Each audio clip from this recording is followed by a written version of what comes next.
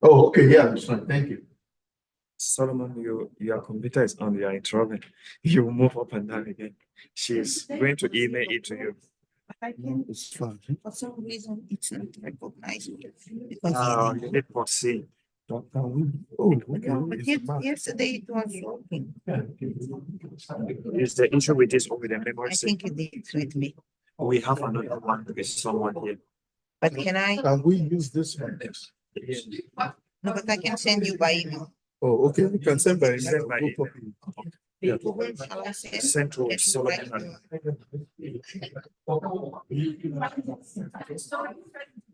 Solomon. Oh, you see something again. Yeah. Yeah, this one. Yes. Great.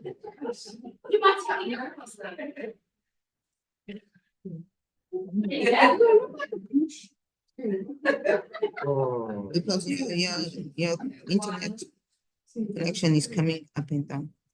Retry. Very nice. Thank you very much. then it's like to transfer. Yeah, let's try to change. Okay, you. Hey, how are you? Good on yourself? Good. Everybody else, thank you. I'm gonna go back to speak of Quentin. Only money that me. Let me just copy it. Is it the first session? Or let me see if I. It's the 1 o'clock. I don't know that's number 3. You can just put my name next to it. Yeah. This one here. I know we chose well today. Yesterday I was getting very hot. So I left my suit and my blazer, I put on a dress. So excited, it was so beautiful. I enjoyed it so much. And I went for last night and I was in guys theatre at 10. But Aisha said, just come this morning, she's taking over for me. No, but she'll come as soon as she can. Thank you. It is the downside of attending a congress at home. I know. So you okay?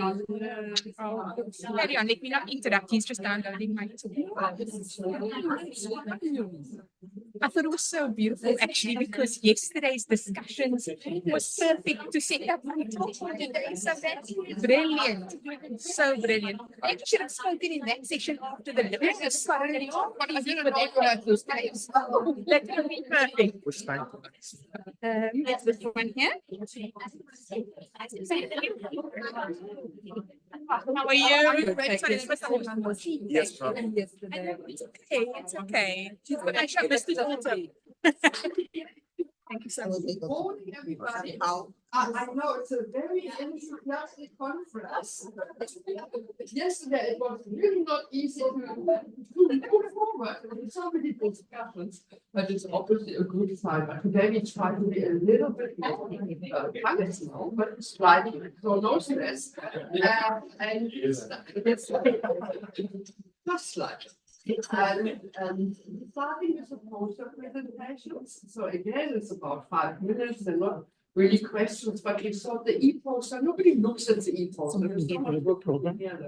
So that's why you see it all an e-poster now. But Julia will present the data. Okay. This is the first one. But she has to go back to her work. Who's the second one? You're the second. We've got 4. Doesn't include you.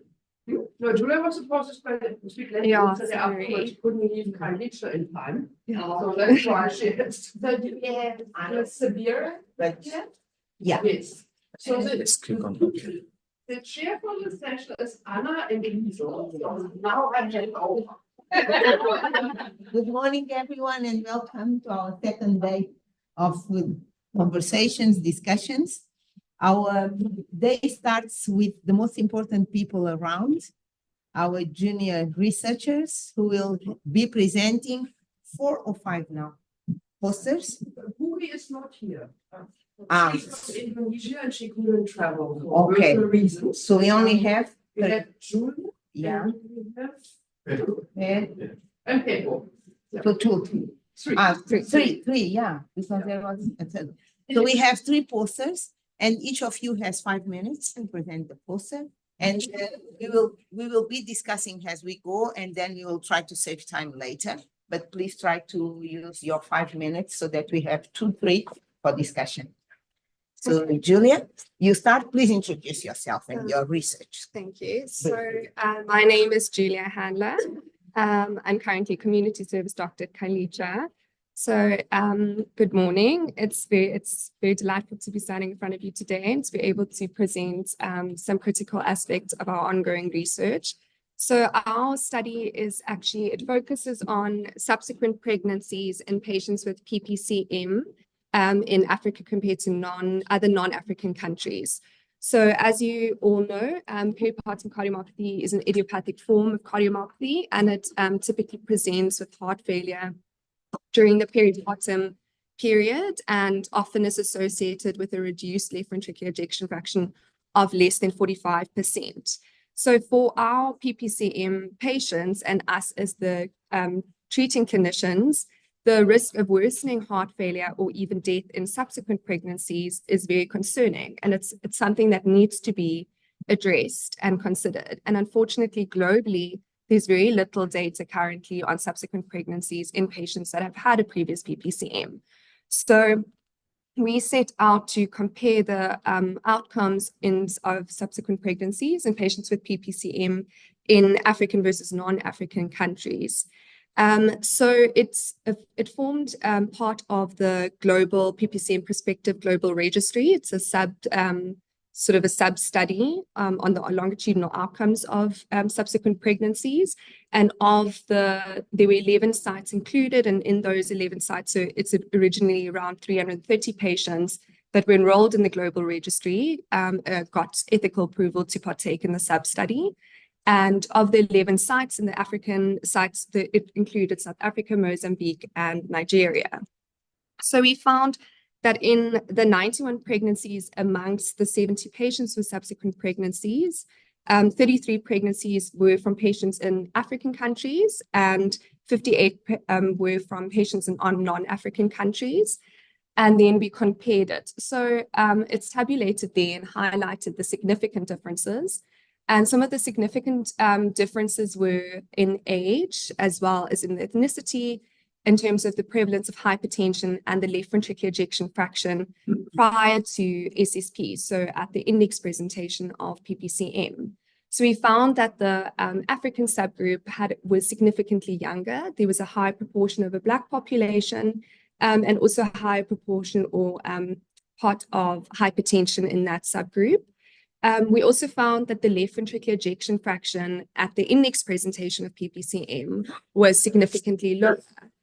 But that being said, then when comparing them in terms of the left ventricular ejection fraction prior to the subsequent pregnancy, as well as throughout the SSP, so at the SSP baseline and at the follow-up, there was no significant difference found between the two groups.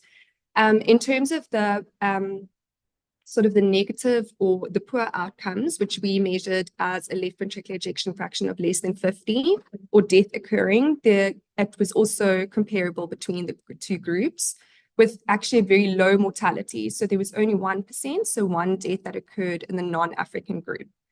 So ultimately, the outcome was very positive. It showed that there is no significant difference between the SSP outcome between the two subgroups, and also that there was a lower mortality than expected. So that was a very positive finding. Thank you. Thank you. Are there any questions to Julia? No, to Julia? Thank you. Congratulations Thank you. on your poster. And we'll continue. Maybe we will have some questions after this. Thank you. Thank you. So thank you. I'm co-chairing this session with Liesl Zulker. She was not here yesterday, so I will introduce briefly. Liesl, and I will ask her then to guide us through Pedro's presentation. Liesl is a friend working here, and we have been working together for many years on rheumatic heart disease. She was the lead investigator with our late mentor for both of us, Bongani Mayosi, of Remedy study, We have cited Remedy study yesterday several times. She was also part of the Lancet Commission on Women's Cardiovascular Health that we also mentioned yesterday, and she's now taking over many functions, many leadership roles. I will just summarize saying that it's a pleasure to have you here today, Lisa, and to co-chair this session with you. And I hand over to you to guide us through Pedro's presentation. Thank you so much, Anna, and it's a real pleasure to chair with you as well. Interesting that Anna says I do many things and she does many more. So these two little people can get a lot of things done. So as Anna said at the beginning, really wonderful to start the morning with our junior researchers. That's really the presenters of the keynote talks in the future. And so I'm going to hand over to Pedro. Pedro, are you just doing one or are you doing two? Just one. Just one. So over to you. Thank you so much. Thank you very much. Good morning, everyone. Thank you, Karen, and everybody for inviting me to this wonderful conference. My name is Pedro. I'm a physician working at a tertiary cardiovascular care center in Tanzania. It's called Jakaya Kikwete Cardiac Institute. And this morning, I'm going to share with you the results of our ongoing prospective study of peripartum cardiomyopathy, which actually started in 2016. So Tanzania is home to over 62 million people, and women of reproductive age comprise just over a quarter of the population. In the last 30 years, we've witnessed a decline in our maternal mortality rate, which was over 900 in the 90s. And according to the recent data, it's now around 220 maternal deaths per 100,000 live births. As presented yesterday, eclampsia, hemorrhage, and sepsis are predominantly the most common causes of death. However, cardiovascular disease is the leading indirect cause of maternal mortality in Tanzania. So in this particular cohort, we have recruited over 1,200 women with an established diagnosis of peripartum cardiomyopathy. These women actually literally came from all the regions of Tanzania. The mean age in our population is 29 years, and about a fifth of this population had a positive history of cardiomyopathies. Hypertensive diseases were the most predominant comorbidities, followed by anemia. And according to the ECG and echocardiographic findings, so sinus tachycardia was the most predominant rhythm. However, we witnessed atrial fibrillation in just about 13% of the women. We defined severe heart failure as EF of less than 30, and just over 2/5 of women fell in this category. So far we have followed up our women at a mean of 2.5 years. So that's around 889 days. And we have witnessed thromboembolic events in just over 10% of the population. We have observed a complete resolution in less than a quarter of the women and mortality in about 28% of the women. So 48% still have persistent heart failure. We have also followed them up as far as fetal outcomes is concerned. We have witnessed an infant mortality rate of 23.4%. And as the previous presenter also presented regarding subsequent pregnancies, here we have somewhat different findings. So of our 870 survivors, 286 had complete resolution and 584 were still in persistent heart failure. Of those with complete resolution, about 27% had subsequent deliveries. And of these, we witnessed peripartum cardiomyopathy recurrence in about 51.3%. And as far as our main three outcomes are concerned, of these with recurrence, we witnessed 85 complete resolution for the second time. We witnessed death in 7.5% and persistent heart failure in around 7.5%.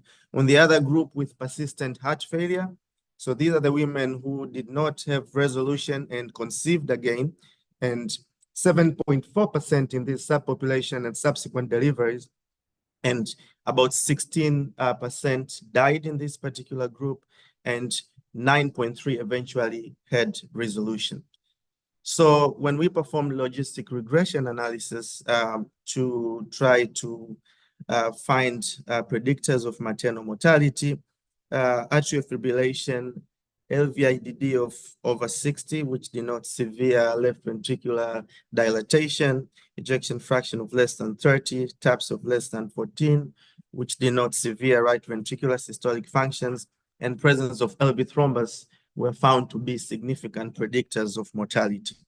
So just to wind up, in Tanzania, peripartum cardiomyopathy is quite common, and still the mortality and morbidity is quite significant. Thank you very much.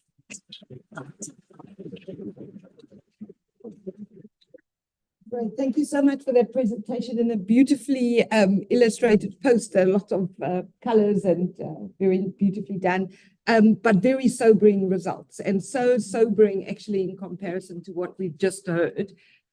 Maybe while I ask for questions, one question was just how long did it take to enroll all of these women? 8 years. 8 years. Yes. Yeah. So you're seeing quite a high proportion as well. One of the things that's interesting about Tanzania is one of the few countries in Africa where you are going to meet some of the sustainable development goals because of that rapid decline. So maternal mortality is one of them, in fact, but clearly still a long way to go. Any questions from the audience? Just in terms of, and then I was just talking of the patients were on treatment. Yes, they were on treatment. On beta blockers, well, not ACE, but beta blockers, etc. So this is states on therapy. Yes, on therapy, but not necessarily that adherence was good, because as presented yesterday. So in this, if you look at the pie chart displaying the modality of of healthcare financing. So although in Tanzania, so just 16% of this population was insured. So certainly issues with adherence here. Correct. Well, I just really want to congratulate you. It was a huge data set and very good follow through and very clear results, but obviously very depressing results. Indeed. And if you published that, it was really good. It's time you rush, better rush. I'm gonna do that this year, Karen. I have convincing results now, so we'll certainly do that. Yes. Yeah. Yes. Got one final question. Oh, two final questions. Very. Thank you. Fantastic presentation. I see your anemia rate is high. Yes. 2 questions. One, what are the major causes of anemia in your country? And 2, was anemia because independent predictor of mortality in the study? So very good questions. One, the most common cause of anemia is nutritional deficiency, so iron deficiency anemia, and apparently it wasn't an independent predictor. It was not an independent predictor of mortality in our analysis. Yeah. I'm going to end with my co-chair. Yeah, I was going just to answer Julia. If those were in your subsequent pregnancies, Julia, do you think that these were again the predictors of these women, or these women were better or different from the cohort that you were comparing to? So I think we didn't compare, so we haven't looked at things like AFib with all of those particulars, but definitely the left ventricular ejection fraction is a predictor, as well as what we found is also hypertension. So the left ventricular ejection fraction prior to SSP and also hypertension prior to subsequent pregnancies were 2 things that we learned. Great, thank you so much. Thank you. So I have a great pleasure. We have questions that we have more online. We have one more online. Oh, okay. So, I'll send over to Zakia, you. who was supposed to present, is replaced, is Yes. replaced by Gideon. By who? It's Andrew. Andrew, no, Gideon Kipchoge, Yeah. but is he online? Yes, it's online. Gideon, can you hear us? No. No. Do you have to remove this one? No. We have to remove this one. Stop sharing. Oh, great. Yeah. Okay, good. Good Okay. morning. Yeah. Gideon, can you hear us? It's fine. Hello, Gideon. Hello. Yes, I can hear you. Yes, thank you so much. And thank you for presenting on behalf of Sabira. Please I'm introduce, grateful. thank you. Please introduce yourself and you have 5 minutes to present your poster. Put Okay. you. Sure. Hello, everyone. I'm Gideon Kipkoech, a research assistant in AI in healthcare, and I'm from Kenya. Today, I'm presenting on behalf of Sabira Refin. Sabira got a very serious migraine yesterday, and she's here in South Africa. So it's great to have you as my audience, and today we are diving into a really important thing. That is, how can tech be used to improve the cardiac care in the peripartum period. So talking about Sabira is an entrepreneur in building innovative data technologies and products. She is a skilled leader, and now she's serving companies, that is the corporate clients, serving the Fortune 500. She completed her studies in Truman University in Missouri, MBA from Duke University, and now she's attending a global healthcare leadership program at Harvard University. Her technology generally specializes on women, and she has even authored a book called Empower Her, A Woman's Journey to Success and the Solace of a Soul, and it has received international recognition. So talking about a cardiac problem, let's picture this. Every year, many women around the world are facing tough times during pregnancy and childbirth. We are talking about over 800,000 women. That's a huge, right? And a lot of these problems are about the heart. So our big goal is to use the tech to provide them a lifeline, especially in places where it is super hard to get good healthcare. I am a person who really believes in the power of tech to make a difference, especially for women. Let's talk about Mariama for a second, a very close relative to Sabira. She lost her life 2 years ago, and at the same problem, we are trying to get the solution today. Her story, like a lot of women in 5 African villages, for instance, in Kenya now, where places of getting a doctor who knows about pregnancy complication isn't easy. Our dreams is to change that with tech to bring hope and crucial help to those who really need it. This period that we are in, giving birth can be tricky, especially in places where it is a stretch to find a good healthcare. We are stepping in with tech to make sure that moms can get care they need, making them more relaxed and to focus more on the joy of expecting. Enter AI like our buddy, Anura Lite, an app that is you have a doctor right away in your pocket, ready to catch health issues early and give advice. It is a game changer for women far from a clinic, helping them make smart health choices. And it's not just about the tech, it is about talking using digital tools, trained on large number of data sets to keep doctors and nurses in the loop with each other, and making sure every mom gets the full support they need, no matter where they are. Similarly, we are also into making sure our solutions fit right in with local ways of life. It is about bringing healthcare to people in a way that feels right for them, using mobile clinics and telemedicine to close the gap and become a trusted part of the community. Now, think about how cool telemedicine and AI chatbots are. They are changing the game in Africa, putting expert cardiac care right at your fingertips, even if you are miles away from the nearest hospital. These are huge for women like Mariama. Our world focus is about putting people's health first. We use AI to make healthcare feel more personal and respectful, empowering women to manage their health with confidence. Here is our big idea. Mix the smarts of AI with a touch of human kindness. We are talking AI assistants and health apps that bring expert help fast, lining up real life doctor chats to make sure every mom gets the care they need whenever they need it. Ladies and gentlemen, getting past these hurdles means training healthcare workers, making tech that works even when the internet's spotty, and finding the funds to make it all happen. We are serious about keeping data safe and respecting local cultures. So our solution really make it a difference. Model provide risk assessment, health education, treatment, guidance, even via SMS to people who doesn't access smartphones.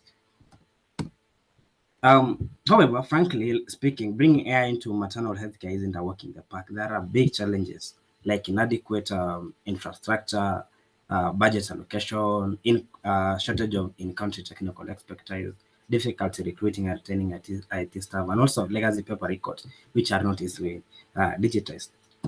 Overcoming barriers to adoption can be done through extensive training programs, including the offline capabilities for people who doesn't have access to smartphone, partnerships, strong technical and policy safeguards, continual collaboration with the regulatory bodies, inclusive cultural sensitive design in multiple languages. For instance, in local languages, let's talk about Tanzania and Kenya, where people use Kiswahili. This model can use this language, which is easily understood by everyone in these two countries. So, in conclusion, this is about us coming together with one big dream to reshape maternal health with technology. We are all about breaking barriers, bringing innovative and caring solutions to the table. Let's light up the future for our moms and their kids everywhere. Together we got this. No one should have to go through it alone. Thanks for being here and I'm being part of this journey. Let's make it happen. Thank you so much. Thank you very much, Gideon. Do we have any questions in the room?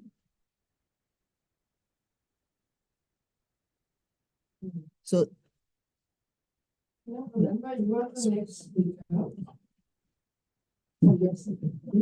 we will continue and then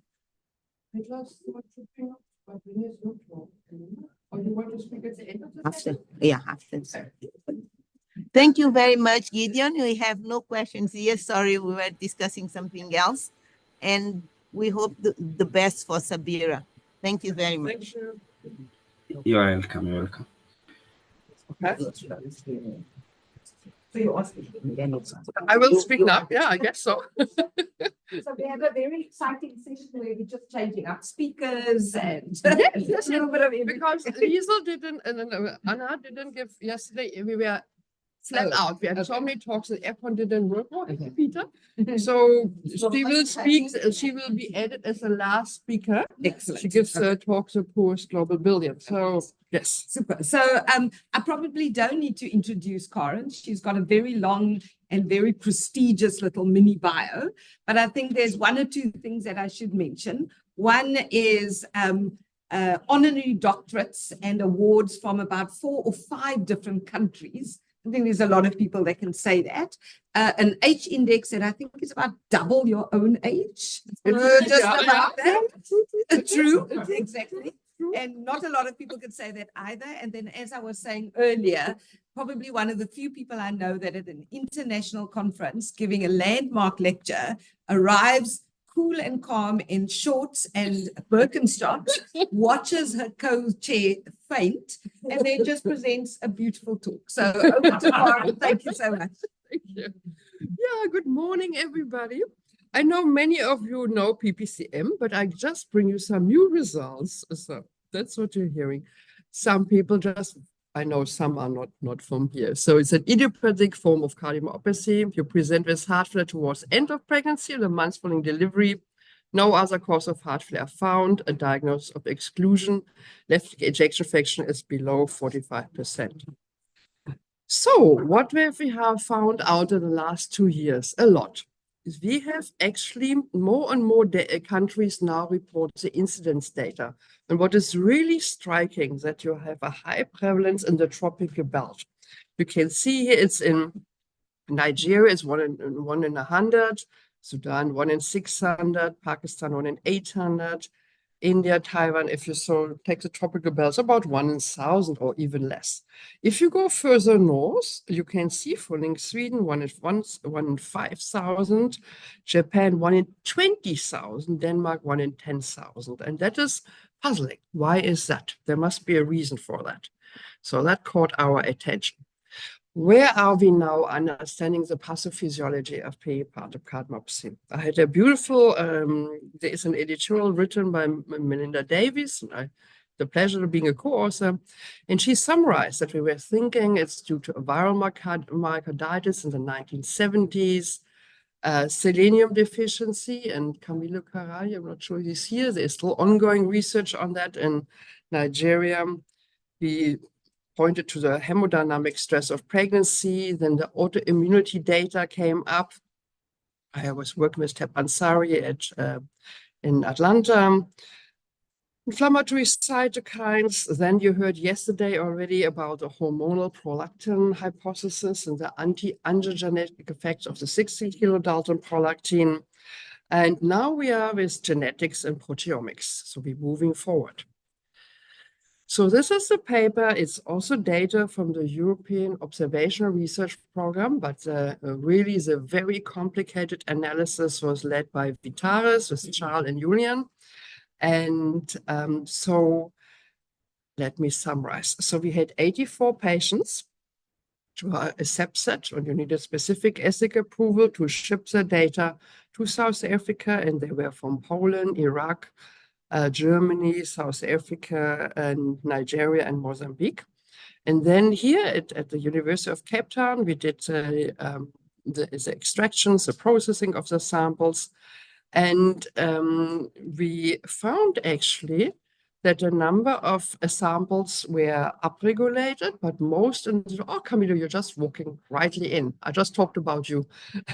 So, and we found actually what was most interesting, that certain markers of the innate immunity were downregulated, and also certain markers of your thrombotic profile were upregulated. Why is that important? In the meanwhile, Tobiko and I wrote a review article invited to, it was for JACC, focused on tropical medicine, and it focused really on cardiomyopathy, which are common in the tropics. And we really went into details into the immunology of your inflammatory system, of your cytokine system. And there is limited data, but there are some data. So our current hypothesis is that based on the proteomic data, the prevalence data, that in the tropics, you have a high prevalence of malaria, infectious diseases, helmet diseases. In pregnancy, malaria parasite go to the placenta. You will know they have a poor pregnancy outcome. So you basically, when you are pregnant, you downregulate your acquired immunity because you have more or less a foreign body, the baby, and you upregulate your innate immunity. If you live in the tropics, you really need your innate immunity to really be activated and taking over, because you have all the infectious diseases, and to be able to survive, you need a very active innate immunity. So it's a selection advantage to have a strong innate immunity, but it's a disadvantage because you have your oxidative stress system, your inflammatory cytokines, everything is hyperactive. And our current thinking, or at least my current thinking, is that the selection, the positive aspect of having a strong innate immunity for patients with a genetic variation and other cofactors triggers peripartum cardiomyopathy. And this is based on the proteomic profiling we had found and the observational data that it's really particularly common in the tropic. We learned now, and with Hasna Shabodin, she's doing specific research on that genetics does play a role. So monogenetics is the same genes which contribute to idiopathic, what we call idiopathic cardiomyopathy, but is in fact a genetic and familial cardiomyopathy, play also a role in about 10% of the patients. But now there's ongoing research into certain snippets, certain pathways linked to long QT, because 30% of the patients who die of PPCM die to sudden cardiac death. It's usually not known, and more research need to go into that, why they do die of sudden death. And even women who have recovered to some extent die of a sudden cardiac death. So that is also an area where we are working with, and in particular with Hasnat. So, but it's now recommended for the workup of patients with peripartum cardiomyopathy that you do a good clinical history, you exclude the other factors, cardiac ultrasound, ECG, genetic testing, in particular if you have a positive family history, and then you manage, obviously, if you have positive genes identified and do family screening. We learned a lot from the global registry on peripartum cardiomyopathy. Just for those who don't know, we had about 750 patients from 43 countries, Europe, Africa, Asia Pacific, Middle East, in more or less equal portions. There were different ethnicity: Caucasian 1/3, Black 1/3, Asian 21%, Middle Eastern 13%. And it was an observational study, and you heard Julia presenting just the subsequent pregnancy data. So what we found, and that's in contrast to Pedro's data, we also found that thromboembolism 7%, so that's a serious complication leading to stroke and death. Mortality 6%, as I mentioned, 30% sudden, 42% due to heart failure, readmission in 10%, myocardial recovery only in 46%, and a neonatal mortality of 5%. We also, led by Alice Jackson, really try to dissect how is hypertensive disorder, preeclampsia contributing to PPCM. You had Professor Mukumbi's talk yesterday on hypertensive disorders of pregnancy. And I started to wonder if, because they have a cardiac disease, if this is actually not the predisposing factor to the preeclampsia, which we see in about 30%. So what we found is that women with peripartum cardiomyopathy and preeclampsia present more acutely, more severely, but have a better chance of recovering their left ventricular function. They have a higher neonatal mortality than patients who don't have hypertensive disorders of pregnancy. We found what is interesting, a marked regional variation. You can see it's most common in Asia. Oh, you don't see, oh, there we are. Asia Pacific, then Europe, then Africa and Middle East. So there is a regional difference in your chance having peripartum cardiomyopathy and preeclampsia. We also continued, and this was published, this came out actually this year. We really, I'm really interested in dissection. What are the biological contribution to disease versus the socioeconomic contribution? And you know, you see, and I find it, to be honest, quite disturbing. You often see article, even in one of the hypertensive guidelines, you show this when what is predicted of poor outcome, and they put Black and poor.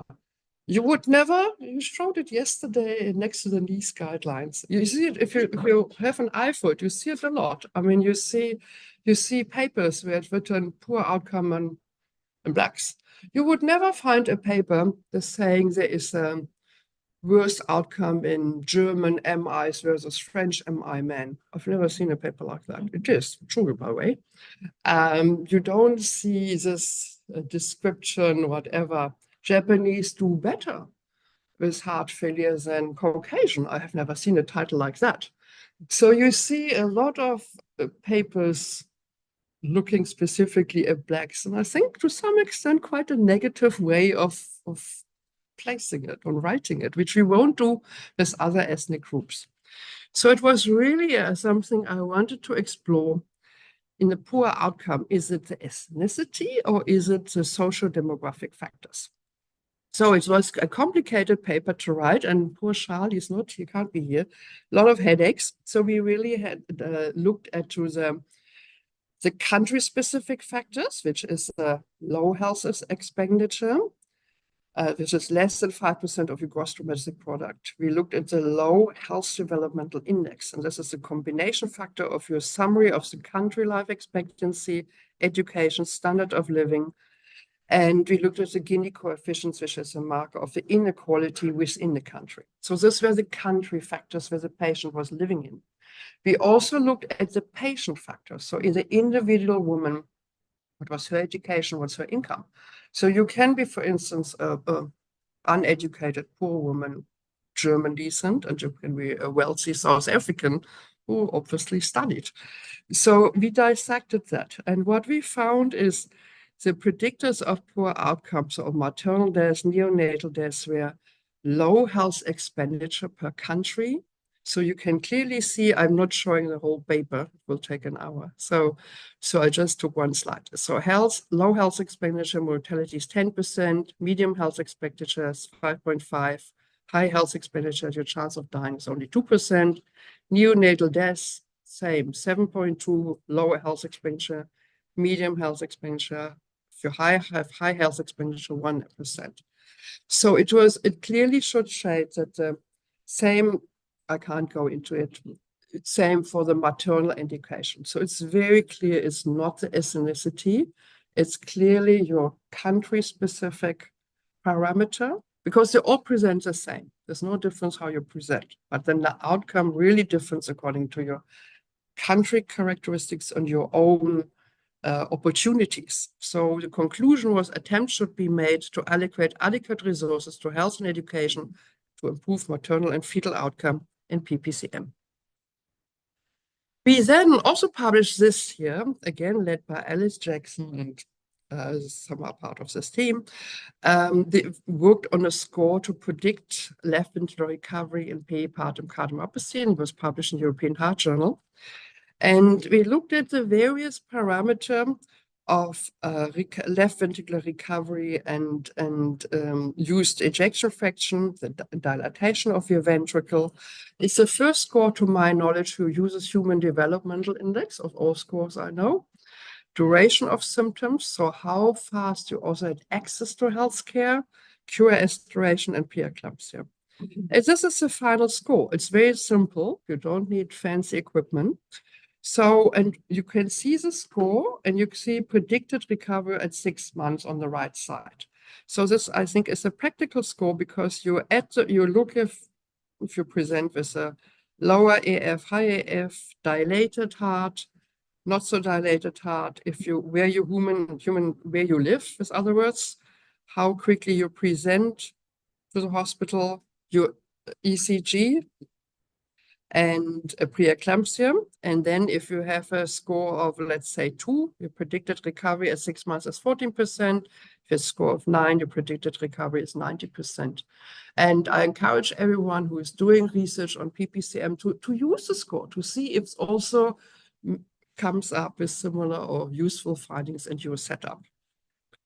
You heard already about the management of acute heart failure from Johann Bauer-Sachs. Chronic drug treatment, it's the same than in other heart failure, and rapid uptitration from strong. You also heard that yesterday. Bromocriptine, also Johann Bauer-Sachs mentioned that it is in the ESC 2018 guidelines. It's something which should be discussed with the patient. You've seen the slide also by, I think, Johann, if I'm not wrong, Bauer-Sachs, and I just want to highlight a systematic review by my PhD student, Julian Hövelmann, who's also here. And he also showed that what was highlighted yesterday. So if you had a higher prescription, you had a better outcome than a lower prescription, but also being on bromocriptine and carbagglobin was clearly associated with reduced mortality and better left ventricular recovery. Prevention of sudden death and device therapy. You heard that yesterday from Johann Bauer-Sachs to some extent. I mean, he did not mention the wearable cardioverter defibrillator. And it's used in Hanover, it's used in Canada, it's used in a number of countries. And I think it does make sense for the first 6 months. That's your highest chance to die of a sudden cardiac death, but it's unfortunately very expensive. Loop recorders, I think I just want to highlight again a paper led by Julian Hövelmann, who also, we found that patients who had a loop recorder inserted, we also found actually a patient dying due to complete heart block. That was not known before. We always, I think, of tachycardia, non-sustained VD, but not of a heart block. So that's probably also an area which really needs more research. I want to end my talk with 2 slides. So it's important, Arun highlighted yesterday, post-discharge. Your care is not finishing when you discharge your patient. Please think about if the patient gets bromocriptine, formula milk needs to be provided, adequate rapid up titration of medication. Contraceptive, we heard yesterday in detail that we should talk about contraceptive advice and referral to appropriate center if you are unable to come back to the expert center. And we are now busy writing with Johan Bauersachs and some of you a paper, Living with PPCM. It's the patient perspective having a disease, and that becomes more and more important, that we not top-down approach, but bottom-up, because the patient eventually has the disease. And it's really, I think what we have neglected is actually the psychosocial aspects. I mean, you're diagnosed, you heard from Pedro, your chance of dying is substantial, 1/3. I mean, people look on Google nowadays, they find those data. And I mean, we don't talk to them about it. You know, we don't refer them to psychological support, at least not routinely, nowhere to my knowledge. And social worker, we often do, but many don't. And this paper will be really about how we can help the patient better living with the diagnosis and the family to understand the diagnosis better.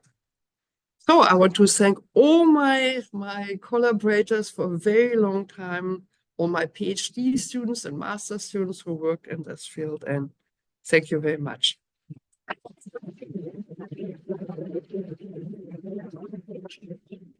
Well, that can only be described as a tour de force, all the way from basic science, clinical, psychological, and then finally patient-centered approach to developing a body of evidence like that. Let me just see if there are any questions from the audience. I think you've wowed everybody. Can I just ask on that very last slide with the heart? I mean, I really enjoy that because that's one of the things that one does in our clinic. What is the plan with that? Is that to just have a paper on it, or is there a further? There is a paper which actually has been submitted, but this has been written with the patients. So we had patients, the European Cancer Society has a list of patients and some like cardiomyopathy. And they really made substantial contribution and to what is important and the psychological care, the depression, and how to deal with it. We remember there anyhow postpartum depression, but I mean women in general. But I mean, no one asks them how they feel, and most of the patients, I think, would like to have dedicated time to speak about that. Yeah, no, I think that's very important. I think breastfeeding, disconnected from the child. I mean, there's a big area which we actually not addressing. And you said you didn't want to do a top-down approach, but actually what you've done is exactly the opposite by including patients in the paper. Yeah, yeah. No, that's fantastic. Thank you so much. Thank you.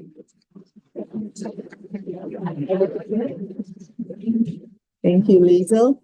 And thank you all. We have now the pleasure of having Professor Vernon Liu, who will be talking to us about anemia, a very big problem in our communities, in our women of reproductive health. Professor Liu is Chair and Head of Division of Clinical Hematology and Department of Medicine at University of Cape Town and Groote Schuur Hospital.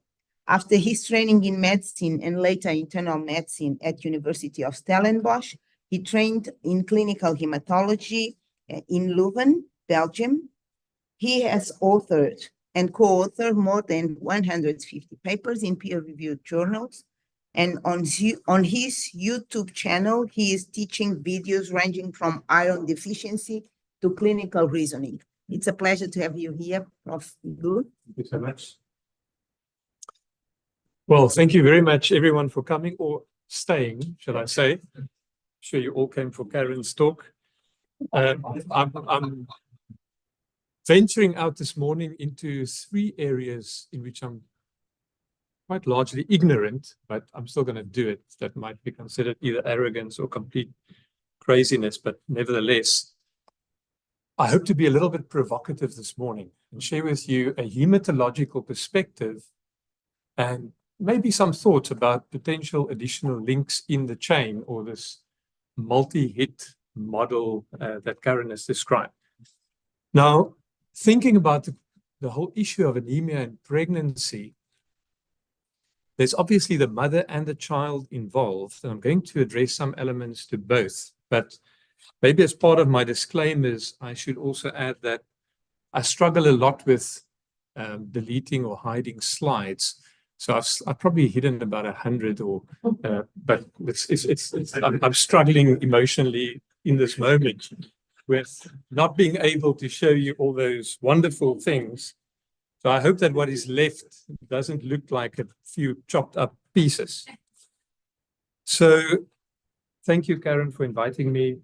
You asked me to talk about anemia, but I'm actually going to do hopefully a little bit more, because I think there's reasons to think or speculate why anemia might not have given us any clear answers in peripartum cardiomyopathy, even though it's very common.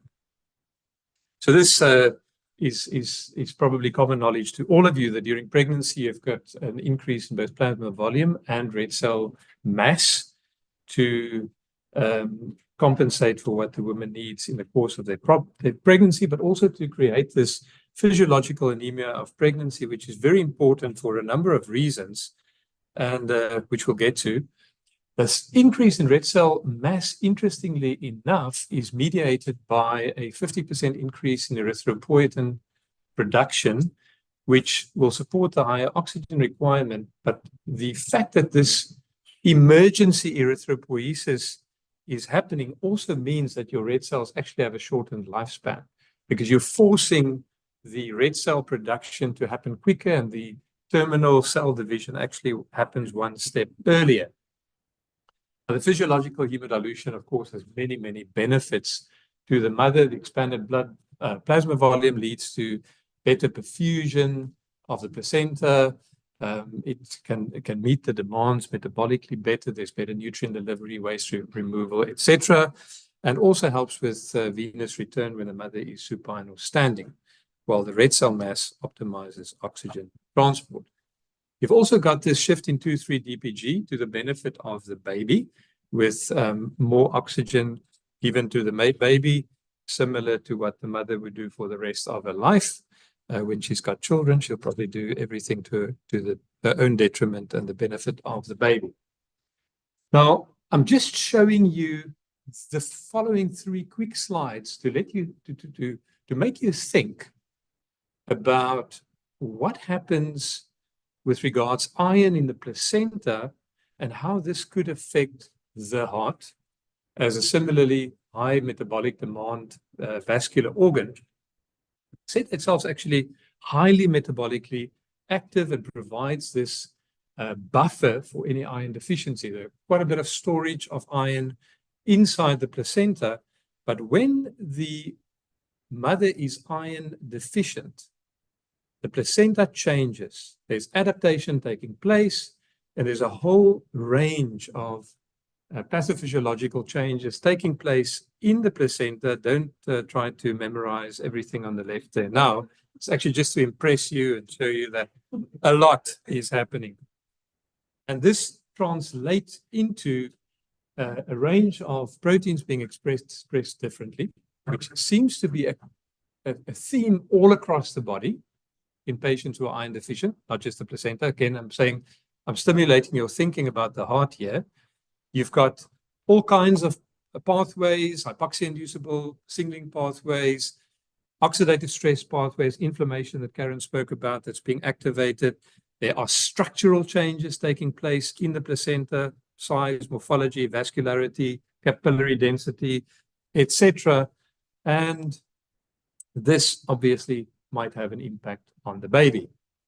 Now, these are the major sort of ways in which anemia of pregnancy is classified, and just to show the differences between CDC, WHO, and ACOG there. Now, we're dealing with a problem of anemia in pregnancy and potentially in cardiomyopathy on the background of anemia probably being the most common problem in the world after dental problems, and some say headaches, but I can make an argument from some studies that 45% of migraines are also potentially related to iron deficiency. So iron deficiency could still come out quite high, but dental problems seems to be more. But anyways, 2 billion individuals worldwide are anemic. And of those, you can see that in green, half of all anemias are due to iron deficiency. And this problem seems to be particularly bad in many parts of the world, but you can see Sub-Saharan Africa on the far right is struggling a lot. Now, the Western Cape, being the independent republic of happiness, unfortunately is not that for iron deficiency. And you can see here from this study that the prevalence of iron deficiency in apparently healthy women, these were not patients coming to hospital. This was a combination of private and public, 39.8% overall, men and women included. You can see for females, 56.6% of females in the Western Cape are iron deficient, according to current standard diagnostic criteria. So it's no surprise that when women get to pregnancy, that a lot of them will be iron deficient even before they fall pregnant. So they are a group at risk. And in low middle income countries, 35 to 80% of women are actually already anemic. But of note is that a large proportion, you can see there, 42% from this one study, had non-anemic iron deficiency. And this non-anemic iron deficiency is something that is recognized more and more as something very, very important. During pregnancy, it's not just the baby that needs iron. The mother needs 450 extra just to make red cells. The placenta needs some. During a normal birth, you lose about 200 if there's no excess bleeding. And you also lose about 270 milligrams of iron to the skin, the gut, and so forth. You save from not menstruating, but the net effect is 1,000 milligrams of extra iron needed during a singlet pregnancy, whereas the iron stores of most women are only 500 to 1,000. What is important about this slide is to show that only half, maybe some studies have to 65% of iron are in the red blood cells. All the rest is found in every other organ of the body, the brain, the heart, muscle, etc. And a key part of iron utilization, apart from becoming part of heme to carry oxygen, is that it's involved in many enzymatic processes, one of which, and a key one of that, is ATP. And that is one of the reasons why people say that if you're iron deficient, even in the absence of anemia, you can have all the features of iron deficiency, of which there are many, and as has been shown before, as a major burden on women's health in the world, because these things, as you can see, the percentage of respondents struggling with these symptoms are very much so, and the fainting co-chair of Karen probably was iron deficient as well. During pregnancy, you need iron at every stage, from preconception, periconception, post, etc. And it affects everything. It's not just that long list of symptoms, it's sexual function and satisfaction on every possible parameter. It's fertility that's potentially affected. But focusing on the mother here, obviously the lower the mother's hemoglobin, the closer she is to that cliff, where if she has a sudden severe bleed, she's going to fall off and might have significant morbidity or mortality. But it's not just that. There's also an increased risk of infection. We know more and more about iron in immunity, reduction of breast milk, postnatal depression, very clearly linked and actually reversible, fortunately, with iron treatment. Bonding between mum and baby, the fatigue and forgetfulness of pregnancy is probably not just the lack of HB, but iron deficiency. For the baby, there are many risks. These are all well known: fetal death, low birth weight, etc., etc. And interestingly enough, perhaps linking to your study, Karen, about socioeconomic circumstances, is that this study from China showed that there was the greatest risk of low birth weight, small for gestational age, birth defects, and intrauterine growth retardation in women who were taking the least heme iron. which obviously heme iron you find in red meat and might also be a surrogate for good socioeconomic circumstances if you're able to afford a red meat.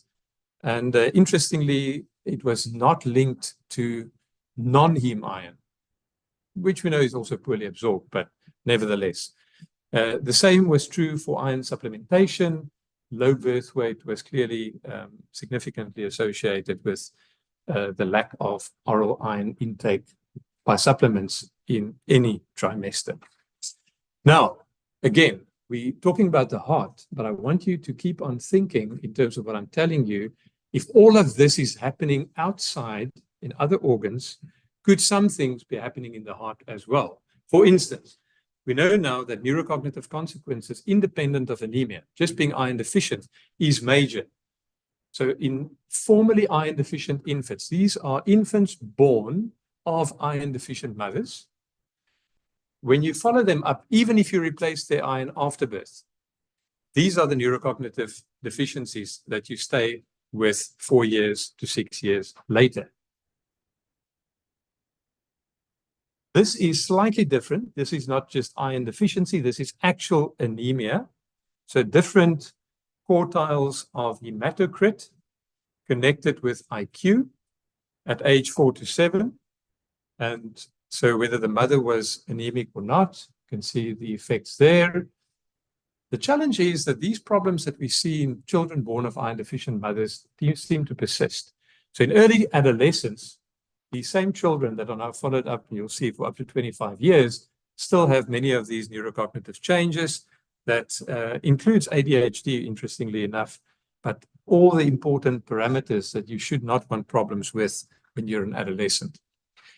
Same with energy, mood, anxiety, depression, bipolar disorder. We recently diagnosed a 32-year-old woman actually with anxiety recognized by the psychiatry as being caused by an iron deficiency. Turned out that she had colon cancer.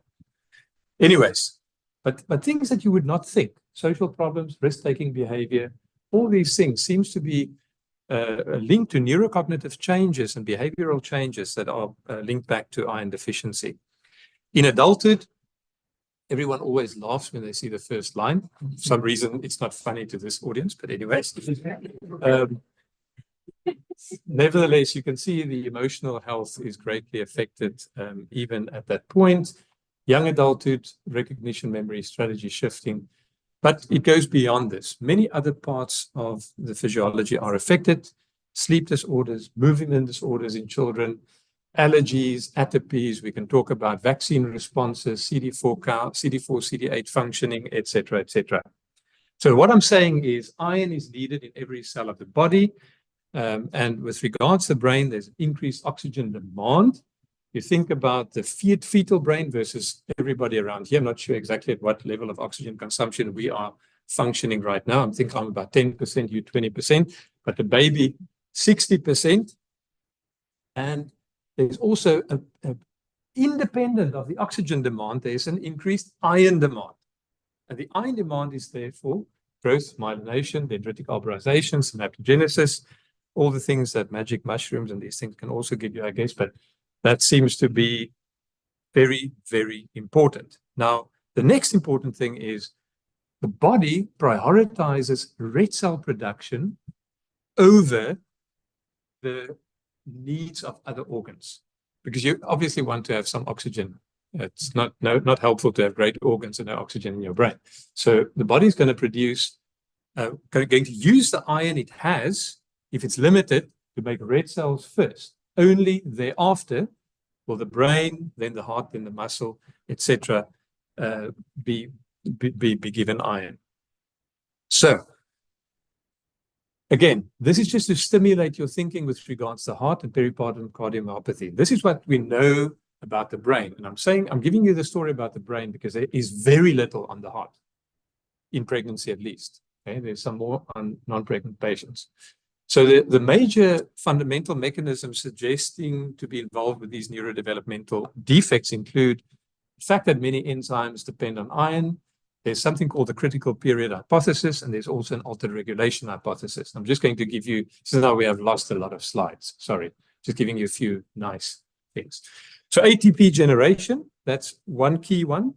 And we know that if you're iron deficient and you're not generating enough ATP, you end up with a more primitive and simple neuronal structure, and in particular, poorer brain mitochondrial health, which is obviously where the ATP is produced. And this is just to show, this is what we know so far about the enzymes that are iron dependent in the brain and how each of them potentially affect different elements of brain development.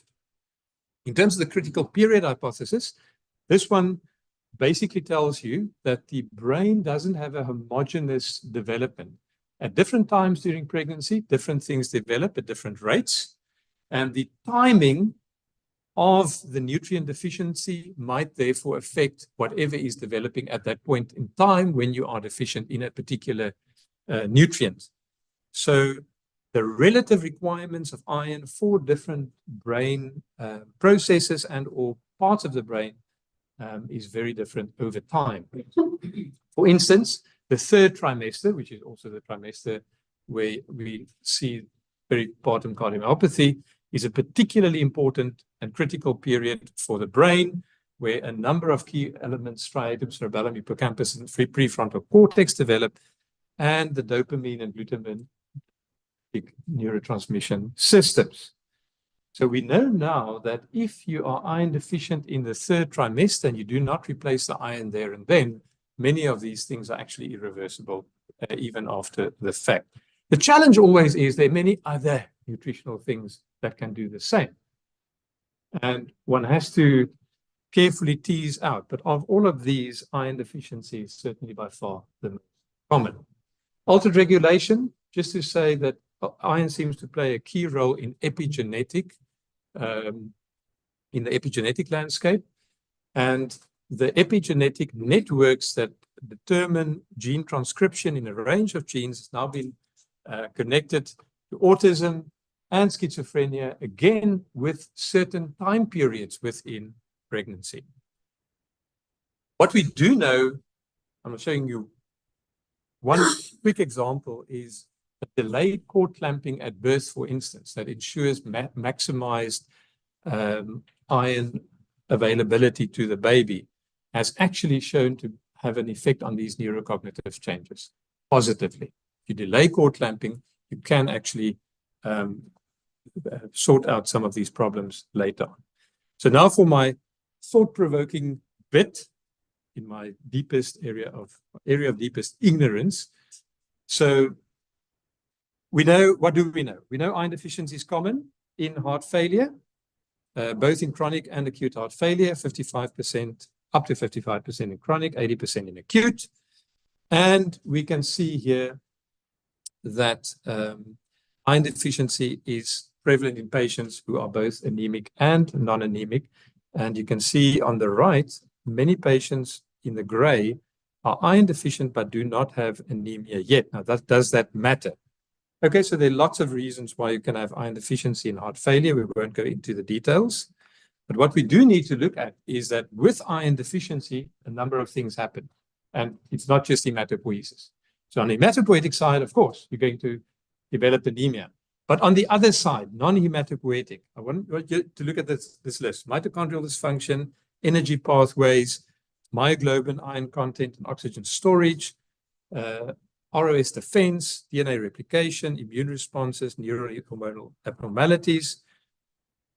And the mitochondria seems to be a key part. It's also where the ATP is made.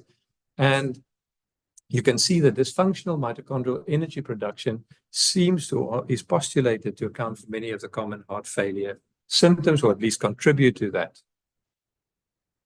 Look on the left, the energy consumption, heart, kidney right at the top. So that energy consumption is driven by, in the mitochondria, one back.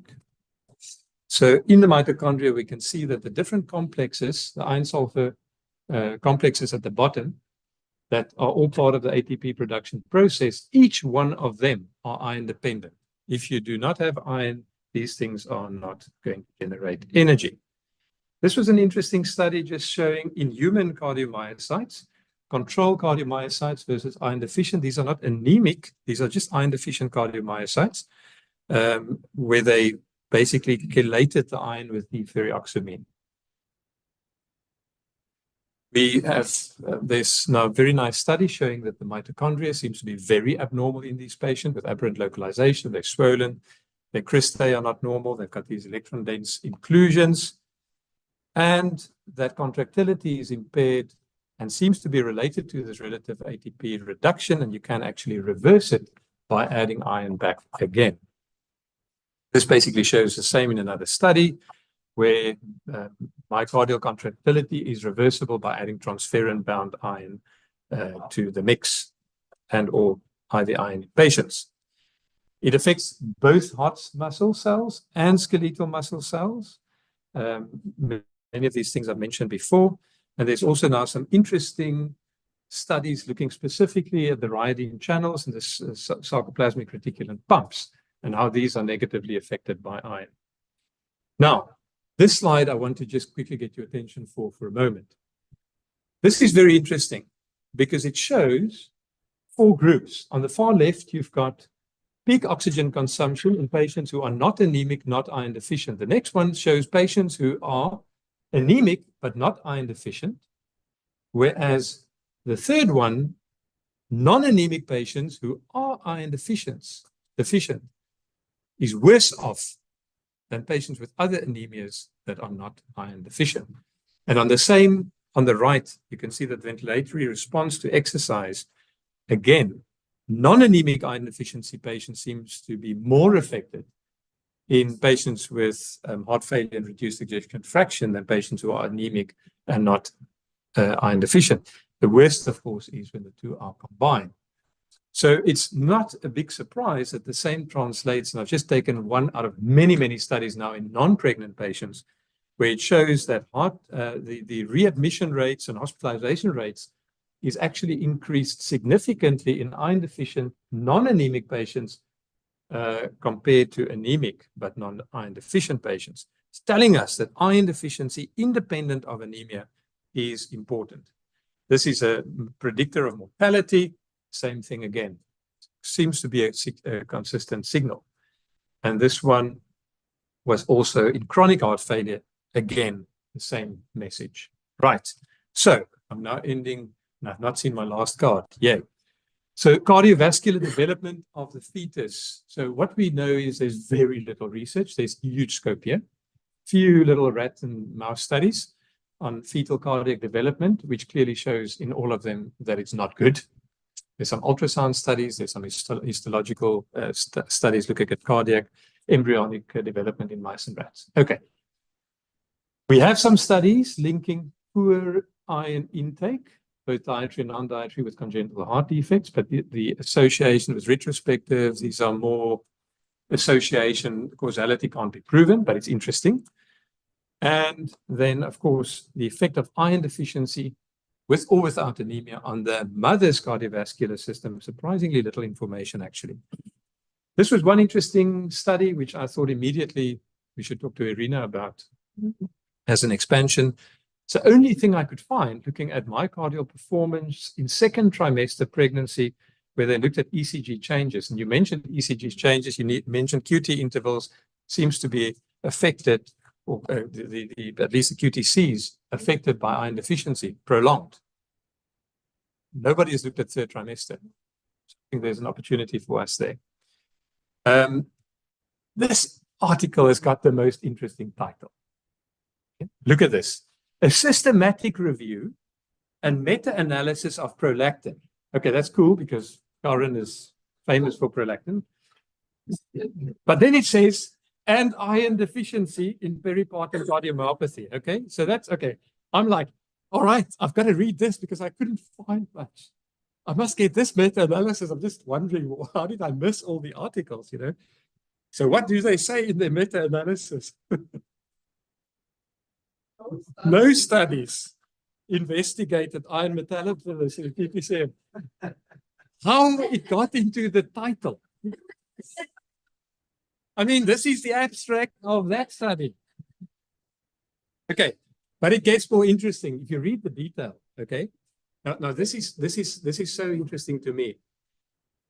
What they show at the top, the non-highlighted top, is that even though there's been a statistically significant association between anemia and peripartum cardiomyopathy cases, look at the difference. Cases had a mean hemoglobin concentration of 10.97, which only barely meets the WHO cutoff of 11. I mean, it's very difficult for me to understand. If you just think of the standard of deviation and the coefficient of variability in the lab, it's going to be more than that.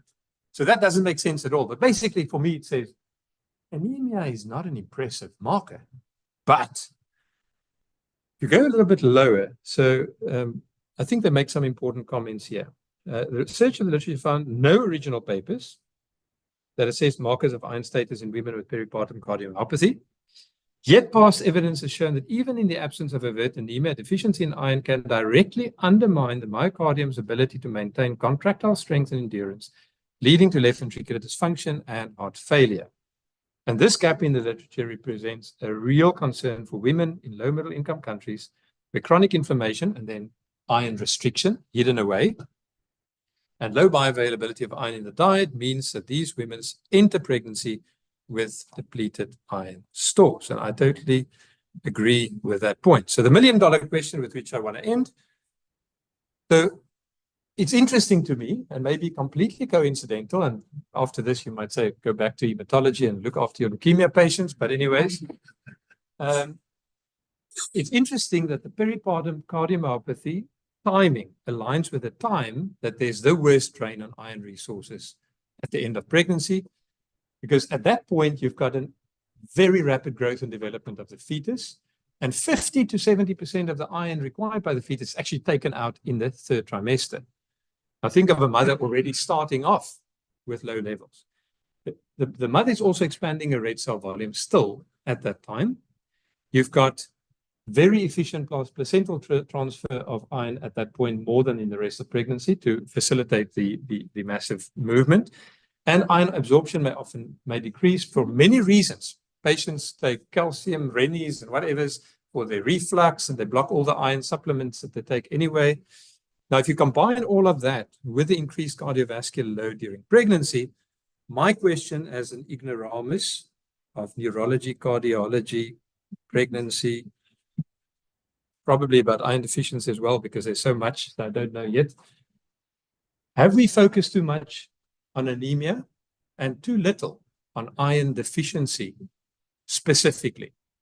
And could this potentially add to this wonderful list of things that Karen has shared with us, you see on this little picture? That's my final comment. Thank you. Thank you for sharing this with us. I learned a lot. I don't know about you. So thank you for sharing your ignorance. Thank you. Huge pleasure. Thank you very much. We have some questions. Hi. Excellent talk. Really enjoyed it. I just wanted to take everything you said in the round, balancing the interest of research with interest of doing no harm and good. If you look at all the evidence of what iron deficiency, non-anemia leads to, do you think there's an argument for one blanket screening for iron deficiency in the first trimester, or even in preconception counselling, and two, potentially in scenarios where you don't have access or resources to do that, blanket encouragement of state-mandated, state-funded iron supplementation in women of childbearing age? So that would ruin the chance of your research because then you wouldn't have any iron deficiency anemia. But do you think there's an argument for that already? I think there's an argument for both. There is differences of opinion, at least between me and some of my friends. And I think what is done in America, in the US, I think it's a low-hanging fruit. The prevalence of iron deficiency in pregnancy is so high, the impact is potentially so great. Why would you not spend 100 rands and just test the patient's iron levels?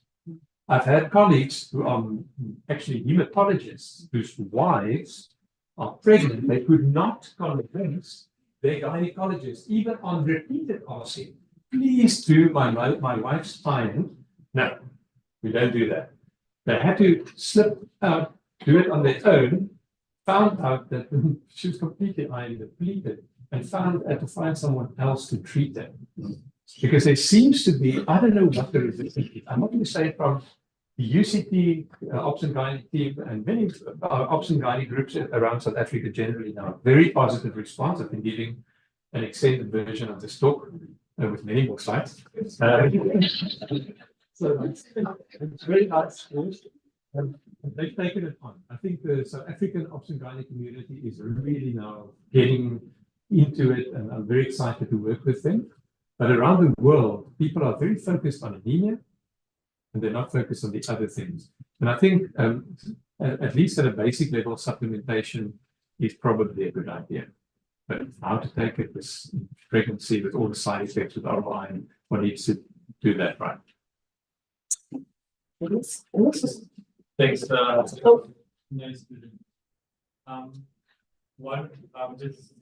My question is on iron deficiency and peripartum carcinoma. In one of your slides, you showed in acute heart failure, more iron deficiency as compared to chronic heart failure. And I wonder, knowing in acute disease, you can is that heart failure being an inflammatory disease in one way. So I expected reactants like ferritin to be elevated, and most of the diagnosis is based on ferritin. And if that doesn't fit, you go to transferrin saturation. So I'll expect firstly low iron deficiency prevalence in people with acute heart failure as compared to chronic. But I'm seeing that even with ferritin that is Yeah, it's a good question. It's one of the reasons I think why the diagnostic criteria for iron deficiency in heart failure is a little bit more broad than for the general population. So in your setting, you would use serum ferritin less than 100 as an absolute. That's iron deficiency clear. If the serum ferritin is between 100 and 300 plus the transferrin saturation less than 20%, that would define iron deficiency. Whereas in most healthy people, the serum ferritin less than 30 or between 30 and 100 plus a SATs less than 20 would define iron deficiency. So that already tells one that there's a degree of functional iron restriction taking place that affects that. Now, the whole question about inflammatory versus not, there's one study that from Poland that surprisingly showed low hepcidin levels in heart failure, which didn't really make sense, whereas others showed higher hepcidin levels, which makes a lot more sense to me with iron restriction on that front. But I think the short answer is depending on what the underlying problem is, the causes of heart failure, because that obviously has a broad range of etiologies. But in most instances, the normal ferritin values will not get you there. You've got to go on. The last one. No, very nice. I know you've been involved in is it the ITAX trial? I'm moving away from pregnancy now, but more cardiac surgery where the IV iron is given and then following up. And you showed a slide on the effect of iron on contractility. Has it been quantified, or the effect? Or how quickly does it work? I mean, we look at 1 month or something like that before an operation.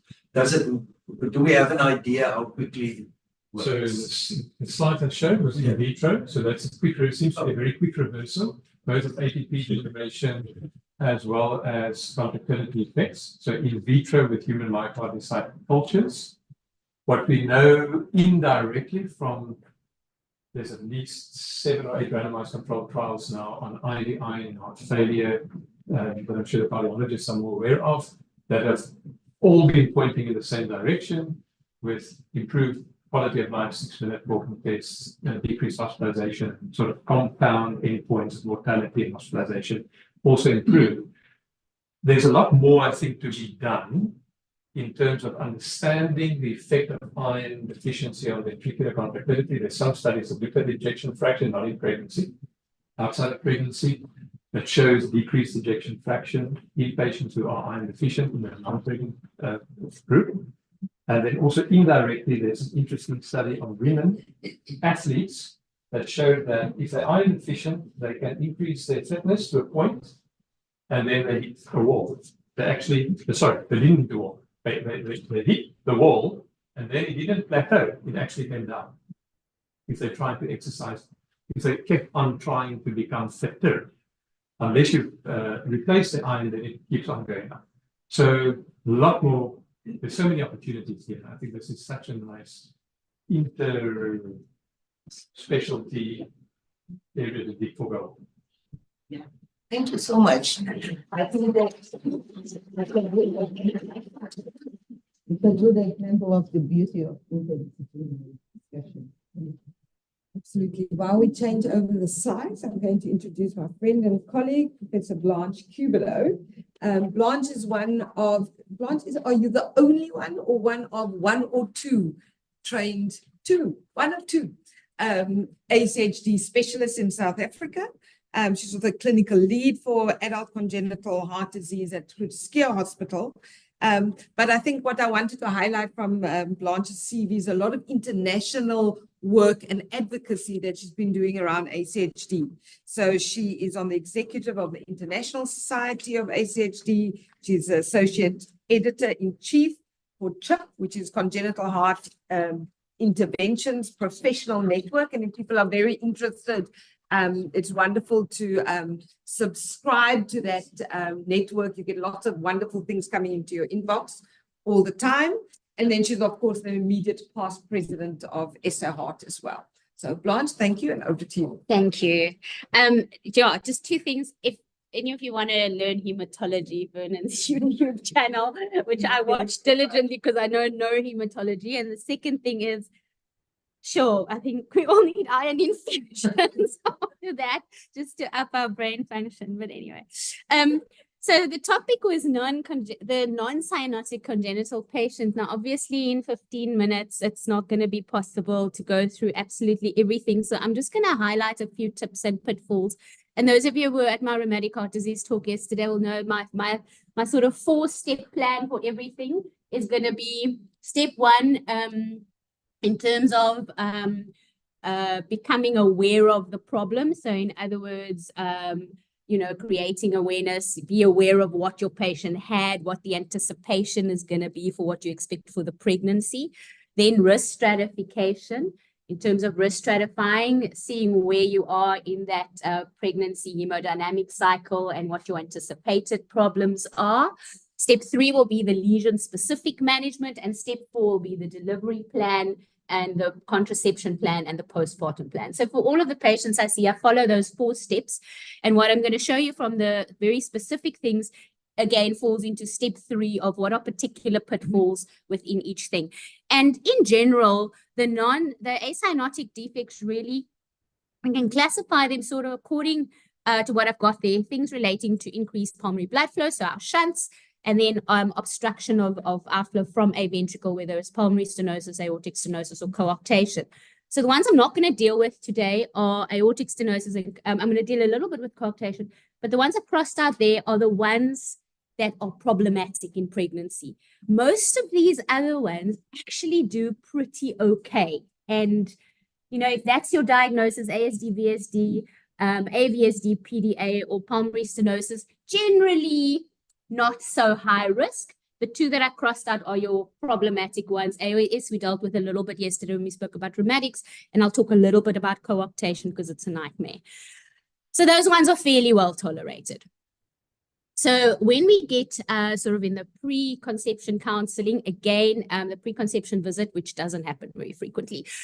Again, I want you to focus on symptoms, because if you're already starting with NYHA class 2 to 3, then we're going to probably run into some trouble along the way. Not terrible trouble, but some trouble. You want to know what stage of pregnancy they're in, what the severity of their residual lesions are. And so Here, even if they are repaired, I know Liesel's topic was, it's a little bit of an artificial split that we made, repaired versus, because obviously there's a lot of repaired non-cyanotics as well. The repaired non-cyanotics are basically normal. If there's not much in terms of residual lesions. So it does require you to go do some digging to see what they've had before. The anticipated hemodynamics. And when we get to congenital heart disease, the important thing to also counsel the patient on is not just what you're expecting during the pregnancy from a hemodynamic point of view, but also what is the heritability of that lesion. In other words, what are the chances of my offspring having this condition? And I think the important thing to say here is that we cannot predict what the offspring is going to have. I may have a very nice, simple ASD that you're going to fix. My offspring could well have a single ventricle. And so when we counsel, we're not counseling for that particular lesion, you are counseling for congenital heart disease. And just as a rule of thumb to make things a bit easier, roughly you're sitting in the order of 2 to 4% for most congenital lesions. But I will show you that the obstructive, especially the left-sided obstructive lesions, tend to be about 10%. And then the non-Downs ABSDs also tend to be about 10%. Everything else generally falls into the 2 to 4% category. So this is the WHO risk.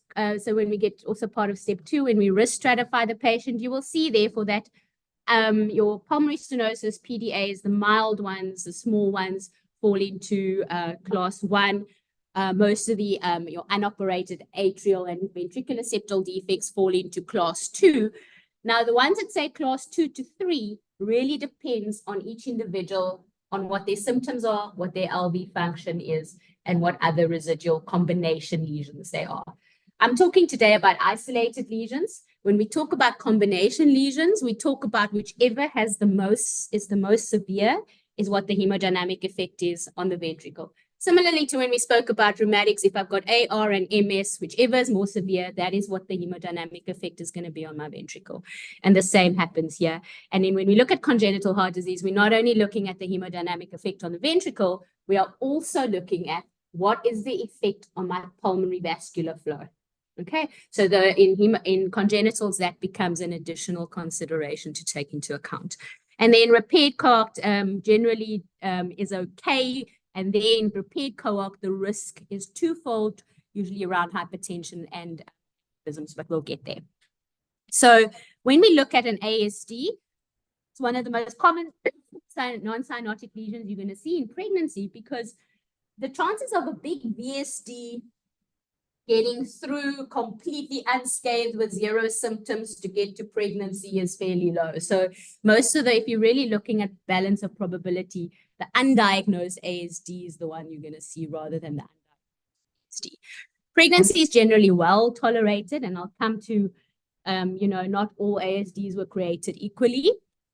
Importantly, it can unmask previously unrecognized disease, and the unrepaired rates have higher rates of increased pulmonary pressure, volume load, and dysfunction.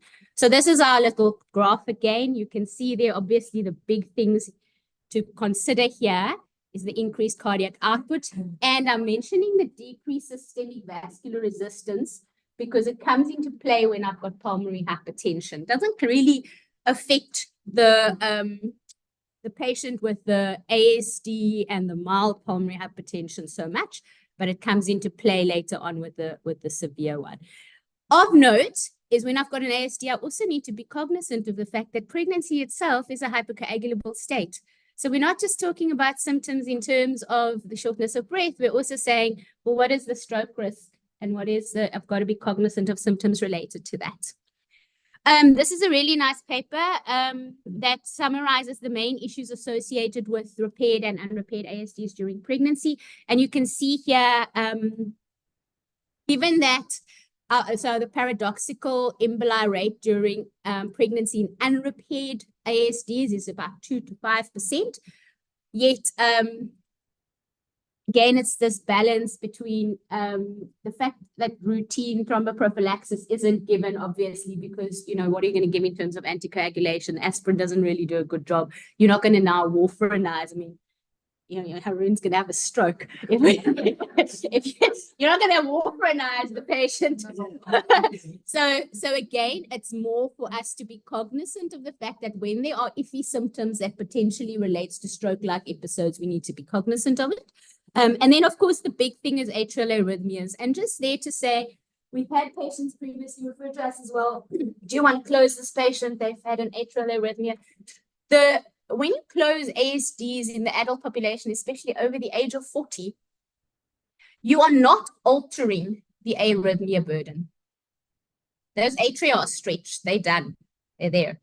So the only thing you're going to alter by closing them late is potentially your stroke risk, and you're going to the potential volume load on the ventricle and the right heart failure side, but you're not altering your arrhythmia burden. So that really in itself is never an indication for closure. And that's sitting in about 4%. So interestingly, Karen mentioned this yesterday as well. We know that in congenital patients, they've got a higher rate of preeclampsia in these patients, even though it doesn't necessarily relate to hypertension. The pathology itself isn't a hypertension-inducing pathology, but they've got higher rates of preeclampsia. They've got small for gestational age babies, fetal and perinatal mortality 2 to 3%, and hereditability of ASDs, mostly sporadic, and that's risk to the offspring, again, about 2 to 4%. And this is from ROPAC data.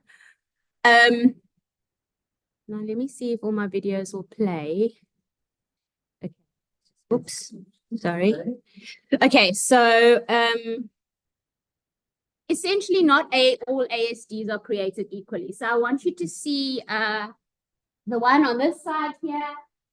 Yes, you've got a dilated right ventricle, but you can see the septal motion is pretty decent. There you can see there's quite a large ASD with flow across it. And here we can see that there's no pressure load on that left ventricle. There's no pressure load of that right ventricle. And so that is an ASD that has fairly low pulmonary pressures. When you look at the one on this side, wait. There you go. Okay, so if you look at that, you can even see massively dilated right ventricle with a very flattened septum that hardly doesn't bulge back up. And you can see the defect there. But what I want you to note here is that that is aortic pressures and that is pulmonary pressures on the same scale. And so that person had pulmonary pressures that were about 80% systemic. So severe pulmonary hypertension. She's a lady who presented at 14 weeks of pregnancy with syncope. And this is where that picture of mine right at the beginning comes in. When you have someone who's got near systemic pressures, bearing in mind that in pregnancy your SVR is already low, if you prescribe anything that is going to reduce that SVR any further, you're going to land up with profound right to left shunting. And so unfortunately what happened with hers, we got her through the pregnancy. As usual, goes into labor at 2 o'clock in the morning, and this didn't happen here, a very junior anesthetist. She moved up to Pretoria, very junior anesthetist, then popped in the spinal, and boom, pressures plummeted, and she had a pulmonary hypertensive crisis and passed on. So it's really sad because she came at 14 weeks and you got her to 37 weeks.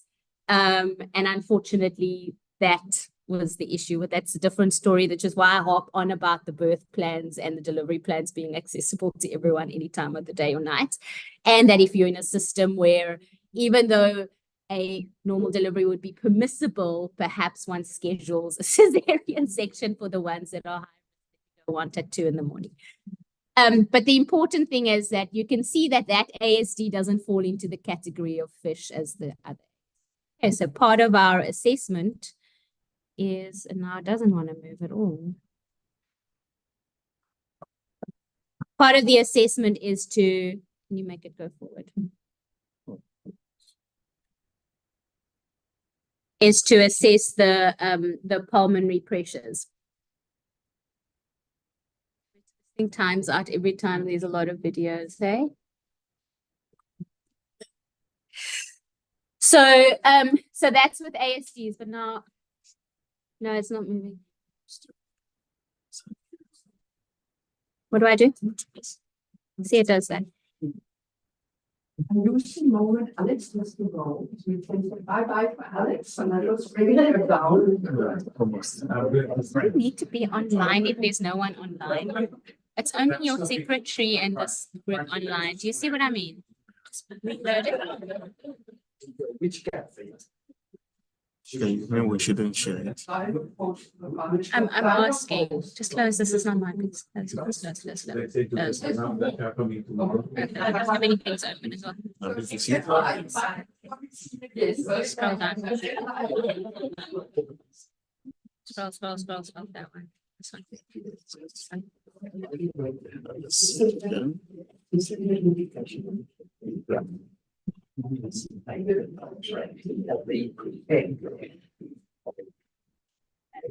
So very cute. It's a one way. It's not a. Could we carry on? Hi.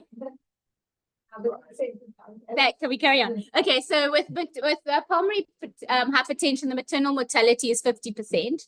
And again, like I mentioned, be judicious. And then remember that some of the drugs you actually can't use. So Bosentan in particular, you can't use steratogenic. So really this is a case that we did as not a pregnant person though, of a percutaneous closure, but rarely would you require any intervention during pregnancy. There have been 2 case series where they looked at, let's say it is a rare instance where there were these case series both had cyanotic patients who then landed up shifting right to left with poor fetal growth and in failure.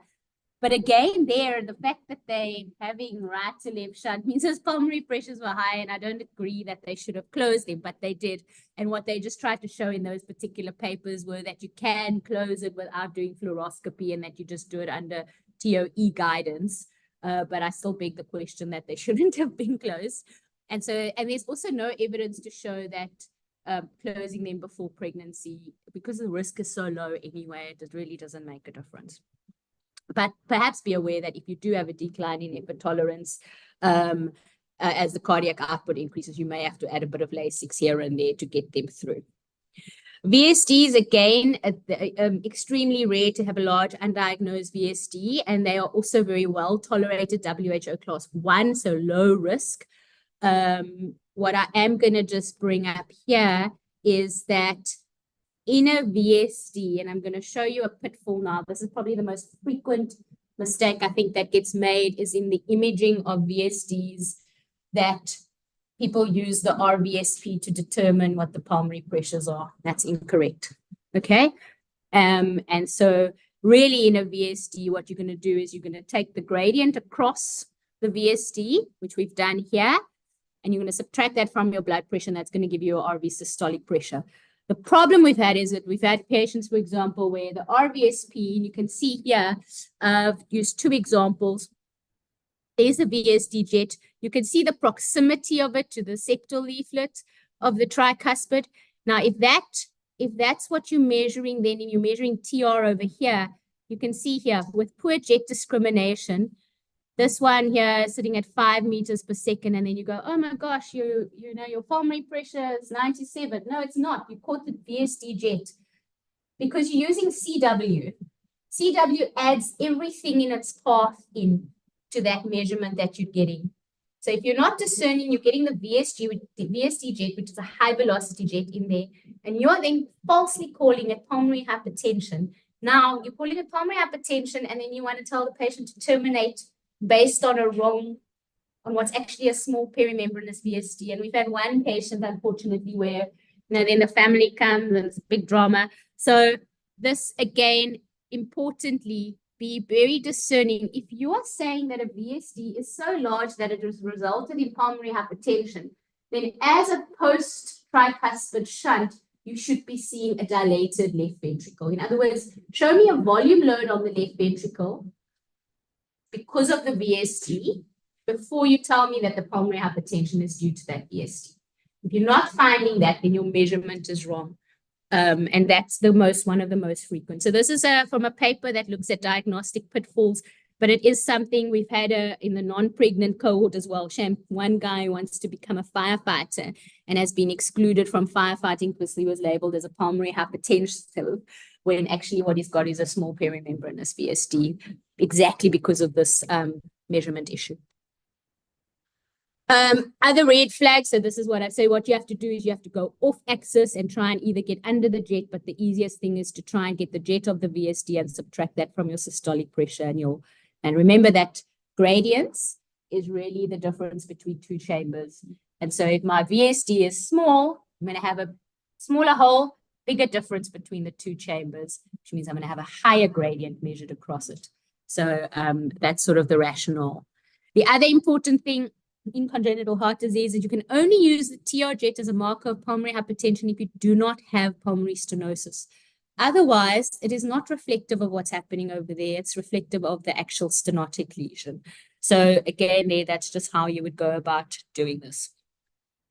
When we look at PDA, and I'm going to go a bit faster now, again, it's also a volume loading condition like the VSD. So here again, if you've got a large PDA, you have to see that there's a volume load. If it's large, you will see a volume load on the left ventricle. And there, how the patient is going to present, if it's a small PDA, it's WHO1, they are unlikely to be very difficult during pregnancy.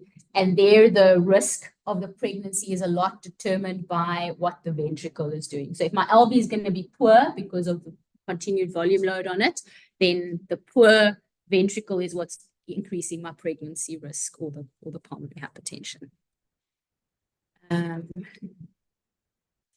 No, man.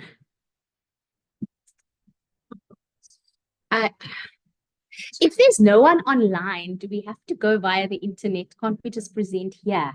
Do you know what I mean? You see, if it's just this room that we're presenting to online.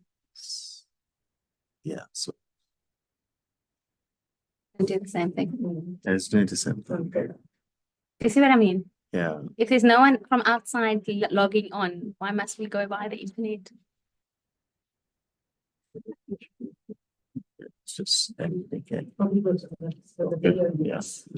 Huh? That's what I'm saying it, but why do we have to stream out if there's no one to stream out to, is my question. Why can't we just show it internally here? Huh? So we're trying to reach a larger audience. Where's but no one's logged on. So which audience are you reaching? Okay. It's just okay, now we'll do this. Let's go again.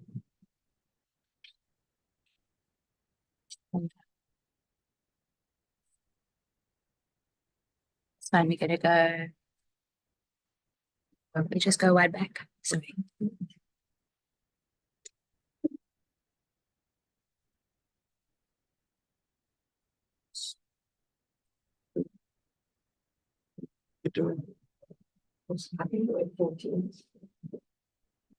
Good. Yeah, what I've done there.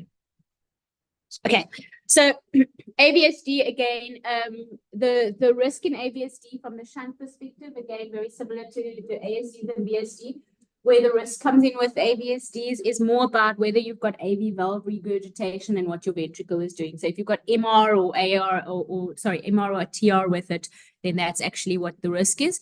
In the non-Downs patient, your hereditability rate is 10%, so counsel the patients accordingly. We in our country sit with a lot of patients who came with banded AVSDs, and then you see the patient, I mean, these all know, then the patient comes in blue at 27 weeks pregnant, and you ask them, and the mother says, "Nee, dokter, dis reggemaak." You know, they've had one operation, which means they had the band, but they never went for the definitive operation. And so we've got about 4 or 5 of those lurking around. So just be aware of that, and they can then often present cyanotic as well. Pulmonary stenosis, really very benign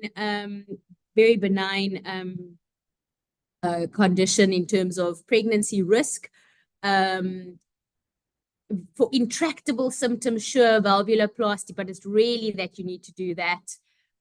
Let's say you're in the scenario where it is so far down the line and you've got poor RV function and a decompensated right heart failure. In that particular case, then it probably you'd want to rather do a cesarean section than normal delivery, but that is very rare. Most pulmonary stenosis are very well tolerated. Important here again to note is that when you are doing echo assessment, you're assessing the gradient across the pulmonary valve, and you should therefore don't even bother at that point looking at the TR jet, because writing it down is just going to confuse someone, because that TR jet is not telling you about the pulmonary. If you think about it, your pulmonary vasculature is protected. You've got a stenosis here, don't have pulmonary hypertension. Okay, so I don't even bother writing that down. You just write down the gradient across here. There we go. Pulmonary regurg, again, well tolerated unless the RV is already failing. Biggest issues here is diagnostic pitfalls. I'm too scared to even press the next button because this thing's going to stop again. But diagnostic pitfalls is the one that has virtually free PR, where the flow is so laminar that it doesn't catch your eye. And there, if you're seeing branch pulmonary regurg, then you know it's severe. If you are seeing it taking up the entire LV outflow tract, I've just made stills of the one. So this is the still of that. And this is the still picture of that. You can see here you've got, in diastole, you've got branch PR. So that is severe. And here you can see that in diastole, it actually takes up the whole outflow tract, so it's severe. But because it's so laminar, you're not actually seeing it very clearly. So be aware. If you're not sure, this is also where that initial thing of having a high index of suspicion comes back. Someone who's had a transannular patch, you're going to have PR. Don't think that there's no transannular patch walking around 20 years later that doesn't have PR. So if that's what you're thinking in your head, it means you're missing something. And then you can go use Doppler to verify it. Yeah. Lastly, coarctation. That is how I feel when there's a coarctation patient in pregnancy, not a repaired one. I'm talking about one who's actively still coarcting. And then I thought, let's put this down, a devil and an angel, but actually it's two devils, and I couldn't find a picture of two devils because it's hypertension and placental hypoperfusion. So wanting to drop the blood pressure and then sitting with more placental it's just a whole mess. And then you just go back to that. So unrepaired severe coarct is contraindicated. Obviously increased risk of preeclampsia. The whole issue is the hypertension, managing the hypertension. And really here, I mean, severe coarct is one of the WHO class 4 things. However, the difficulty is that balancing act. And actually, if you look at outcomes, this is also ROPAC data. You can see if you're looking at unrepaired versus repaired, I mean, massively different in terms of 20-25% hospitalization, and that is often going to be for acute poorly controlled blood pressure and heart failure, the two main issues. And when you look at outcomes again, preeclampsia, there's a massive difference, but also in terms of low birth weight and prematurity. Again, the pitfalls here, this is a particular patient that we had, and don't be fooled just about gradients on echo. It's really, you know, if the gradient is obviously elevated, you can say that the coarct is significant. There's a small group of patients where on echo, the gradient is not going to look significant, but you can see they have pointed out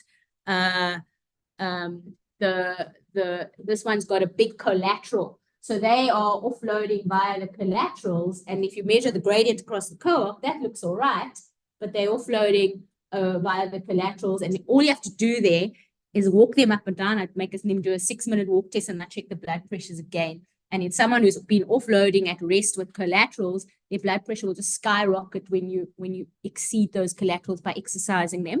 And the other thing is we had another gentleman, this is outside of pregnancy, who had normal gradients and had got deferred for surgery and has got retinopathy. So look for the features, look for target organ damage as well when you are assessing these patients. And this particular patient, you can see there, that's the big collateral. That's how big that collateral was. That's why a guy that has a coarct looking like that had a small gradient. Meanwhile, that's how severe the coarct was. So again, monitor We're going to monitor the blood pressure closely as well as fetal growth. Beta blockers, calcium channel blockers, they often present in heart failure with preserved EF, and they are very, very sensitive to fluid changes, especially in the peripartum period. And here you'll definitely go with the elective cesarean section. And I'm going to stop there. Thanks.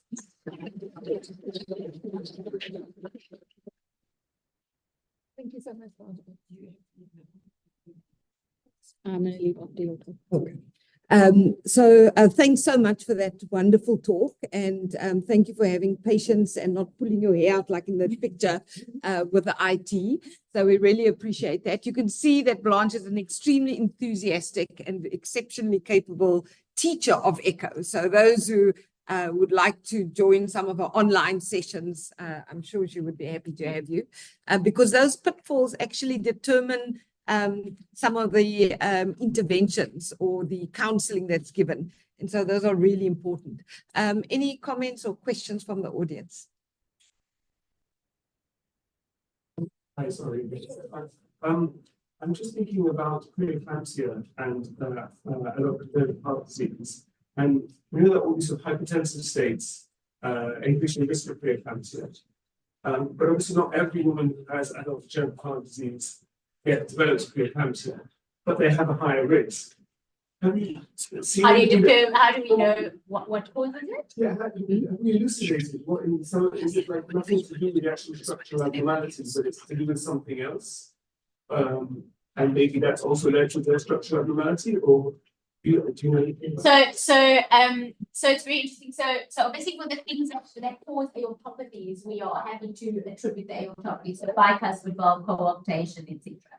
But when it comes to things like ASD, then usually people start throwing around a general endothelial dysfunction. And it's the usual stuff where, let's say, the same argument can be made for why do some ASDs, for example, go on to develop for the same size defect, go on to develop pulmonary hypertension while others don't, etc. So then the mechanism of sort of some form of inherent endothelial dysfunction, etc., gets thrown around. But for the non-aortopathy type things, there isn't a clear explanation why they develop that.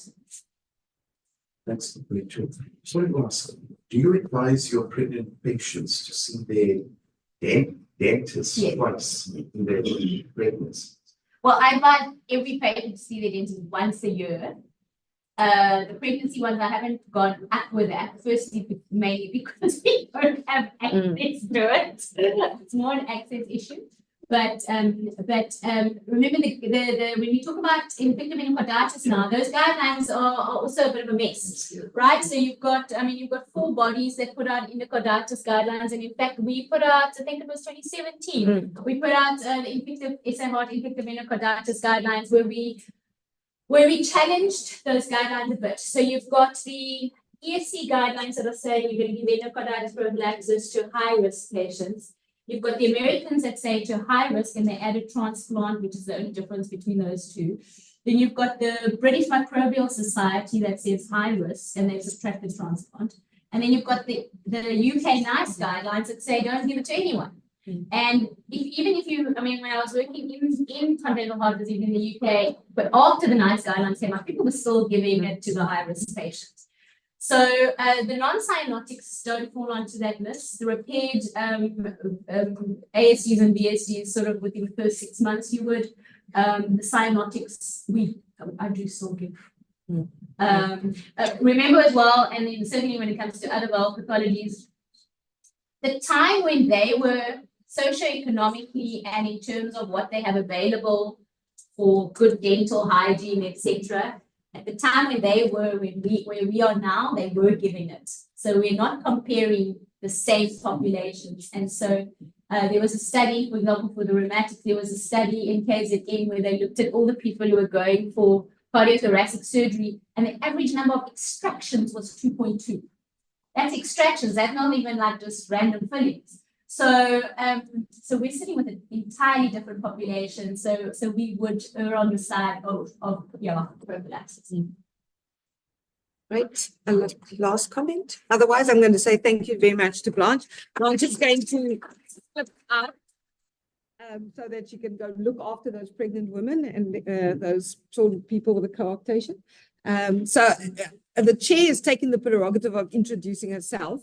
And one of the things that you always struggle with is if you're not in the first day of a conference, you've probably missed the fact that they've used all your slides already.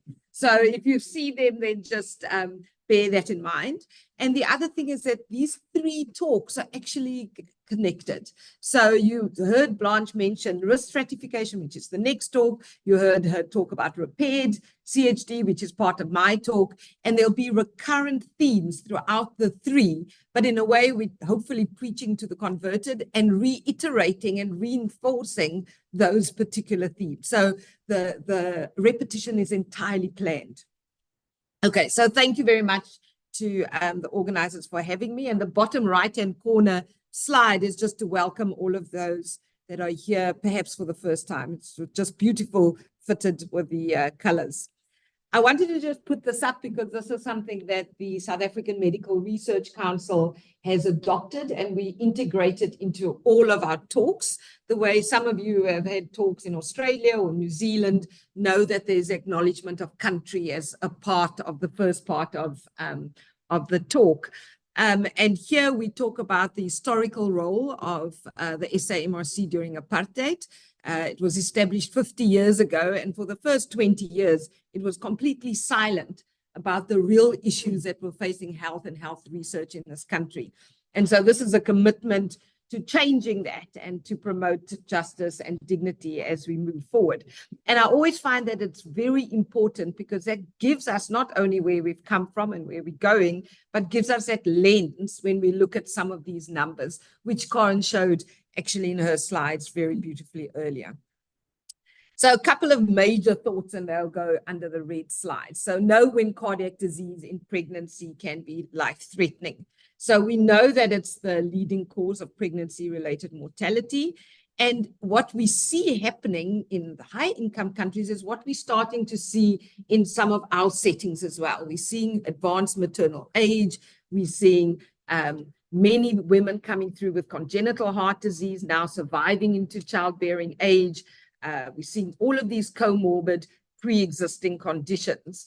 And we also see these racial, geographic, and ethnic disparities. So we need to take those very much into consideration. And I'm sure we'll hear more about this and other risk stratifications later on. But I thought it was important to show that actually we are improving in a little bit of a way.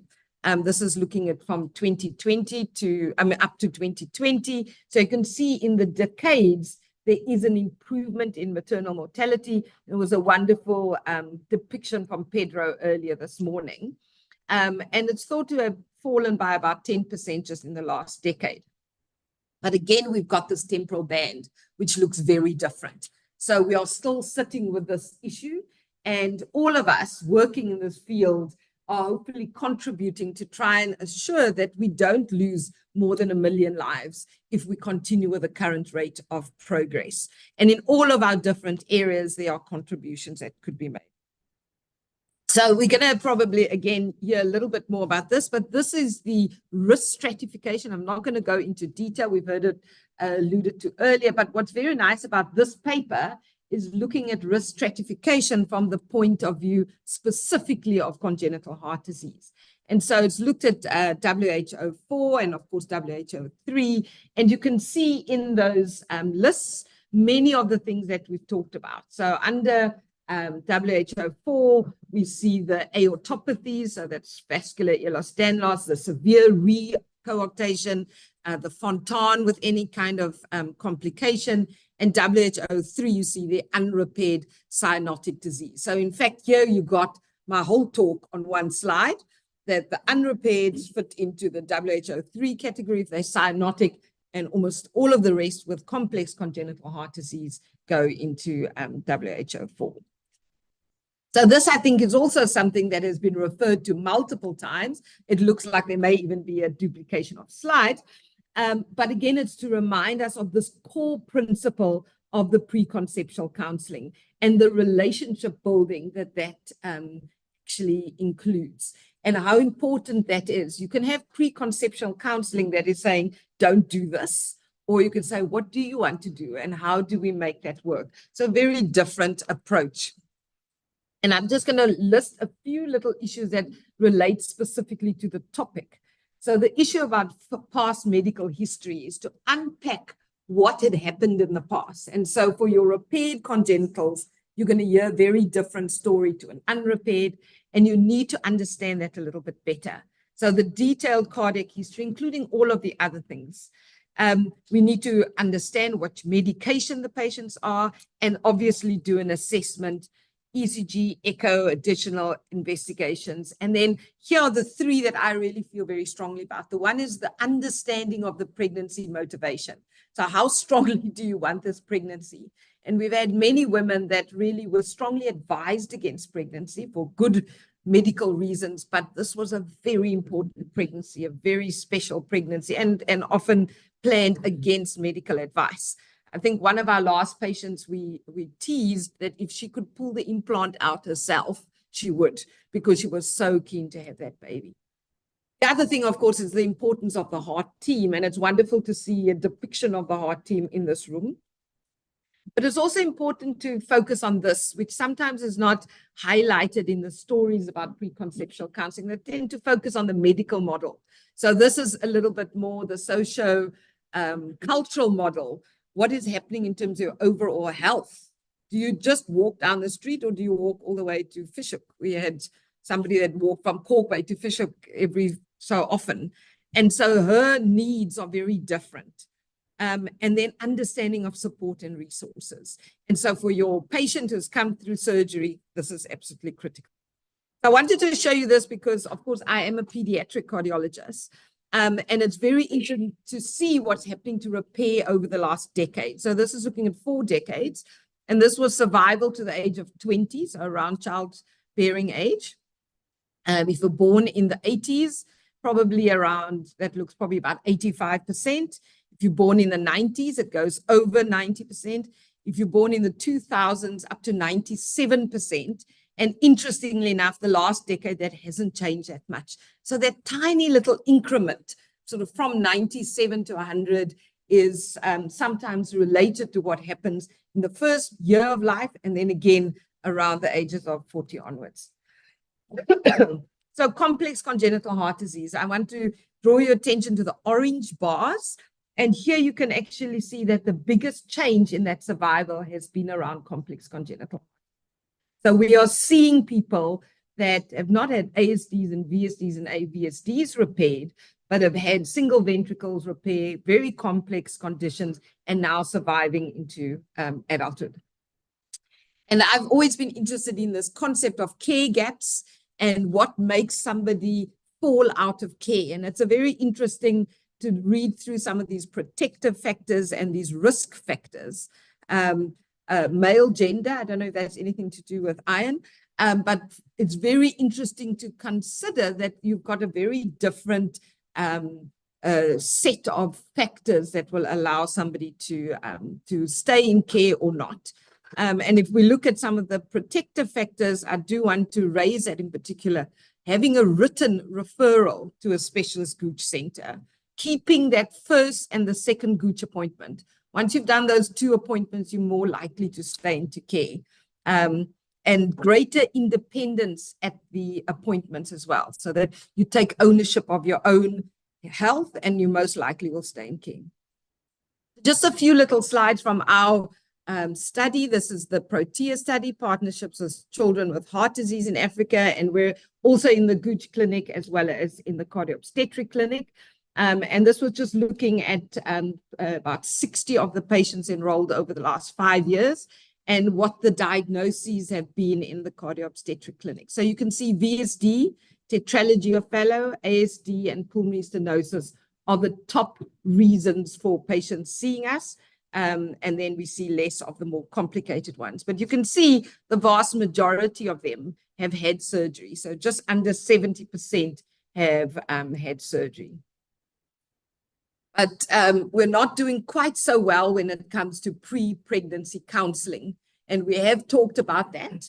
And the problem with that often is that it is not noted as being pre-pregnancy counseling. So talking about it, be it at the pediatric, the rural, the district level, or even in the cardiac clinic, say, are you thinking about having children, etc., is not seen as counseling as such. That almost needs a special appointment so that people are aware of that.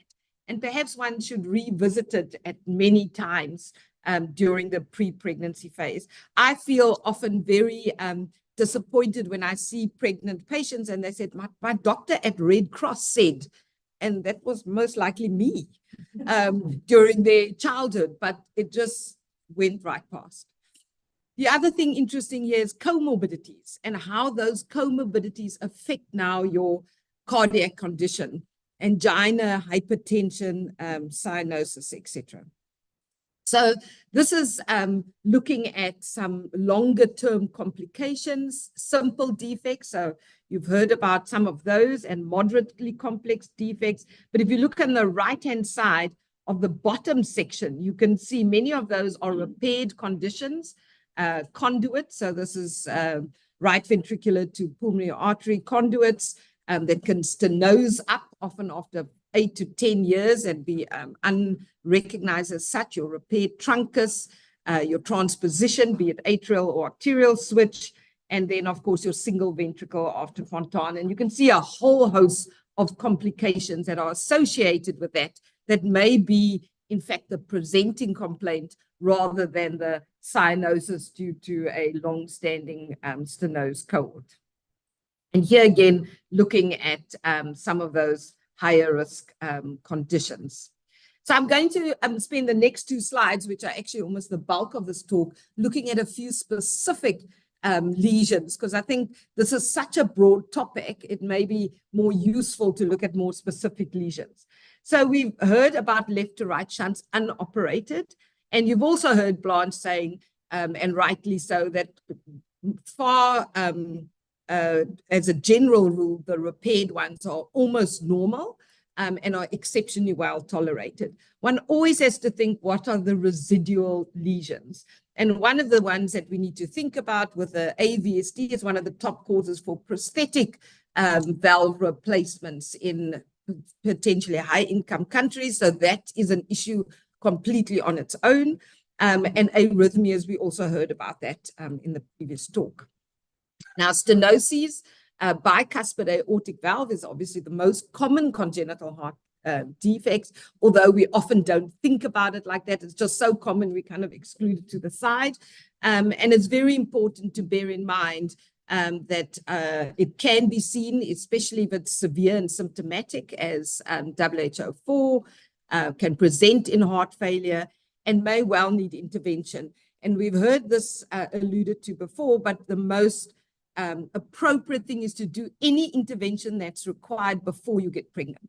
So that, and then if you have to, it really is a much more complex procedure. So much better if that's done in the pre-pregnancy phase and it's under stable conditions. We heard about Epstein's as well. One of the most important things about Epstein's is it's a variable condition. Very mild Epstein's all the way to really severe with right ventricular dysfunction. And obviously that is what determines what the management will be. So those that are cyanotic already or severe dysfunction, WHO classification 4, and we've seen several of our patients with Epstein's with a prosthetic valve or a tissue valve replacement. Obviously, again, another whole issue in terms of treatment and management. So the Fontan or the TCPC, again, a very interesting lesion because it's also changed over the years how the surgery was done over time. And it was the one single ventricle, one of the lesions where almost automatically, about 15 to 20 years ago, it was said this is not compatible with a subsequent successful pregnancy. And we still are aware of that. But in fact, the survival rates for these women have got better and better with years, probably around 10 to 15% is what is quoted these days. But there's multiple complications, arrhythmias, dysfunction, thromboembolism, high fetal loss rate. So that also has to go very much into that first conversation. And there's no question about it. This has to be in a tertiary center with a combined cardio-obstetric team. And then the aortopathies, this is obviously deserves an hour talk on its own, which I'm sure somebody's given or gave yesterday. But very interesting here also, we are seeing now advanced maternal age generally, and these are also the kind of women that if that's one of the lesions, they've got an increased risk. And I always put this at the bottom, the definitive family plan post-delivery, because sometimes in the rush of delivery, it may be forgotten. So we always ask that at all of the visits to the cardio-obstetric clinic and try and make sure that it's noted down. So even if it's a different team that discharges the patient, that plan is discussed and hopefully followed through. So repaired tetralogy of Fallot, again, usually well tolerated. Again, arrhythmias is an issue. We spoke earlier about the prolonged QT interval, and we have a very lovely relationship with our E17 colleagues that when we think we need to do a Holter, 48-hour Holter, or even a loop recorder, we have that at option as well. Big thing here, it's determined by the right ventricle. And so there's right ventricular dysfunction. That's actually going to determine not only your symptoms, but of course your intervention. Transposition of the great arteries, one of those interesting things, again, over the last 20 to 30 years that have changed completely from atrial switches to arterial switches. Arterial switch, if it's done well, it's almost, you can't even recognize it on echo, as opposed to an atrial switch, which by 20 to 30 years is becoming a very concerning phenomenon. So difficult to say how patients will present that whole spectrum, but arrhythmias, heart failure, and thromboembolism is an issue. I'm not going to go through coarctation because we've heard a bit about it, but important to remember when coarctation is also associated with bicuspid aortic valve or aortic dilatation or part of a Schoen's complex, which means it's far more complicated than what we just seen. And the coarctation is difficult to echo in a slightly more obese woman anyway, also during pregnancy. So this may be a very good indication for the talk coming after T, which is about CMR. And then the last two I've got in red. So this is your cyanotic patient, unoperated. You saw it was WHO class 3. So not completely contraindicated, but needs that intense counseling, especially about the neonatal and fetal outcomes, which are associated with fetal loss. And so that depends on the maternal cyanotic degree, and so it's quite an important one to raise. And then we raise it earlier as well, and it cannot, as we said, you cannot say it enough, how severe pulmonary hypertension and especially a reverse shunt in Eisenmegers from right to left, again, very high risk, 16 to 30% maternal mortality. You heard about the pulmonary hypertensive crisis that went very badly wrong, RV dysfunction, heart failure, thromboembolism. So it's intensive monitoring, a combined cardiac clinic, tertiary setting, especially around delivery, very good and very clear birth plan. We can use oral sildenafil during the pregnancy. But one of the important things with this one is the ongoing risk for the next 3 to 6 months. So one has to also put that very strongly into your counseling. Vaginal delivery for all of these are preferred.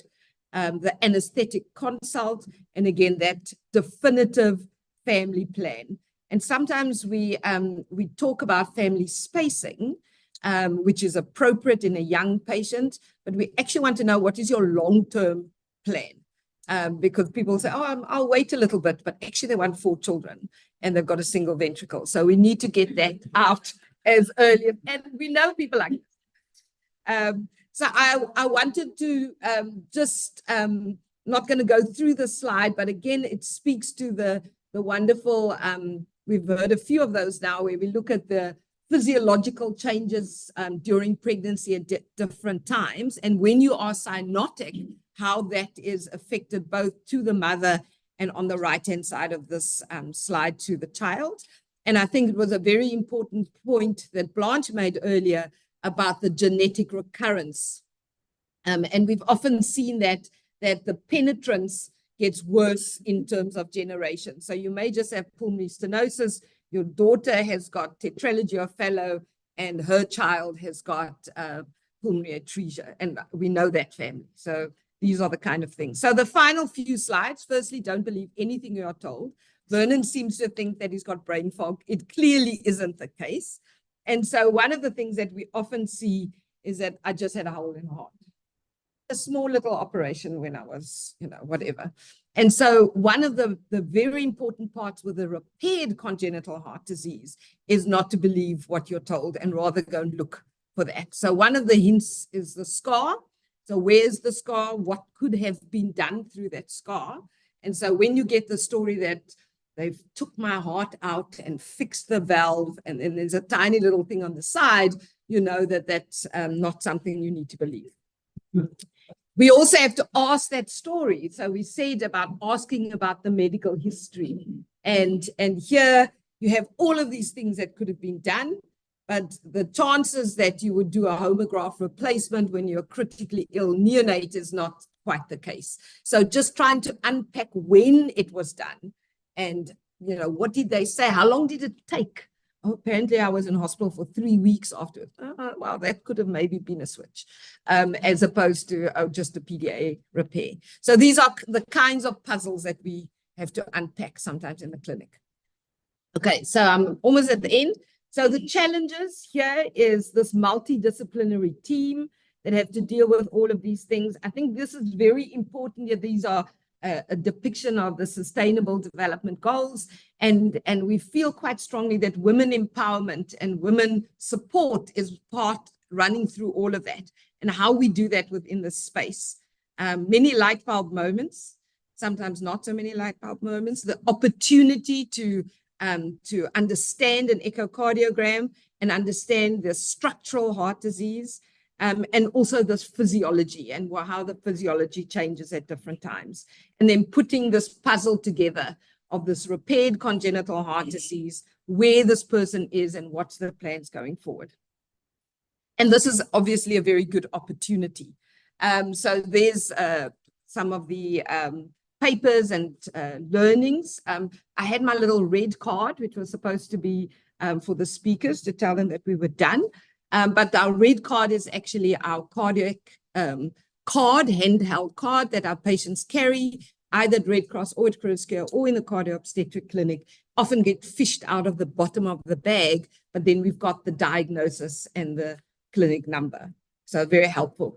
On the right-hand side, for those who are interested, it's a lovely series from the International Journal of Cardiology on congenital heart disease, 15 wonderful articles covering many of the things that we've talked about today. So in conclusion, well tolerated, our left to right shunts, our regurgitant lesions, most corrected congenital heart defects, and but variable is this complex congenital heart.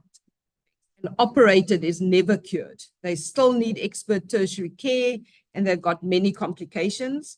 And the poorly tolerated ones are severe stenotic lesions, be they rheumatic or post-congenital heart disease, pulmonary artery hypertension, Eisenmenger's, and needing reliable contraception, and of course, management in tertiary care. So thank you very much. And I always love to end with this picture because it's not everybody that's been involved in the cardio-obstetric team. We struggled to get everybody in one room, but it's a wonderful space and a great opportunity. Thanks. Do we have any questions for Liesl? No. So thank you, Liesl. We will continue, and I will now invite Anna. So Dr. Anna Perry, she is a clinical cardiologist at Barts Heart Center with an interest in cardiac disease in pregnancy and multimodality cardiac imaging. She's also an honorary senior lecturer at Queen Mary University, London, and she leads the maternal cardiology service at Newham General Hospital, and jointly runs preconception counseling clinic at Barts. She also serves as a joint education lead on the Council of UK Maternal Cardiac Society and is an assessor to Embrace in the UK Confidential Inquiry into Maternal Deaths. She has a keen interest in undergraduate and postgraduate education and enjoys lecturing maternal cardiology and cardiovascular imaging. So among her interests are preeclampsia and myocardial tissue characterization, and she'll talk to us about risk certification and counseling. Over to you, Anna. Thank you so much, Anna. And thank you to Blanche and Liesl, who've essentially given my talk. It is very nice to be here, so thanks very much for inviting me. And it's also nice to hear that we all seem to sing from the same hymn sheet.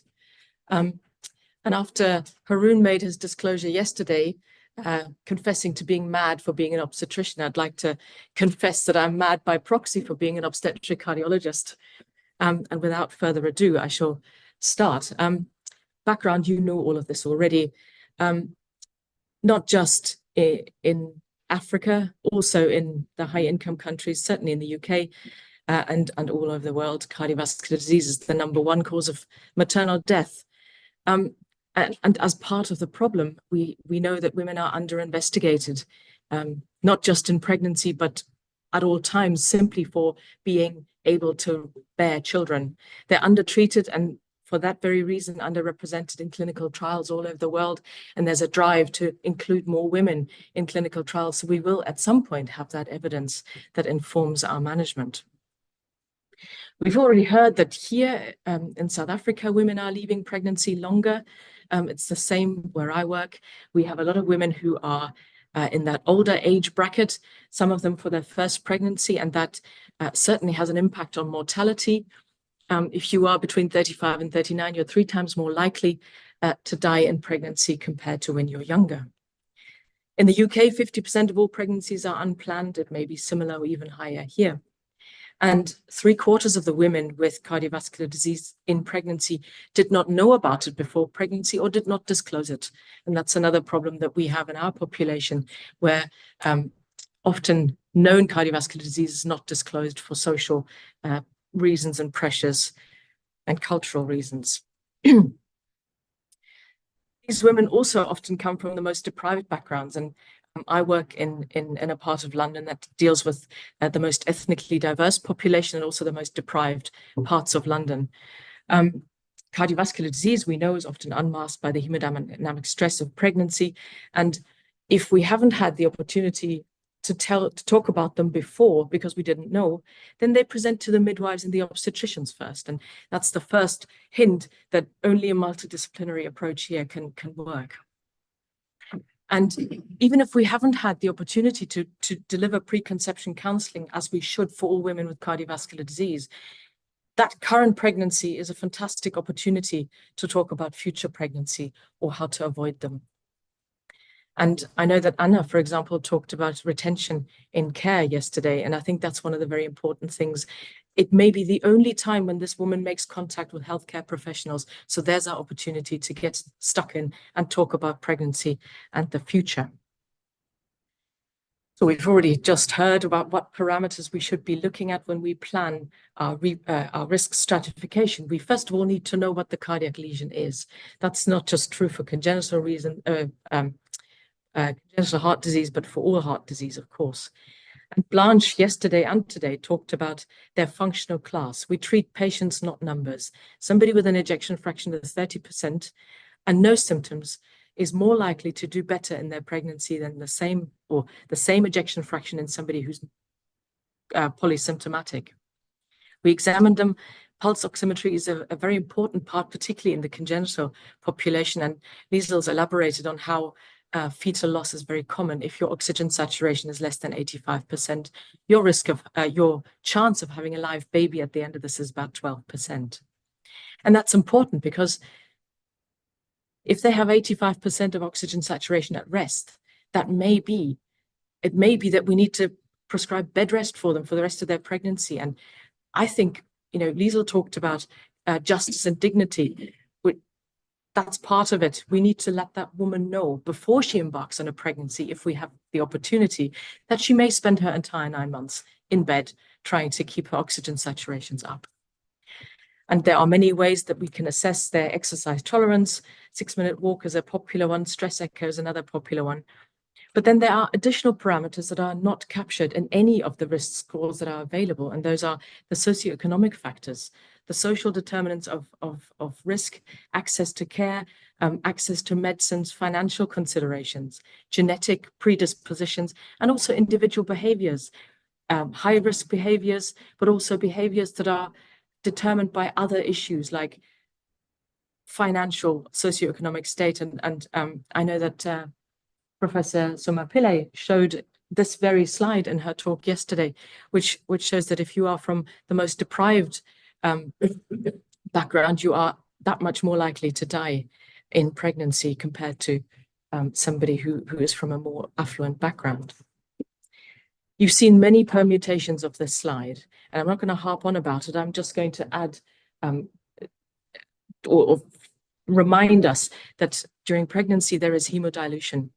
And that means the increase in circulating blood volume goes at the expense of cellular components, which means that the oncotic pressure drops. So that same woman in pregnancy is much more likely to third space, go into pulmonary edema, than she would be in the non-pregnant state, simply because of that hemodilutional effect. So when we do preconception counseling or risk stratification in general, we need to ask ourselves whether she's able to increase her cardiac output. There are many reasons why she might not be able to do that. Systolic function is one of them. Fixed cardiac outputs from inflow or outflow tract obstructions, mitral stenosis, nightmare, the functional capacity and exercise tolerance. And similarly, and that goes hand in hand with whether or not she's going to take kindly to volume expansion. And there we also have to consider stiff ventricles like those with hypertrophic cardiomyopathy, for example. I've talked about cyanosis already. Pregnancy in itself increases your background risk of aortic dissection fourfold. Imagine if you add to the mix an aortopathy, a familial aortopathy syndrome, or anything like that. Thromboembolism, mechanical valves are my worst nightmare. And I know you're sniggering in the corner there. I think they should be in class 4, really. The ones that give me the worst sleepless nights are the mechanical mitral valves. And even though we have got access to anti-10A level monitoring, we still have the variable that is the patient. And sometimes they just don't come. And when they don't come, I worry, I don't sleep. Anyway, pregnancy is an arrhythmogenic condition and a procoagulant condition. If they are at risk of arrhythmia, they're probably more likely to develop one during pregnancy. And I'm a pragmatist and a clinician, just to illustrate this increase of cardiac output business. Here I use 2 very different pathologies. One is a DCM on the left with an ejection fraction of 30%.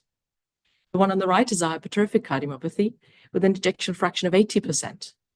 Neither of these women are going to be able to increase their cardiac output significantly for very different reasons. One has a weak heart muscle, the other one has a tiny cavity. And for the purpose of pregnancy, neither of them are fab. So risk scores, which one? You don't need to read through all of this. I just put that in there to illustrate that not all risk scores cover all cardiovascular diseases. And the one that I use in my practice and we use at Barts is the modified WHO, because you can use it for all cardiovascular disease and it has the best area under the curve in this study. It's important to bear in mind that all risk scores underestimate actual risk, and alluded to that a little bit earlier on. So the modified WHO classification, you've heard lots about this. I'm not going to harp on. I just want to highlight what sort of risk, and I have this screen open on my in my preconception counseling clinic. That's what I quote them. If you are in class 2 to 3, your risk of suffering a maternal cardiac event is somewhere between 10 and 19%. Class 3, 19 to 27%, and class 4, somewhere between 40 and 100%. And they need to know that before they embark on a pregnancy, ideally. So you've seen all of this, and I know, well, actually, we can skip past this because you've seen it already. The ones we should be advising against pregnancy is this list that you've also seen.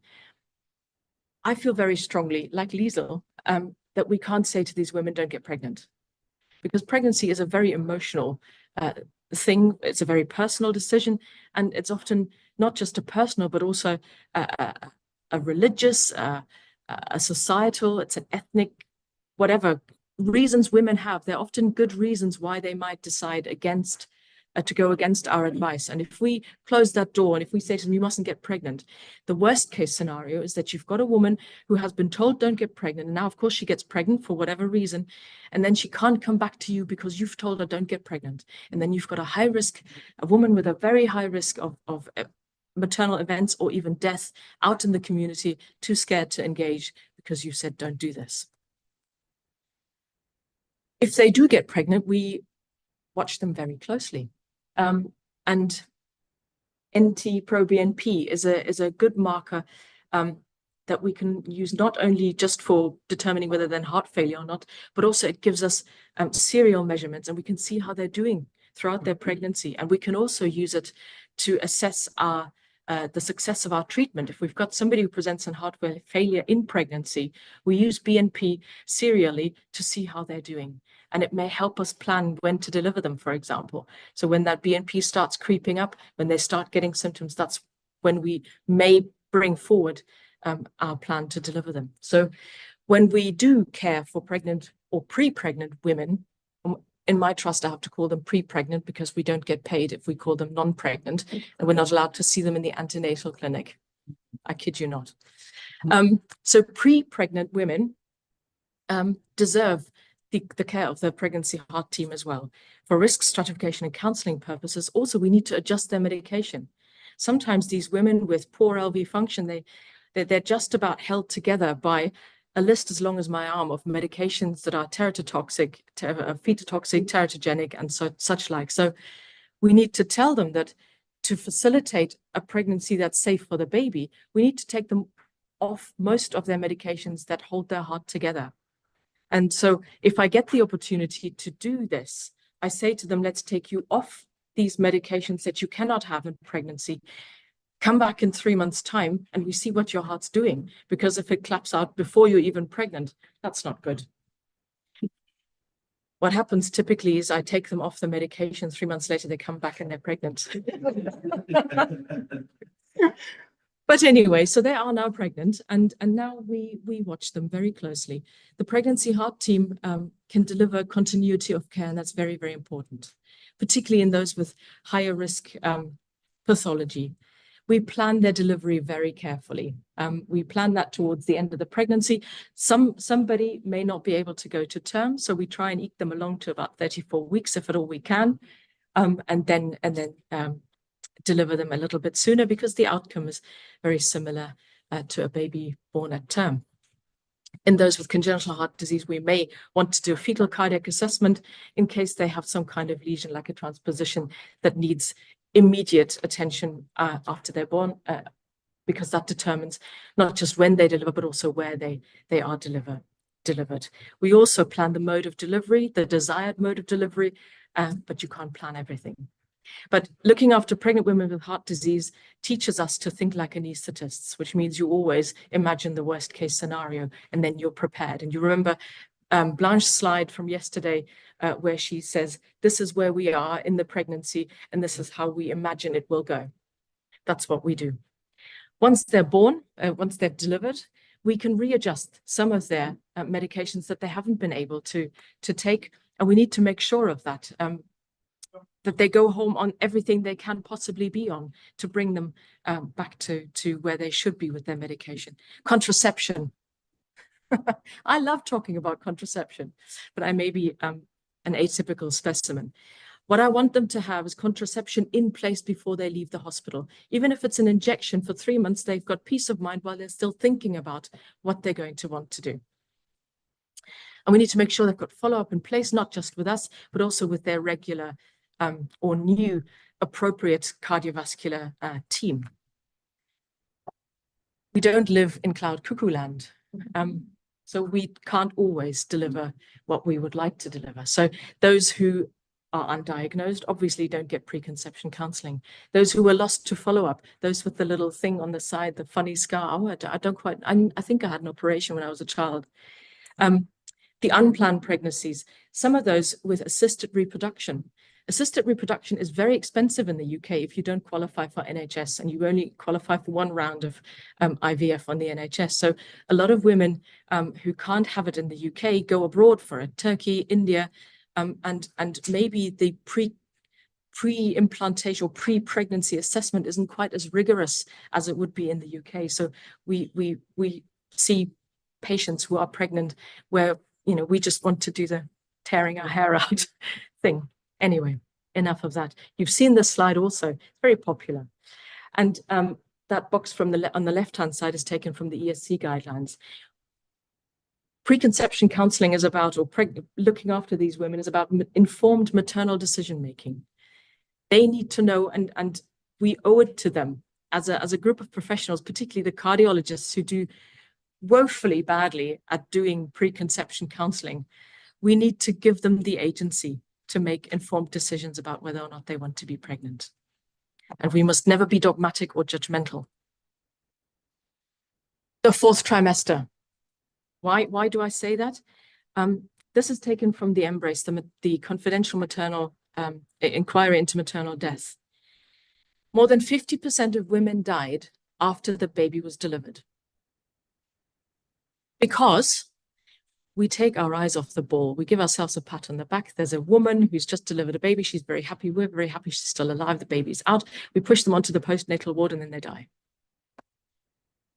18% of these women who died postpartum died on the day of delivery. Why is that? You've seen this slide or permutations thereof before. We're going from a very full circulation that's working at maximum capacity here to a very empty circulation. And the hemodynamic, every time the uterus contracts, 500 mils of blood are pushed into the maternal circulation. That's already very full because of plasma expansion and whatnot. And then the baby is out, and then there's a bit of blood loss, 300 mils for a normal vaginal delivery, 500 to 800 with a cesarean section. Heaven forbid if they bleed. We're going from super full to super empty, and you can imagine what hemodynamic nightmare that creates. This is a woman I looked after during pregnancy. She had everything she could have wanted, should have had. She had preconception counseling. We knew what the lesion was. We had characterized her before, during, and around the time of delivery planning. She's got hypertrophic cardiomyopathy, as you can see here. And on the right-hand side, I want to draw your attention to the OBS chart during the time of her delivery. We're going, so here she had a normal vaginal delivery. She comes in, she's in labor, she's in pain, she's got a systolic of 150 or so. She gets an epidural, and as the spinal block increases, her blood pressure drops. Here she's probably getting to T4 or so. Then she delivers, and then she gets her cardiac oxytocin regime, gently, lovely, slow infusion, not a bolus. And then she vomits, as they all do, and then she gets a bit vagal. And in the space of maybe an hour or two, we've gone from 150 systolic to 80 systolic. And this was in somebody where we were prepared for all of this. Imagine if you hadn't planned carefully, if you hadn't had that opportunity. So I'm going to finish by saying, repeating myself and everyone else, it's a common thing. 1 to 4% of all pregnancies complicated by cardiovascular disease. In an ideal world, we want to see them before they even think about pregnancy. We want to make them think about pregnancy. The real world is often very different. We use the modified WHO score because you can use it for all kinds of cardiovascular disease, but we need to bear in mind that these risk scores do not include socioeconomic determinants of health. Most events occur in the peripartum, early postpartum period. Please don't take your eye off the ball once the baby is out. And again, to highlight, it's a team effort with the woman at the center of the team. If you want to get in touch, please do. There's my email address at the bottom. Thank you very much for your attention.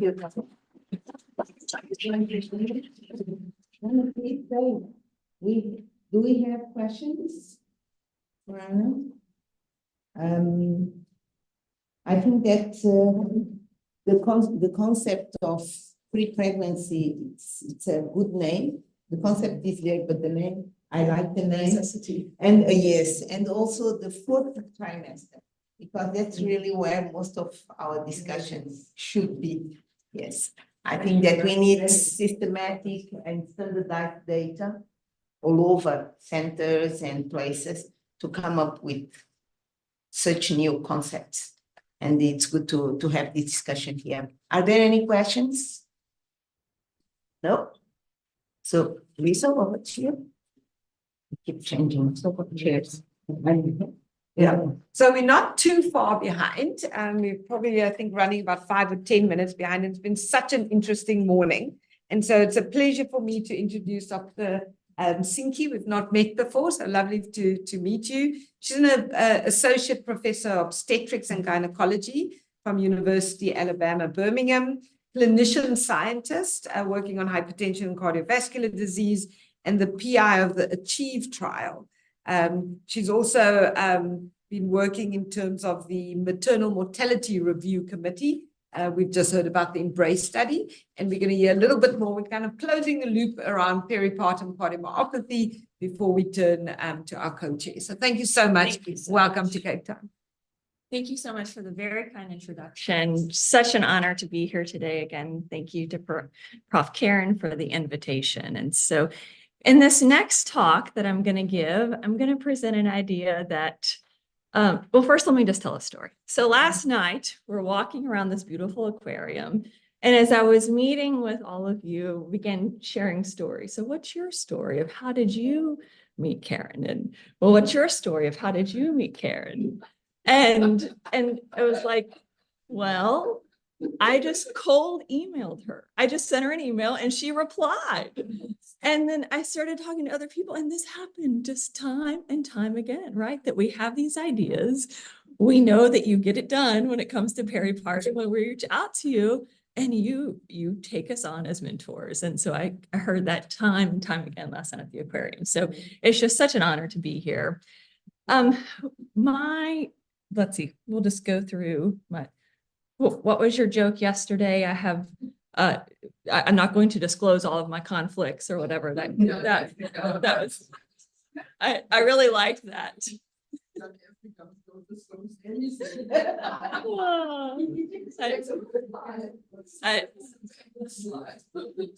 It was very good. It's very good.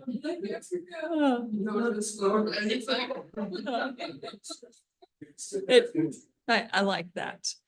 My mentor's name back in the States is Alan Tita. He's conducted many perinatal clinical trials, multi-center, both in the States and abroad. And so as we were brainstorming kind of what next, where do we need evidence to guide treatment? There is obviously a gap in evidence over the proper management of peripartum cardiomyopathy. And everyone is very well aware of Karen's bromocriptine trial. And we may have between 6 to 10 cases a year at our center, but they're devastating, right? And what do we offer these women?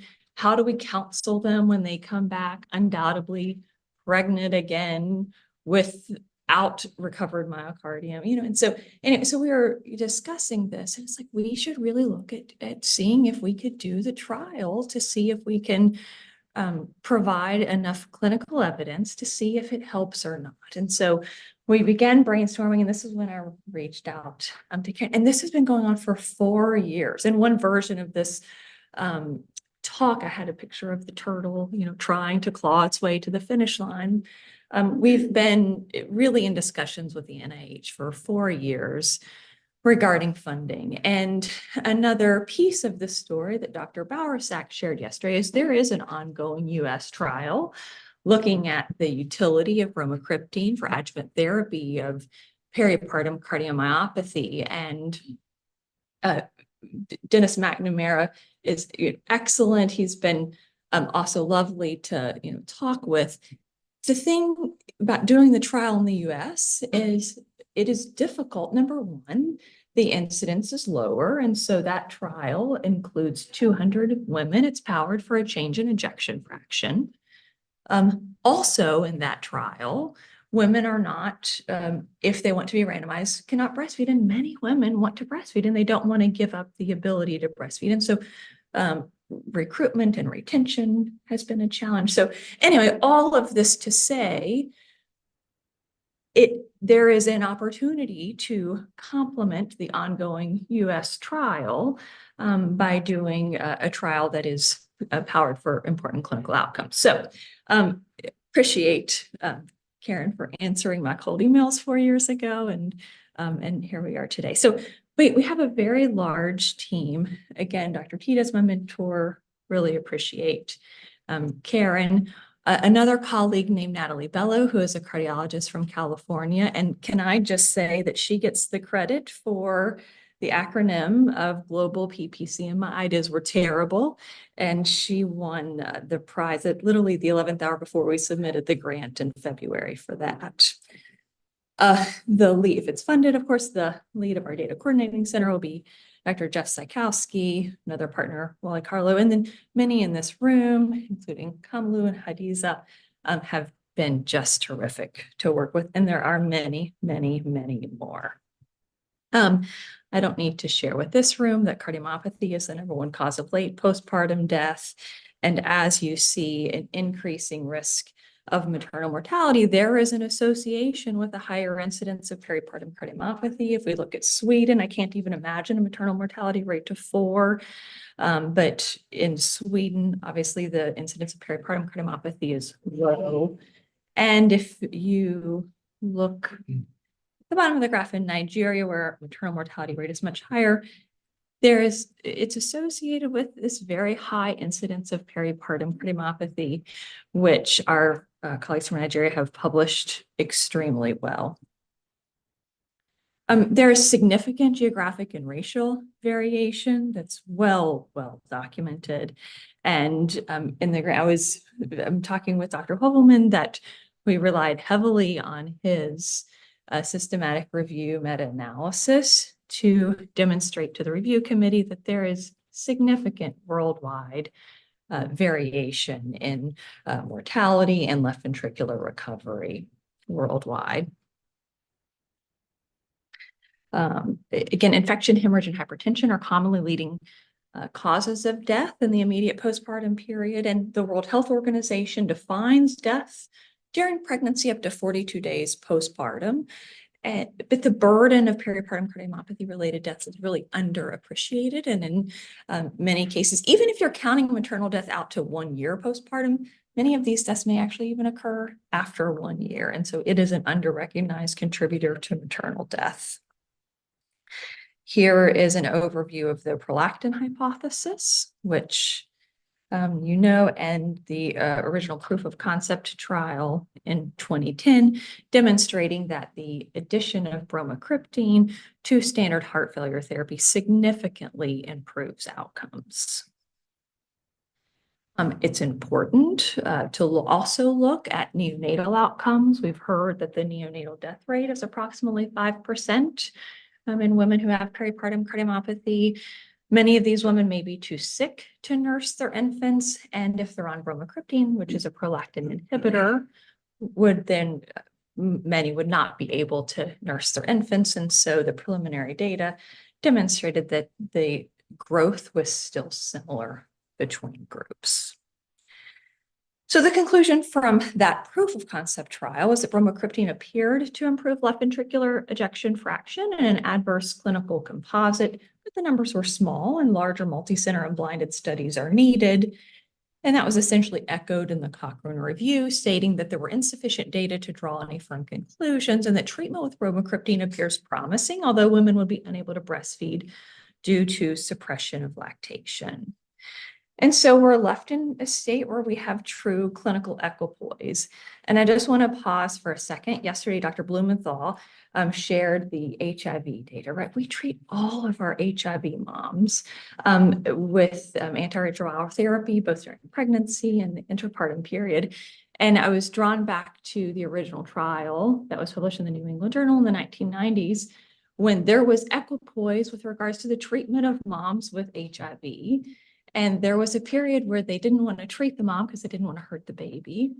And we can't imagine a scenario now where we wouldn't treat a mother. And so anyway, There is no longer equipoise with regards to the treatment of moms with HIV in pregnancy, but we do have equipoise, in my opinion, with regards to whether or not we should treat patients with peripartum cardiomyopathy with adjuvant bromocriptine.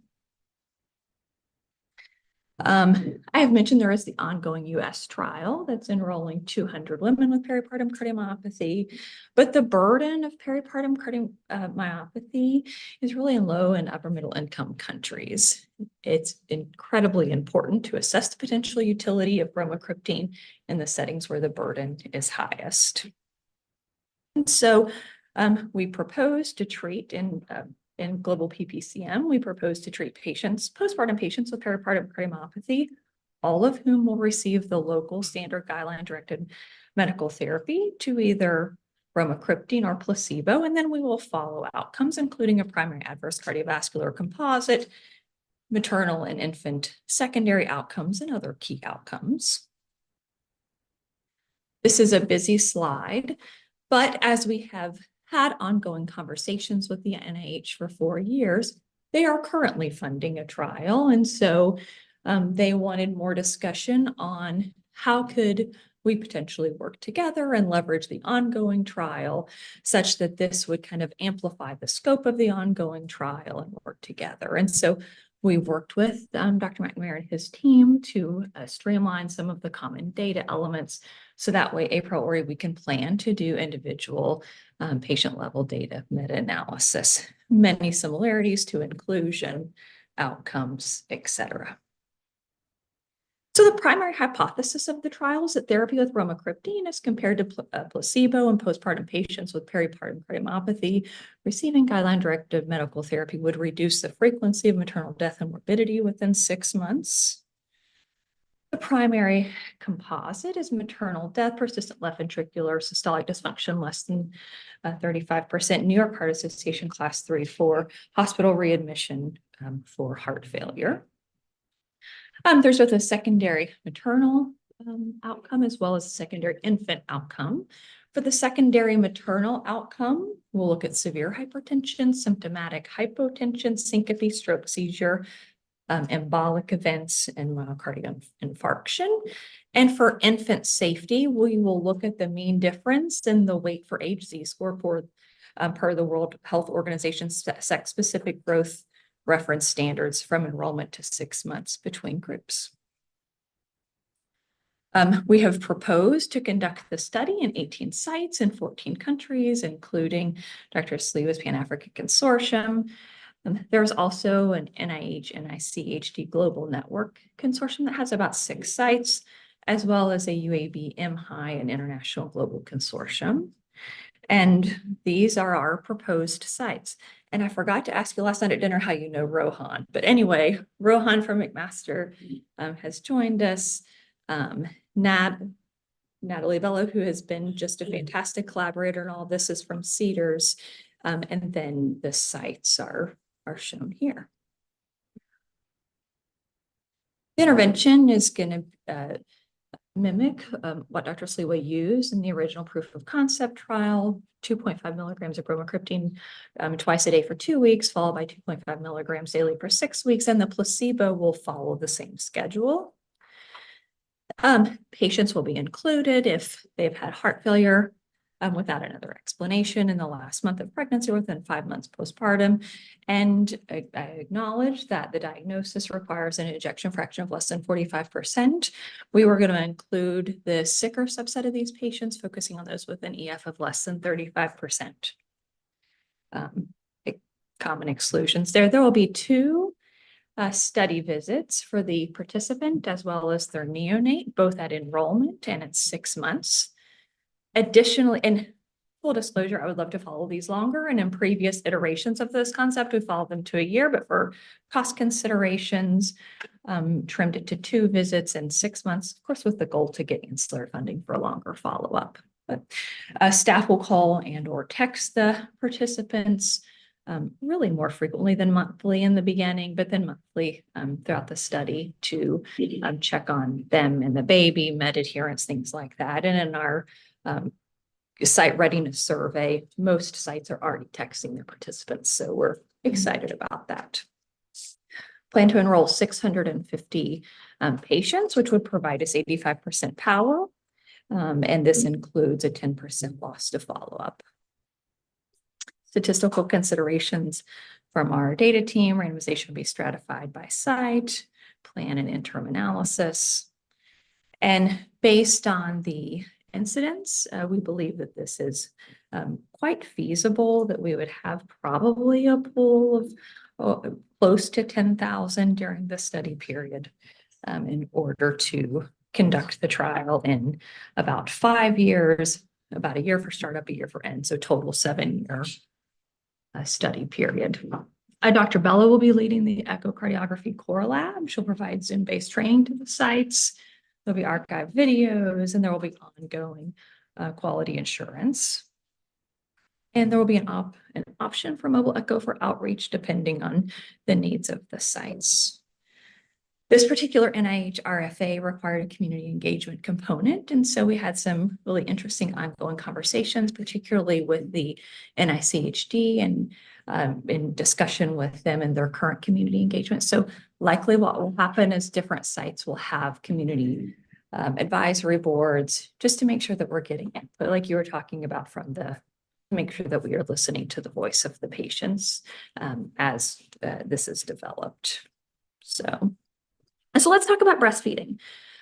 We were not going to mandate that patients stop breastfeeding to be in this trial, and just full disclosure, right? This is all based on the prolactin hypothesis, and bromocriptine is a prolactin inhibitor. So why would we let people breastfeed in this trial if that's the hypothesis? Several reasons. First of all, feasibility. We believe that if we tell patients that they are not allowed to breastfeed, that they may not participate in the trial, first of all.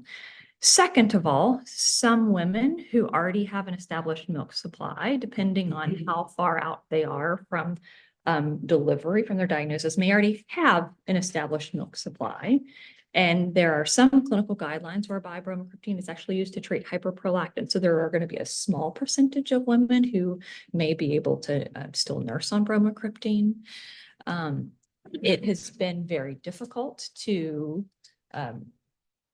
not impossible, but challenging to retain patients in the US trial when breastfeeding has not been allowed. So we were going to collect this on pre-piloted case report forms. As you all know, the European Society of Cardiology recommends that women with severely impaired systolic function should not breastfeed. However, whenever we take into context neonatal survivor and the fact that breastfeeding reduces childhood illnesses, did not want to prohibit breastfeeding.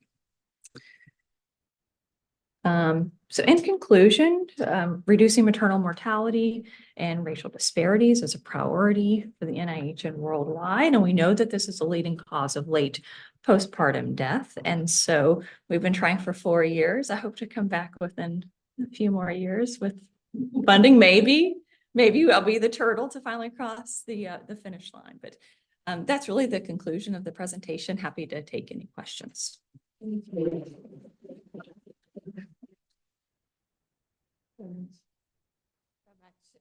Always interesting how everybody's journeys coalesce and where it all happens. And hopefully in 3 or 4 years' time, we'll come back to tell us what it all said.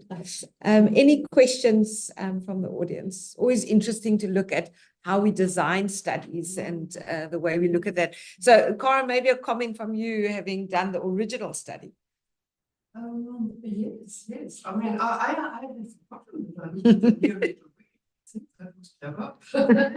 No, long ago, it's 15 years ago. Look, there were other studies, but in Germany, they were not allowed to do an randomized trial based on the data. So they did a low dose and a high dose. There was a Canadian trial, but there was no truly randomized trial. I mean, this one, the first one was really produced a placebo tablet. They really had a placebo. So I assume you will also produce a placebo.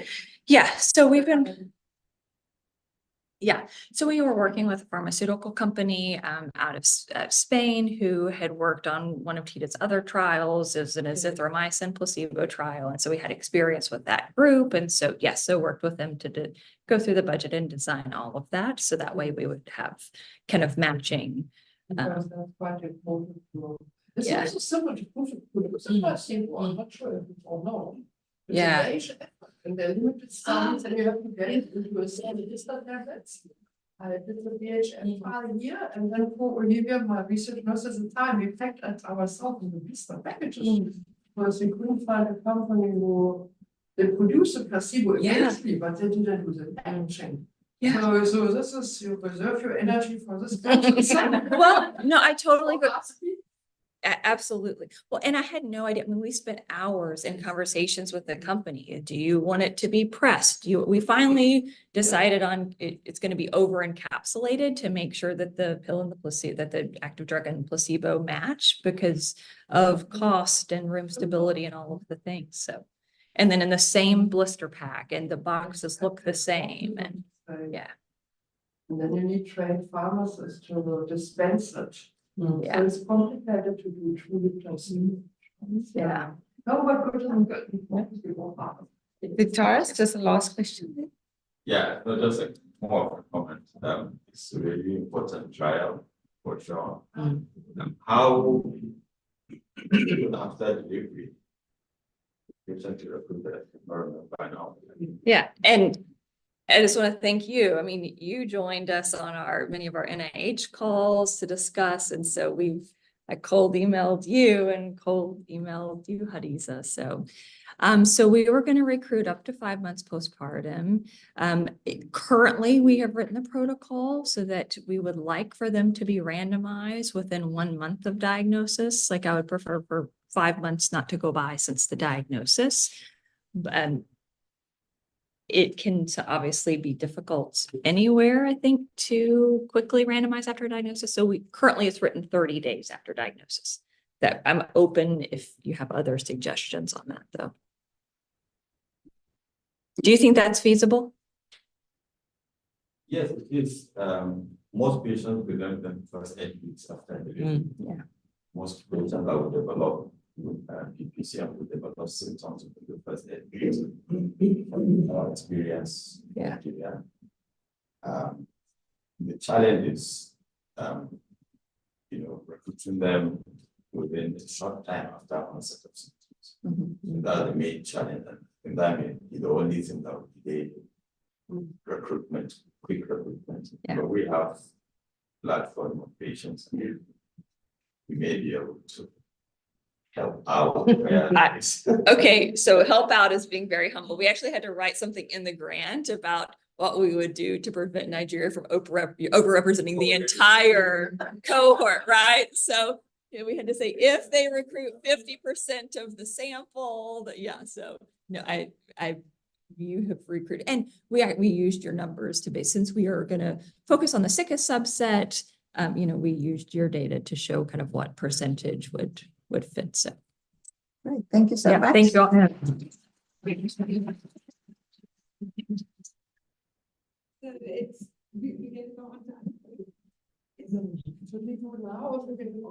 As you want. It's in the same lines. And then we come. Even I take the chair.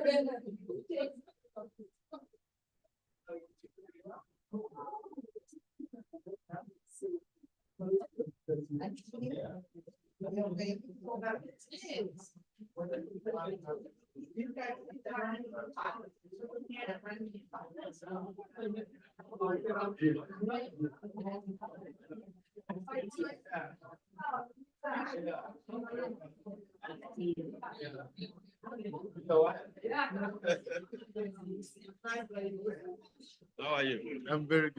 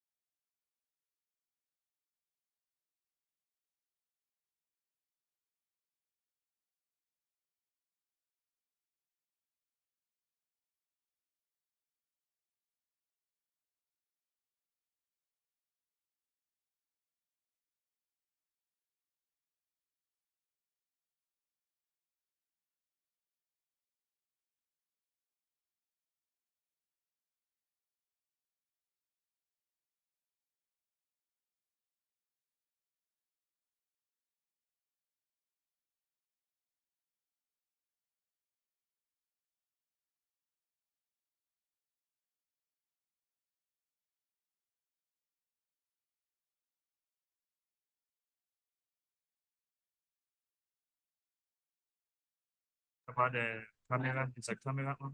Oh, camera. Okay. Screen share. Live screen. No, this one. That's going on.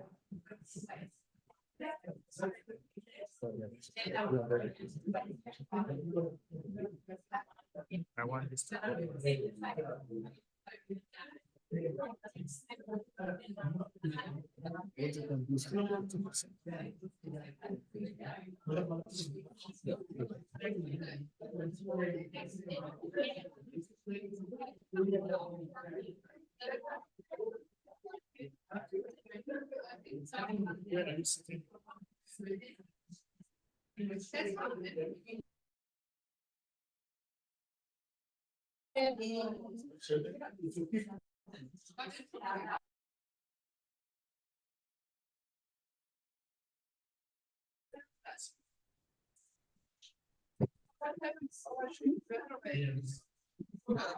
I can call.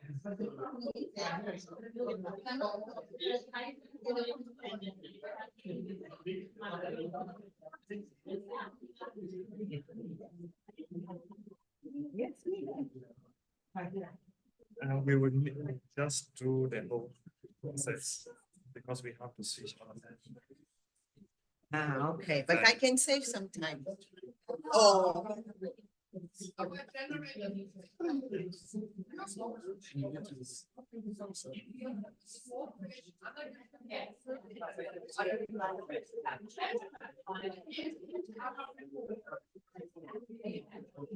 Yeah, so can I pull out this? Apparently you have to restart now. Yeah, no, we just reshare. You managed. You also have a second version. Yeah, always. It's the final version, final. So really. Why, this time, they moved me. I wasn't allowed. Sorry, as I said, now come bring it. I love that, yeah. Final. Really final. Can we? Yes.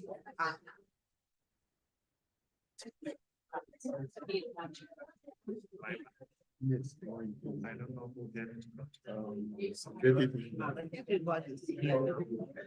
Yes, we'll show. It's done. So it's already shared. I just open the presentation. Presentation, yes. Yes. Okay. Thank you very much. So thank you, everyone, and welcome to this final discussion of yesterday and then this morning. But it's a very actual talk anytime we choose to discuss it.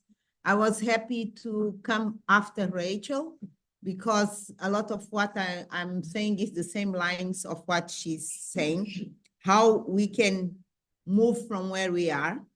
Of course, I will not repeat the standards of care. Sorry for the typo there.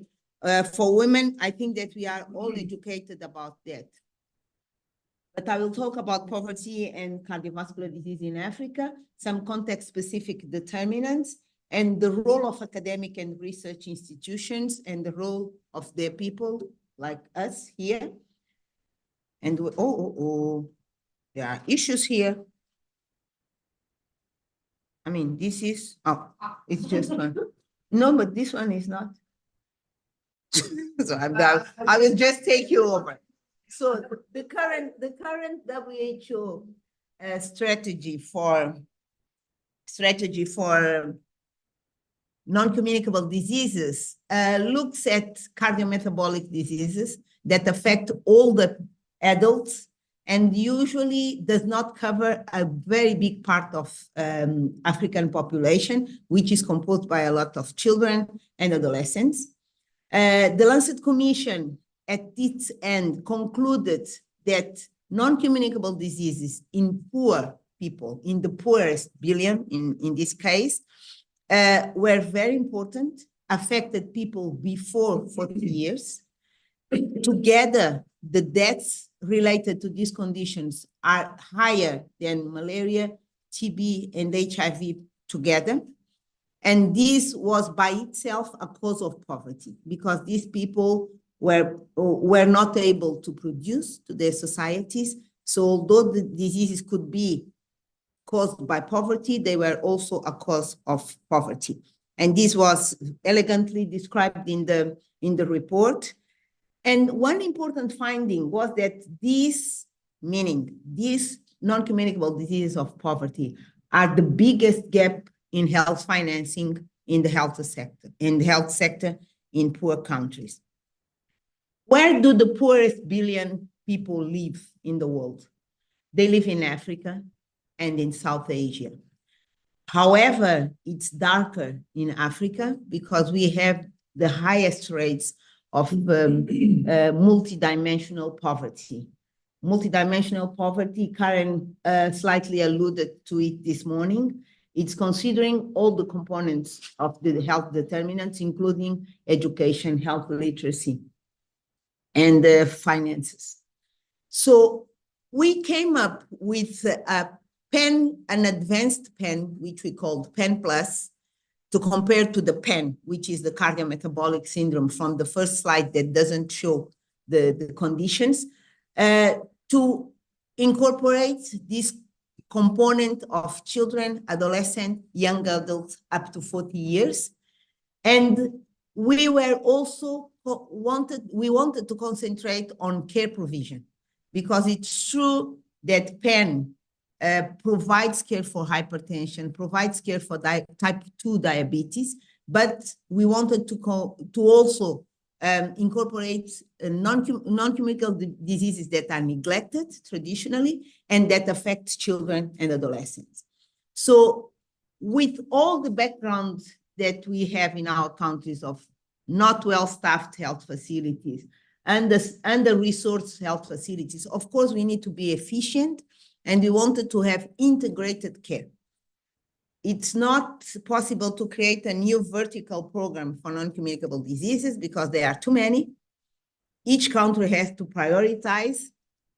Each country needs to know, according to its profile, what to tackle first and what can come after. And we thought that what we needed was an equity-focused model that would go after people who are the most in need in each country, the worst off, which would integrate care and would also look at severe conditions, not just risk factors like WHO was doing at the time. And of course, because we have very poorly resourced hospitals, we wanted to start by doing an ambulatory model. So PEN Plus, it's a model that is concentrated in primary first referral hospitals, that is led by mid-level professionals that are trained to provide a model of care that is integrated and looks after complex and severe non-communicable diseases. This model is aimed at complementing the previous WHO PEN, which looks at primary care level and looks at very few conditions and not severe at all. And the novelty here is for us to test in Africa how we can do longitudinal care for patients, because this is the biggest problem. For instance, in Mozambique, if you have heart failure, you come, we detect, we start treating you, and we have nowhere to send you. Either you stay with the cardiologist or you will go elsewhere and risk dying in the first months. So, and this is not just because we like it, it's because we need it. And this is what the global burden of disease shows for children for Mozambique. This is a graphic for Mozambique. And you see that non-communicable diseases in blue are almost 1/4 of DALYs, and that they represent diverse conditions. That's true. And then it's difficult to come up with one single model that will fit all. So after the Lancet Commission, we had national commissions, 16 of them in Africa and South Asia, and we decided to build a network. And I'm going to talk to you about this network because it's important for us to see how we can leverage our efforts and how we can use the network to our benefit. You see the strategic initiatives, and what I will say to summarize is, one is attracting more countries, two is doing science and start doing science of integration, because we all want to integrate, but there is no framework for integration up to now. The PEN Plus partnership is the piece that provides care to these poor people that are living in poor countries. And finally, how we finance this care for non-communicable diseases. So I will concentrate on the PEN Plus. And these four initiatives usually go in a temporal way for each country. You do your situational analysis, which is difficult because we don't have non-communicable diseases in our health systems systematically. So we need to do a small summary and compilation of all you have in terms of research in each country to come up with a report that can be presented to your ministry.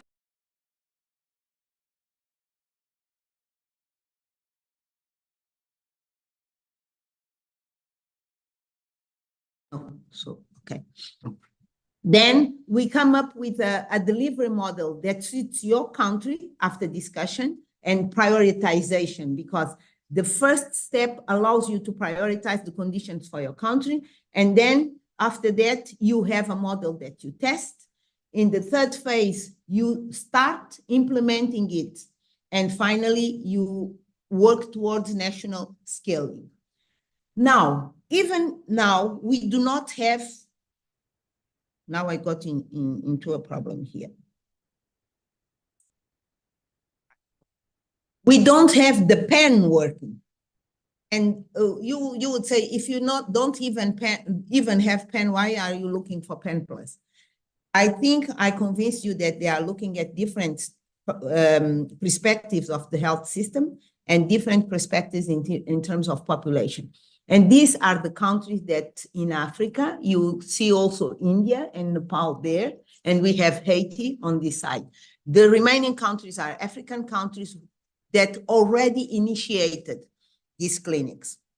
So these are clinics that are based in rural settings, but because we don't have a system in urban settings, we will progressively also want to do it in urban settings. The funding is now for rural, so we had to start with rural. And you see on the far right, the mean size of each district that can host this. And you see that Kenya, Mozambique, Ethiopia, Sierra Leone, Tanzania, Uganda, Zambia, and Zimbabwe are also part of the network and already have clinics. Some countries have more than one clinic, as you see reading the third column there. The funders, we wanted to introduce this concept of non-vertical. So it's not very easy, but the Hemsley Charitable Trust, and we have to thank them, were the first ones to accept the concept of funding for any condition that the country will consider priority. So they fund type 1 diabetes, and you see here that type 1 diabetes, heart conditions, and sickle cell diseases are represented, and the WHO, UNICEF were on board. So to serve as examples of non-communicable diseases, we chose difficult conditions: rheumatic heart disease, complex from primordial to tertiary prevention, from education, health education to cardiac surgery and cardiac prosthesis. We chose heart failure in children involving cardiomyopathies, but mainly rheumatic heart disease, congenital heart disease. And we also chose sickle cell disease because it's a community that is well organized and already has some funding. And you see the participants in each of the sites. So these diseases are extremely complex. They need health literacy, they need education, self-management, discipline, they grow with you. So we think that they are sufficiently complex to then allow the systems to bring in other conditions in each of the countries. And in Mozambique, it's just an example. We have our rural clinic in the center of the country, over 1,000 kilometers from the capital city where the cardiac surgical centers are. And now that we started detecting disease, patients have to come to Maputo to be operated. And in terms of the health system, they are located in the middle. So they do not have specialists, but they are not primary care. So it's the right place to have people who are able to detect, but also people who are able to follow up. And I stress this because this allows us as a group to use this opportunity to make research and to make surveillance for some conditions. The training, it's also difficult because to train these mid-level professionals, we have packages that are just theoretical, but then you need to coach them on their site because they have to see the conditions that belong to their geographical area, and they have to learn how to diagnose, screen, diagnose, refer, and receive after referral, to do anticoagulation and have support, virtual support, to do, for instance, secondary prevention, to do follow-up for if it's a peripartum cardiomyopathy, to know how to see the young lady. And so it's complex, and we have a package of 6 months of a mentor that stays in the clinic in that rural setting and does training for these 3 conditions so that they are able not just to diagnose, but also to manage and to detect when it's time to ask for further support.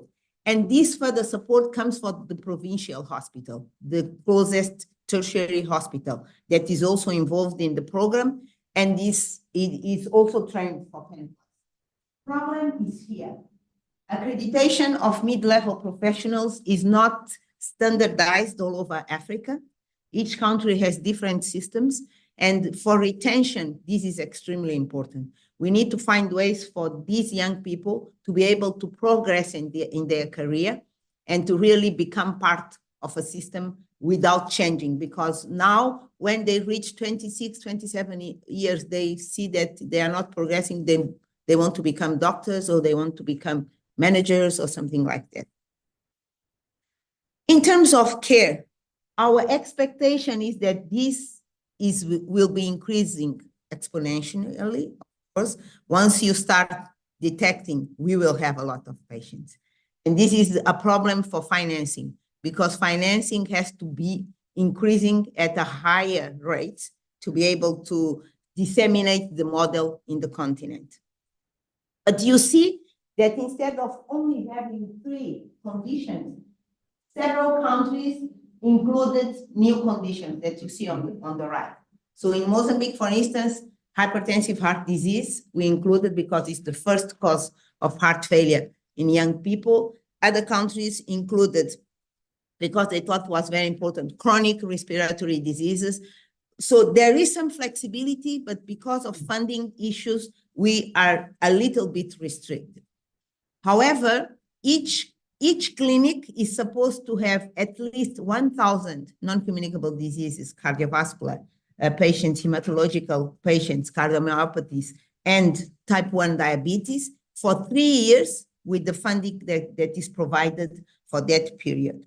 And the idea is to bring new funds locally, also continue to bring new funds to the model.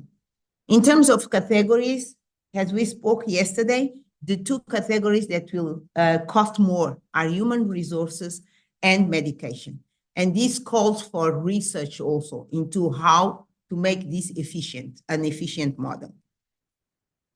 So now there are disparities in women's cardiovascular health, which are important for us to know how to use the model to our benefit. As we have been discussing, women are also underrepresented in research, particularly in these cardiovascular diseases that are neglected.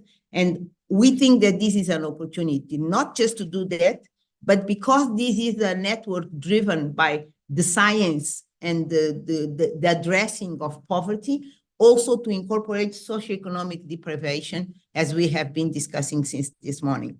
And Anna, Rachel, and Karen also touched this when they gave their talks.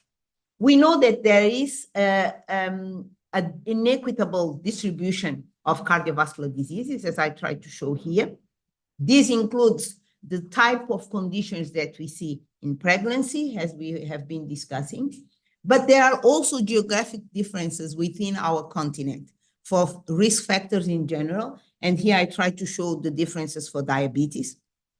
And this suggests that we need to also try to use this model to our benefit, because all of us have been saying that we have a younger population being affected by cardiovascular disease in Africa. So these clinics are really an opportunity. And they are also an opportunity to prevent problems that are coming, such as female obesity. As I mentioned, this is more of an urban issue in my first presentation, but as you can see on far right, we have urban in red and rural in blue. And rural is not nothing. We have some obesity even in rural areas. And this is related to poverty, because fast food and not very healthy food is always cheaper than good food for cardiovascular disease, at least. And we see that this is important also for hypertension. We need to prevent, because now we have a lot of hypertensive heart disease, because we have a lot of uncontrolled hypertension. And in a country like Mozambique, only 3% of people have controlled hypertension. Only 7% of those with hypertension are treated, but only half of those are controlled. And this is a problem that we aim to be also part of these clinics, which have to do outreach and have to somehow start training the communities for self-management, for the use of community health workers, and not a model that is solely centered in the hospital care. So the unique determinants that can also be explored here in Africa are air pollution, both indoor and outdoor. Some of these clinics are in places where you have industries that are not regulated. So it's also an opportunity for us to look at this, and to poverty, as I already mentioned. And for instance, the Heart of Soweto study that was led by Karen showed one of the many differences that we have: a high rate of right heart failure, isolated right heart failure, and a high rate of right heart failure in women, in particular, more than in men. That is something very peculiar from our continent. And we are not very clear about the reasons, but as you see, the infection, tuberculosis, a lot of this happens in non-smokers. So there is some role for potentially indoor air pollution also here, outdoor air pollution. But you see that the diversity of causes for pulmonary vascular disease that can determine right heart failure are many. So what is our role? Our role can be defined at a collegial level from the regional point of view, where we have task forces. There are several task forces. We are part of the task force for reproductive health services and issues for women with cardiovascular disease. But for instance, Liesl is leading another task force on children. And we think that this is a way to push forward research, but also to train younger generations to come together to train, in our case, young women. It doesn't mean that we don't want young men in our task force, but we have a priority to train young women to drive these projects that we are designing, that we want to tackle women's cardiovascular health. And each of these women are working in different aspects of this research. And we think that we have a space here in these clinics on the NCDI Poverty Network to do this. Also, at the community level, health literacy in girls is very important. School-based programs exist all over Africa, and we think that they are also an entry point for us. We started one such program, Colors to Save Hearts, that is funded by the World Heart Federation in Mozambique, after a small grant that was won by one of the girls before, Ajin is one of those, and Kayla was the one for education. She has a bachelor in public health, and they are going to schools to train kids in general on rheumatic heart disease, how they can be aware of not just the sore throat, but also cardiac disease and rheumatic fever and joint pain and all those things. They take the books home to teach their parents so that the parents also become aware. And all the children become ambassadors of rheumatic heart disease. So they have big walls that we painted, and they play in front of them, and they teach the 4 phases of rheumatic heart disease and how you can prevent those.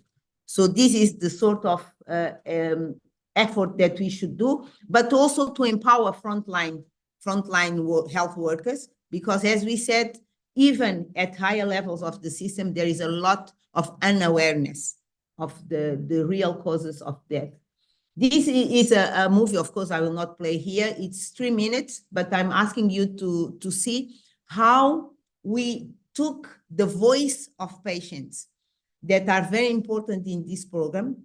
A lot of patients, both female and male, who have prostheses, who have valve repairs, benefited from surgery, some are just prophylaxis, are part of the program and are going through the schools to teach the teachers, the parents, the children, how is to live with a heart condition from childhood.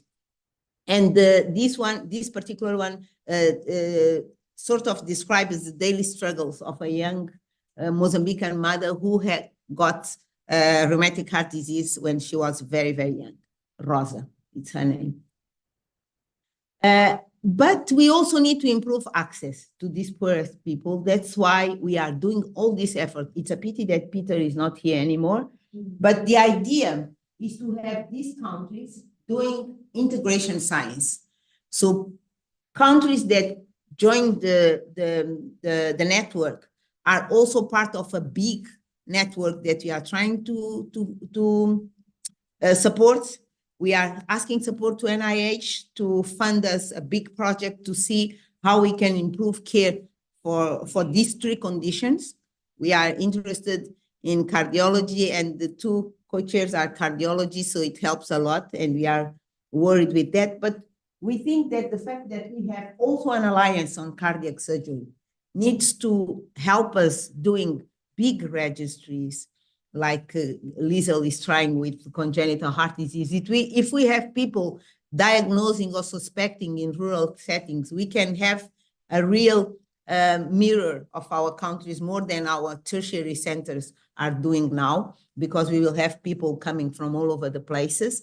And therefore, we need to leverage these initiatives and see how we can come together.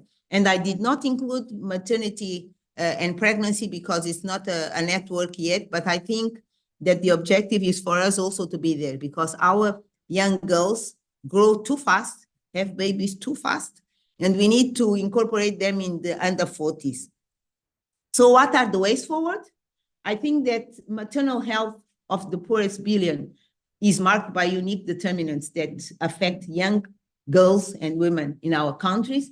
And this also plays. I'm going back one slide because you should be here to hear this.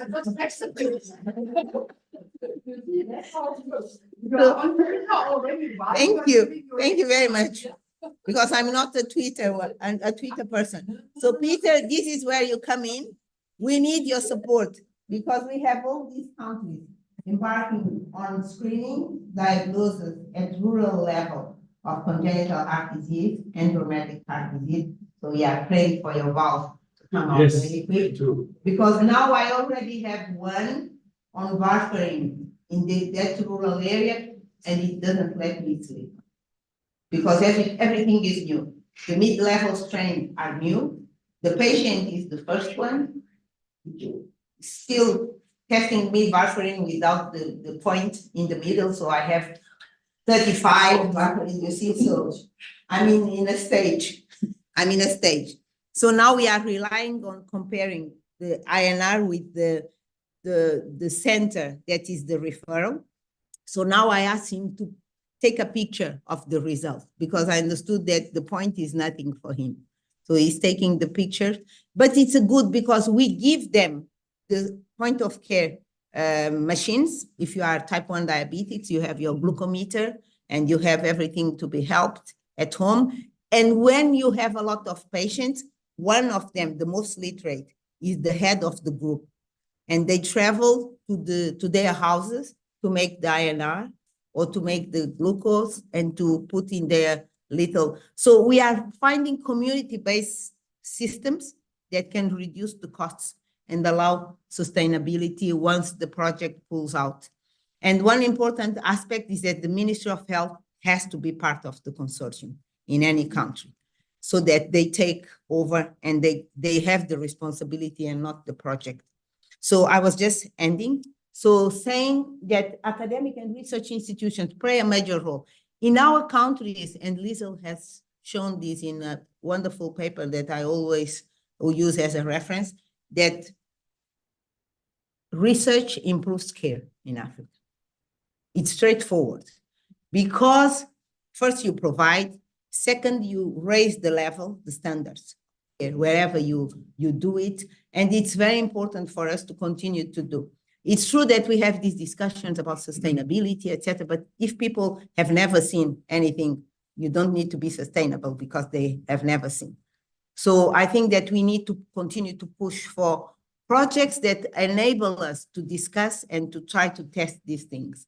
And finally, that our multi-country initiatives and global partnerships are the way to go forward and try to leverage research, get big numbers for the global PPCM, increase Protea. We are not in Protea yet, but maybe now with these children coming, we can go. So I think that there is a lot of potential, and I want to thank you for your attention. Thank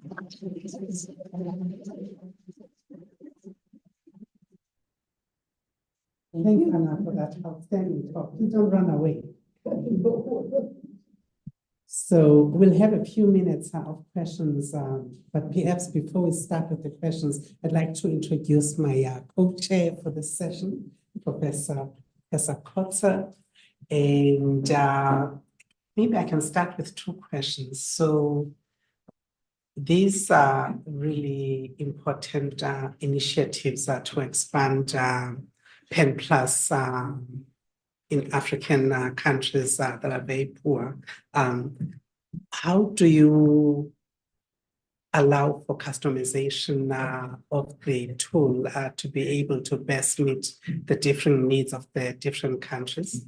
And then secondly, given that health resources are the most expensive part of any healthcare system, what mechanisms do you have in place for task shifting so that you can have scalability without being limited by the cost of these programs?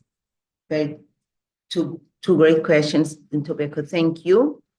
To the first one, customization is what we want. There's no more or less good and bad or right and wrong because we are starting. Every health system is unique in a way, and we want to learn from this initial implementation. And that's why we are investing on implementation science. We can do basic science, we can do epidemiology because we are located within a community, but we want to test things that provide care because care provision is really where we need to invest now. We are preventing, we are doing very good job, but we have patients. And it's a nightmare to have patients and have nothing to do. So any country can customize. We have packages that teach how to do, how to use ultrasound, for instance. We have guidance on which tests can be used to do the rapid test for sickle cell disease. When you put your clinic working, we have these machines for INR that the mid-level health professionals are learning how to use.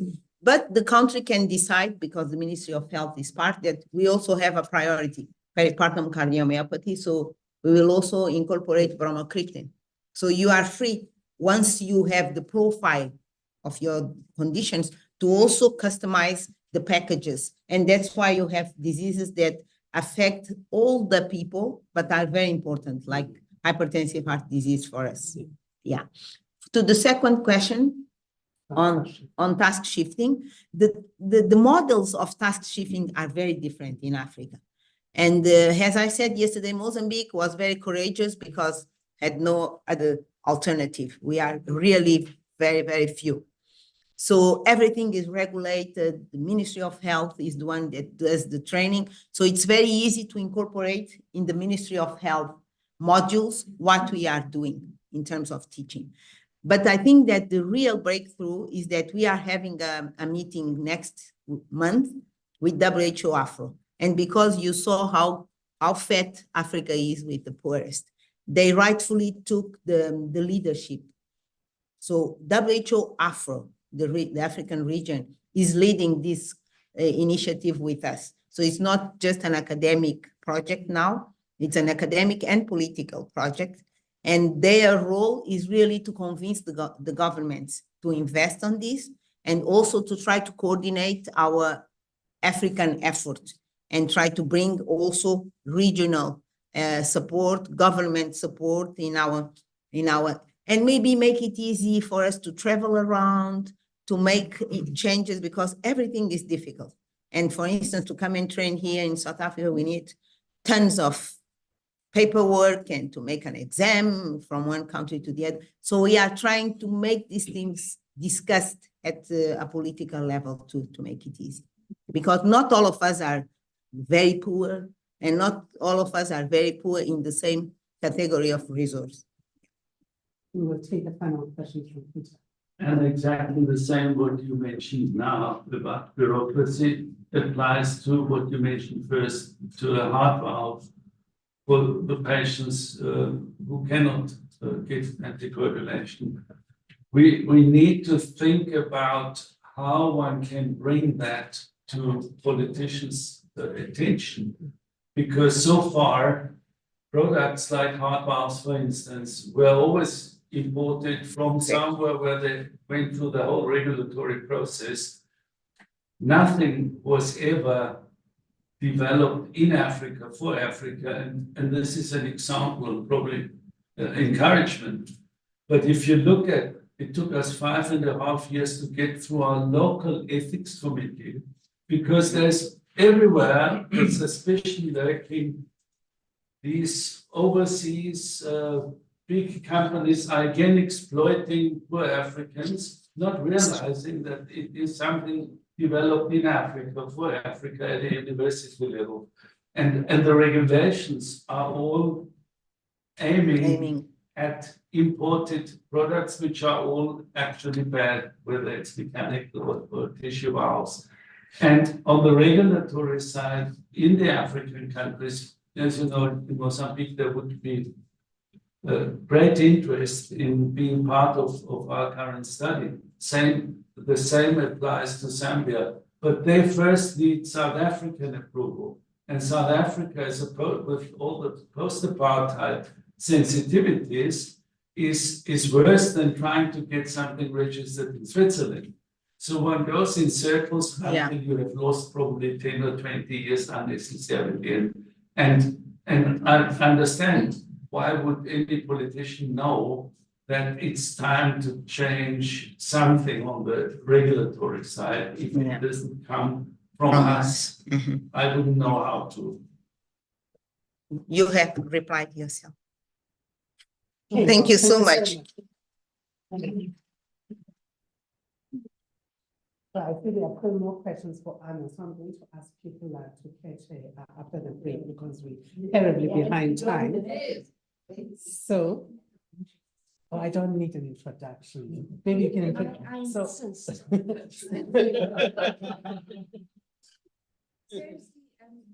my disclaimer is that you probably know more about Professor Ntusi than I do, but I doubt I'll often get this opportunity. So I'd like to welcome him as my boss as well. Head and clinical lead for cardiovascular magnetic resonance imaging, as well as computed tomography. Where he's appointed as cardiologist, professor and chair in medicine, Department of Medicine and the faculty. Primary research interests are inflammatory heart disease involving HIV as well, cardiovascular disease, and non-ischemic cardiomyopathies, with non-invasive imaging in particular, such as your CMRs.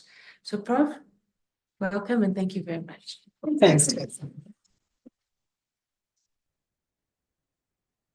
So it's a great pleasure to be here, and I must start with an apology that I'm not able to enjoy the entire meeting with you. I'm feeling a little bit schizophrenic with 3 meetings I'm attending this week. So I've got to give another talk at a meeting in town at 2 o'clock.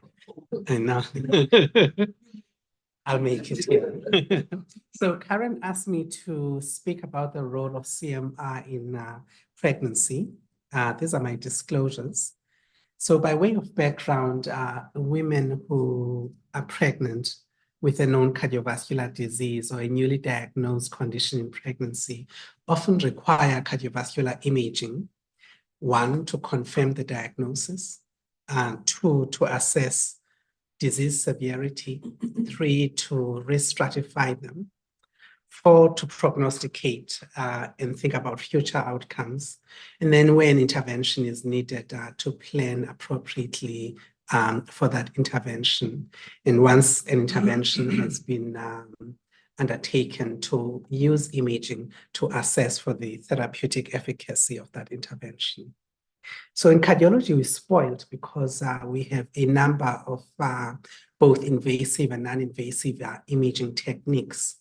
And so in thinking about the right test for the pregnant woman, you need to choose the right test for the right indication and obviously for the right patient. And the practice and choice of an appropriate imaging modality needs to be premised by the understanding of the strengths and limitations of each test. In cardiology, we have a number of easily available tools, from ultrasound to X-ray based techniques, computed tomography platforms, nuclear or scintigraphic techniques, as well as MRI. And we also have a spectrum of conditions that present in pregnancy. And these different conditions lend themselves to being best imaged with different modalities. And so in using the different techniques, there's a fair bit of discretion that is afforded to the clinician that refers. And of the different imaging modalities that I mentioned, the X-ray based ones are the ones that we are most concerned about because of the exposure to radiation, which is associated with concerns around teratogenesis, mutagenesis, and childhood malignancy.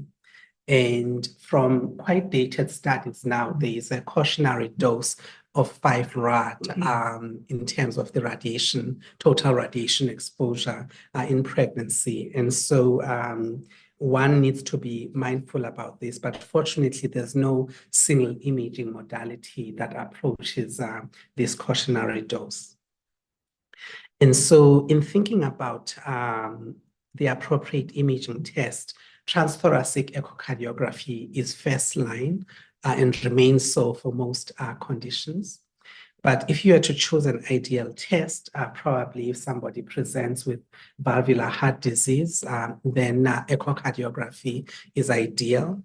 If they present with myocardial pathology or congenital heart disease or inflammatory conditions of the myocardium, then MRI should probably be your preferred test. And if they present with vascular disorders, if they are acute, we normally use CT, but for those that are chronic, to avoid radiation exposure, both for the mom and for the baby, we choose MRI. And then if they present with an acute coronary syndrome, then obviously interventional techniques should be considered. In addition, while we think about imaging in this talk in the context of pregnancy, one must not forget about the importance of late maternal deaths, which are driven by cardiovascular sequelae, where imaging continues to play a particularly important role. So what do we know about the role of CMR in pregnancy?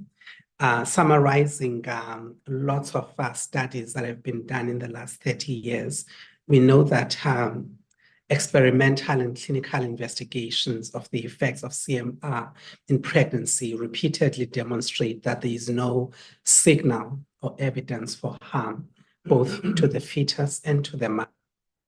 That human studies are performed in human subjects exposed to MRI or the MR environment have not reported any adverse outcomes.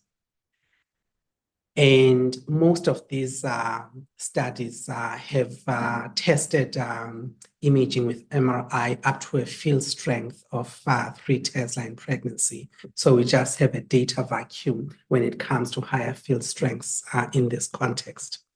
And so where available, CMR or ultrasound remain the preferable imaging modalities in the pregnant woman. And Solomon reviewed recently the use of CMR in pregnancy and reports that both functional and structural CMR, but also magnetic resonance spectroscopy are quite safe in pregnant women. And what the advantage is that you are able to assess the myocardium, look at valves in great detail, look at tissue dynamics, hemodynamics, but also to study the tissue characteristics and look at the burden of fibrosis or inflammatory burden or infiltration in a single study. Not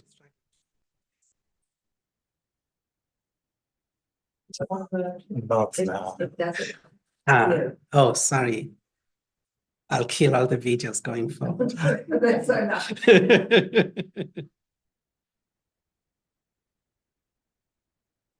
Sorry.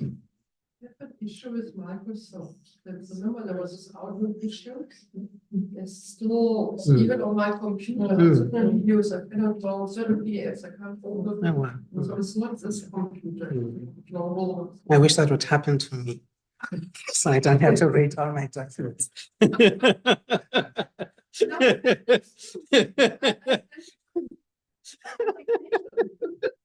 Wonderful. So let's so if we start after the video so that it doesn't freeze again. So let me help you. So here. So let's start here. Wonderful. So what do the guidelines say? The European Society of Cardiology published their latest guidance for the management of cardiovascular disease in pregnancy and state that cardiovascular magnetic resonance is advised if other non-invasive diagnostic measures are not sufficient for a definitive diagnosis and is preferred to ionizing radiation-based imaging modalities whenever possible. And this is a Class 2A recommendation. So there are a number of clinical indications where if echocardiography is not ideal, CMR is preferred, and then a number of conditions where CMR is ideally the first-line imaging modality. I'm going to present a study led by my very good friend, Anna, which to date remains the largest study of CMR in pregnancy with 3 sites, 2 from the UK in Cape Town, where we demonstrated that the commonest indications for CMR in pregnancy include vascular or congenital disease, followed by cardiomyopathies. And in 1 in 5 of the women included in this study who received contrast, the use of contrast-based CMR was associated with a change in management in about a third and in 50% of those who received contrast. And we concluded that CMR should be offered whenever indicated, including the administration of contrast as per current guidelines, if it's going to help you make a good diagnostic or therapeutic decision. In addition, in this paper, we provided guidance on how one should use CMR in pregnancy and some of the key considerations. And I come across many clinicians everywhere I go who say they find this. So thanks to Anna. There have been very few systematic studies of CMR in pregnancy, lots of case reports and lots of very small case series. And this is one of the largest case series with 17 patients who underwent CMR. And again, you can see the main indications being congenital or vascular disease or cardiomyopathy, similar to our study. But importantly, they showed that not only was CMR always able to confirm the echocardiographic diagnosis, in a number of patients, up to a third, it improved the diagnosis.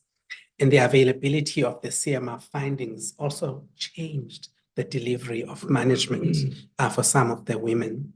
And they found it particularly helpful in assessing the size of the aortic root in women who were at risk for dilatation.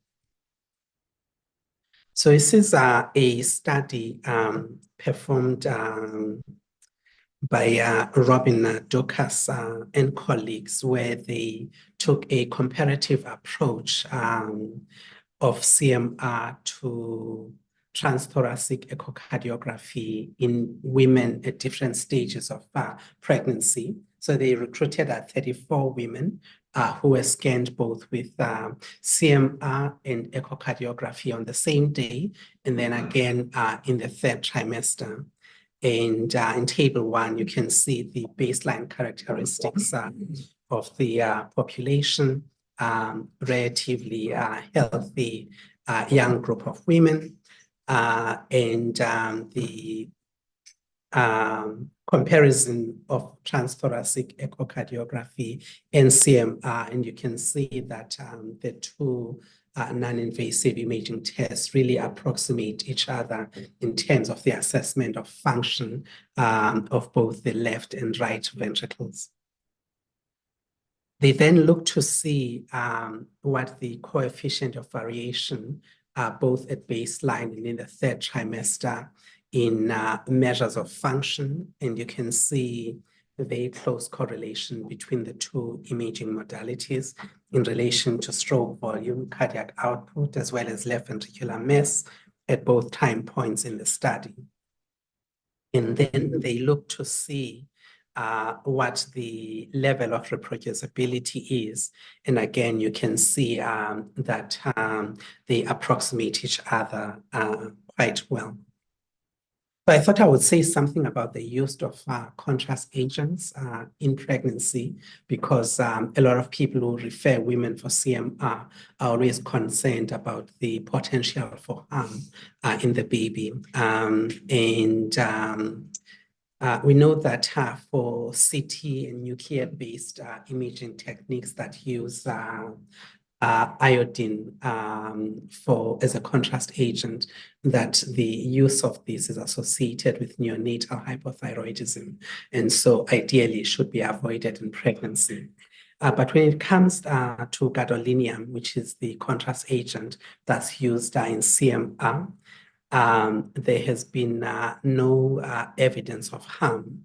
There have been studies that have shown that in women as well as their offspring who are imaged 20 years after they had an MRI, there is some permanent contrast finding in the brain, but this has not been associated with any cognitive or other functional problems.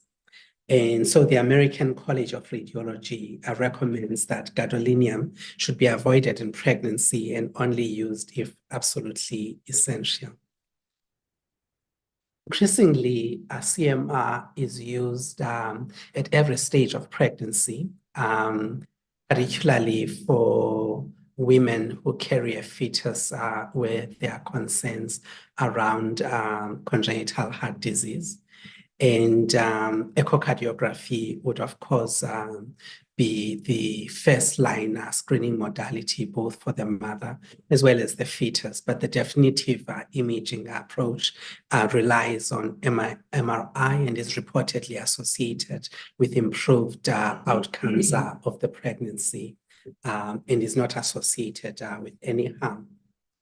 Other than imaging of the heart in pregnancy, MRI has a number of other important indications in pregnancy. So I show you here in the top right, a woman with a biconvate uterus, where you can use it to accurately view uterine abnormalities in pregnancy. In the bottom figure on the right, somebody presenting with persistent right iliac fossa pain, where they couldn't determine a cause using ultrasound. You can see CMR demonstrating clearly in adnexal leiomyoma. And a woman who had a previous cesarean section presenting with acute severe lower abdominal pain and a drop in the hemoglobin and an MRI done. And you can clearly see evidence of uterine rupture with an encapsulated hematoma. And then you can also use MRI to accurately diagnose as well as the extent of placenta previa. So I want to end by showing you this expert consensus document from the Society for Cardiovascular Magnetic Resonance for Imaging in Women. It's got quite an extensive section for imaging with MRI in pregnancy and considers conditions like PPCM, preeclampsia, and intrauterine fetal abnormalities. And I think it's a useful guide for clinicians. It also includes the MRI-based protocols one should consider for the different indications. So in concluding, I think I've shown you that pregnant women with known or suspected cardiovascular disease often require cardiovascular imaging during pregnancy. And the aim of imaging is to confirm the diagnosis, to assess disease severity, to provide risk stratification and prognostication, as well as to plan and evaluate the effect or response of treatment. I also mentioned that the accepted maximum limit of ionizing radiation to the fetus is a cumulative dose of 5 rad, but fortunately no single imaging test approaches that. And the concern around imaging modalities that expose the fetus to radiation around teratogenesis, mutagenesis, as well as childhood malignancy. So whenever possible, you try and avoid these in pregnancy. And then finally, I hope I've shown you that echocardiography and CMR are completely safe in pregnancy and are not associated with any adverse fetal effects. And our strong recommendation and that of a number of cardiac societies is that CMR should be used, and CMR with contrast should be used in pregnancy if it allows you to be able to make an accurate diagnosis.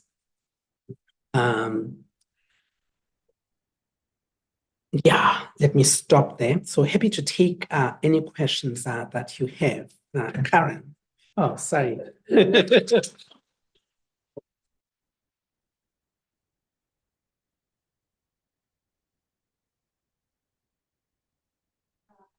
I was just thinking about our clinic, and there was recently a patient where I saw an echo, it looks like left ventricular non-compaction.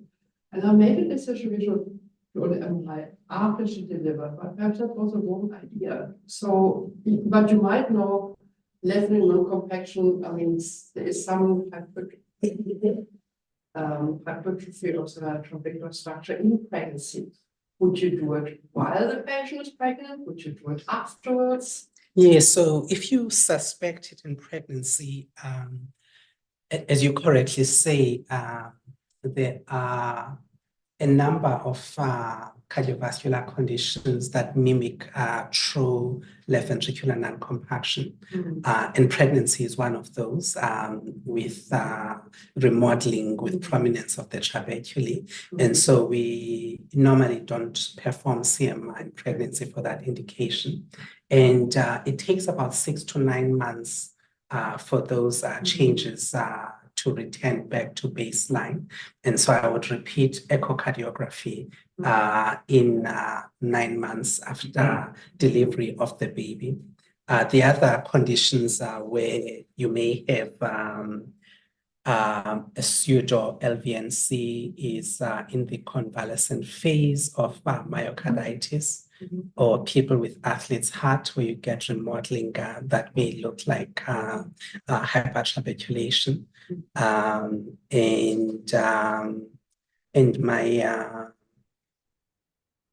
my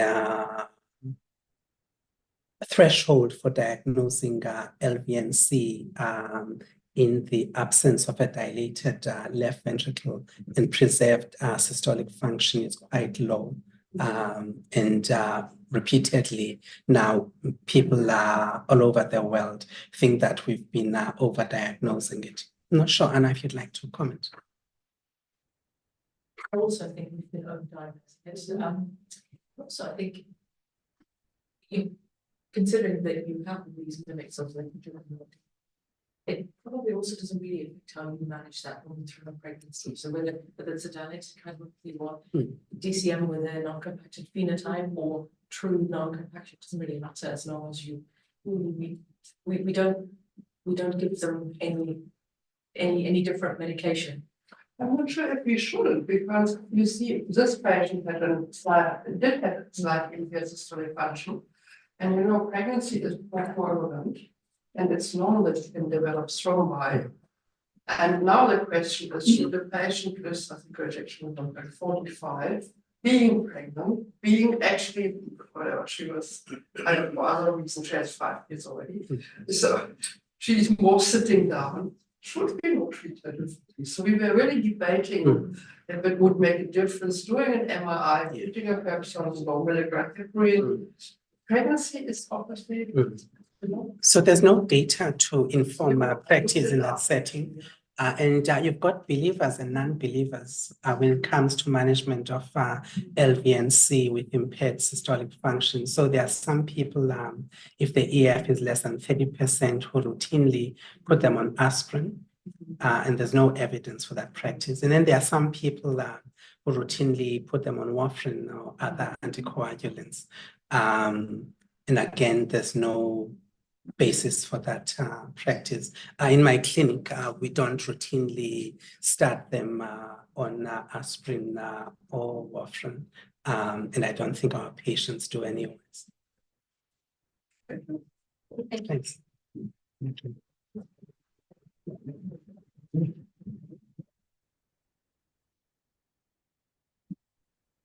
So I'd like to introduce Charles William. He is currently a cardiologist and specialist physician at UCT.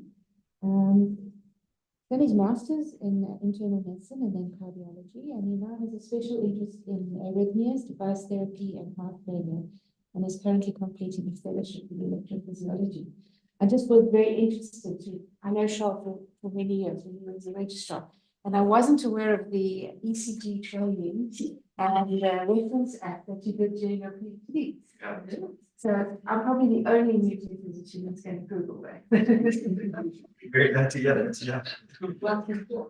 Perhaps I should perhaps at the end of the talk, perhaps just mention we have an app which we developed at the University of Cape Town to aid you with the diagnosis of ECG abnormalities. It's available in English predominantly, and we managed to translate it also to other African languages, to French, Portuguese, Spanish, and German also. One of the translators sitting in the audience. So it's free for download and available on the App Store and Google Play. So ECG aptitude, yeah, with a double P, or app, ECG aptitude with a double P, yeah.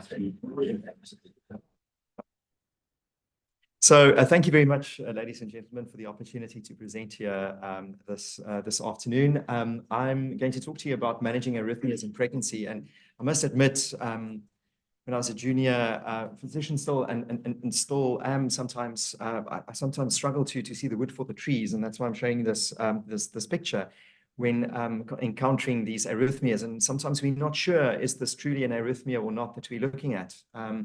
Or should we be worried in pregnancy about the symptoms and what we find on imaging? And that's really the purpose of this talk. And I'd like to just take you through a journey of how to approach these problems, which we actually encounter very, very frequently in clinical practice.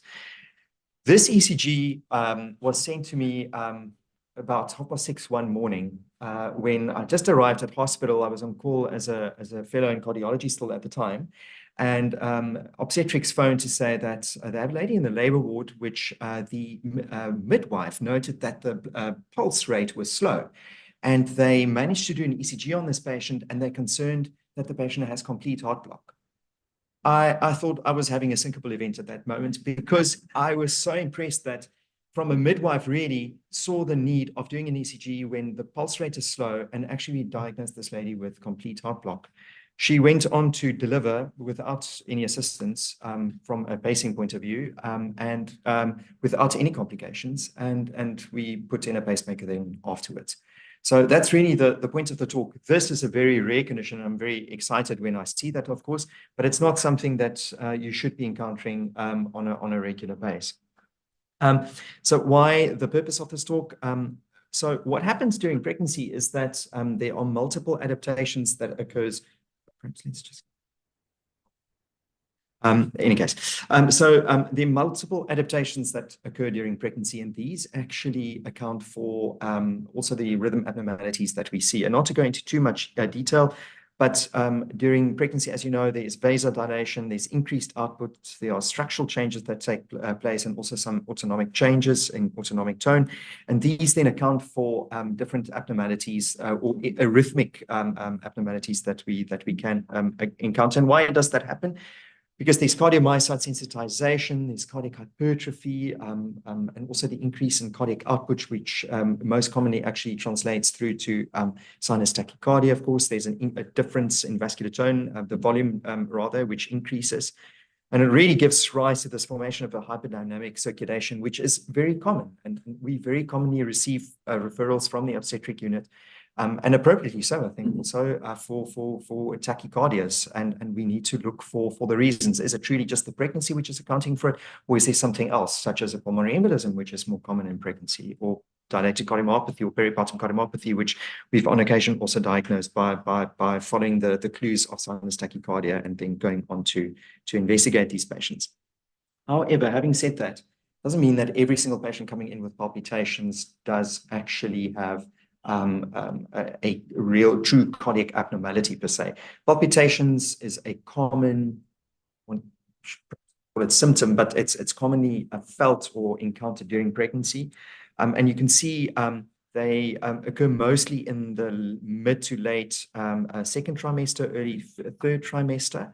And they don't always translate through to true cardiac arrhythmia. So it's probably just being aware of this increased volume and the increased cardiac output rather. And could also, of course, occur in the context of exercise, emotional stress, coffee and nicotine, which could also occur during pregnancy. And then the pregnancy itself can induce a sinus tachycardia.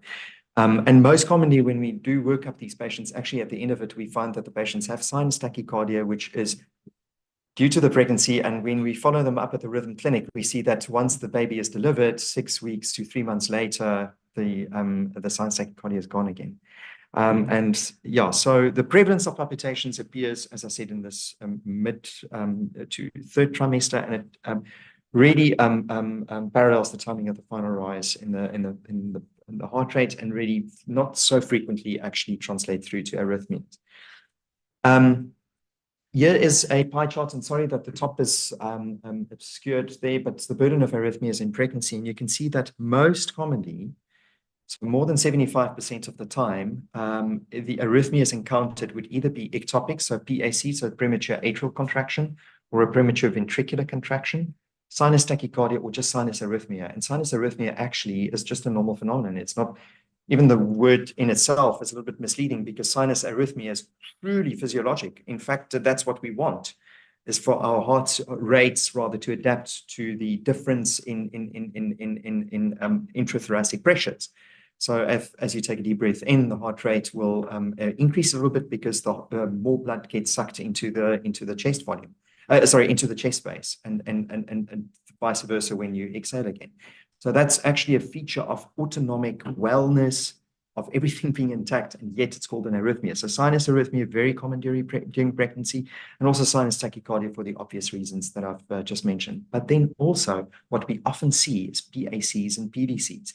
And when we do Holters, we often encounter these, and mostly these are benign.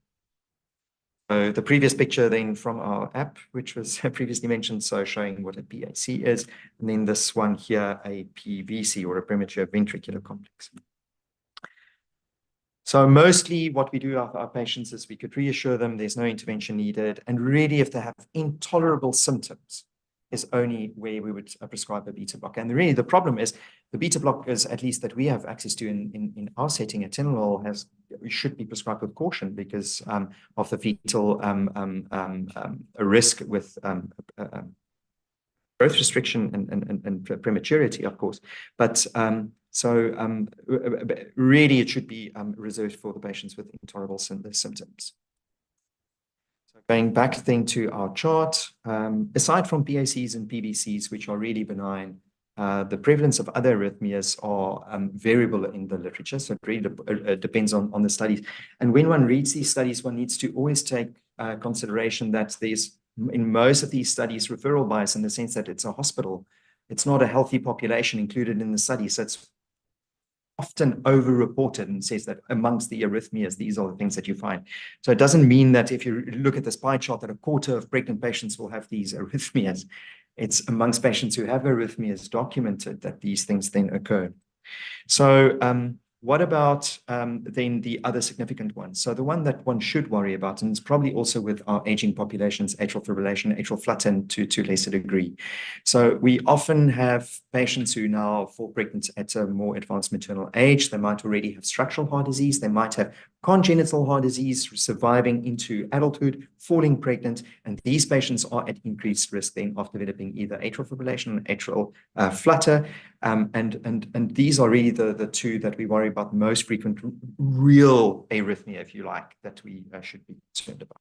We'll talk about managing these slightly later, as we're still on diagnosis. And then what about SVT? So SVT is the regular narrow complex tachycardia. You can find this also on our app. It's just an approach how to diagnose these.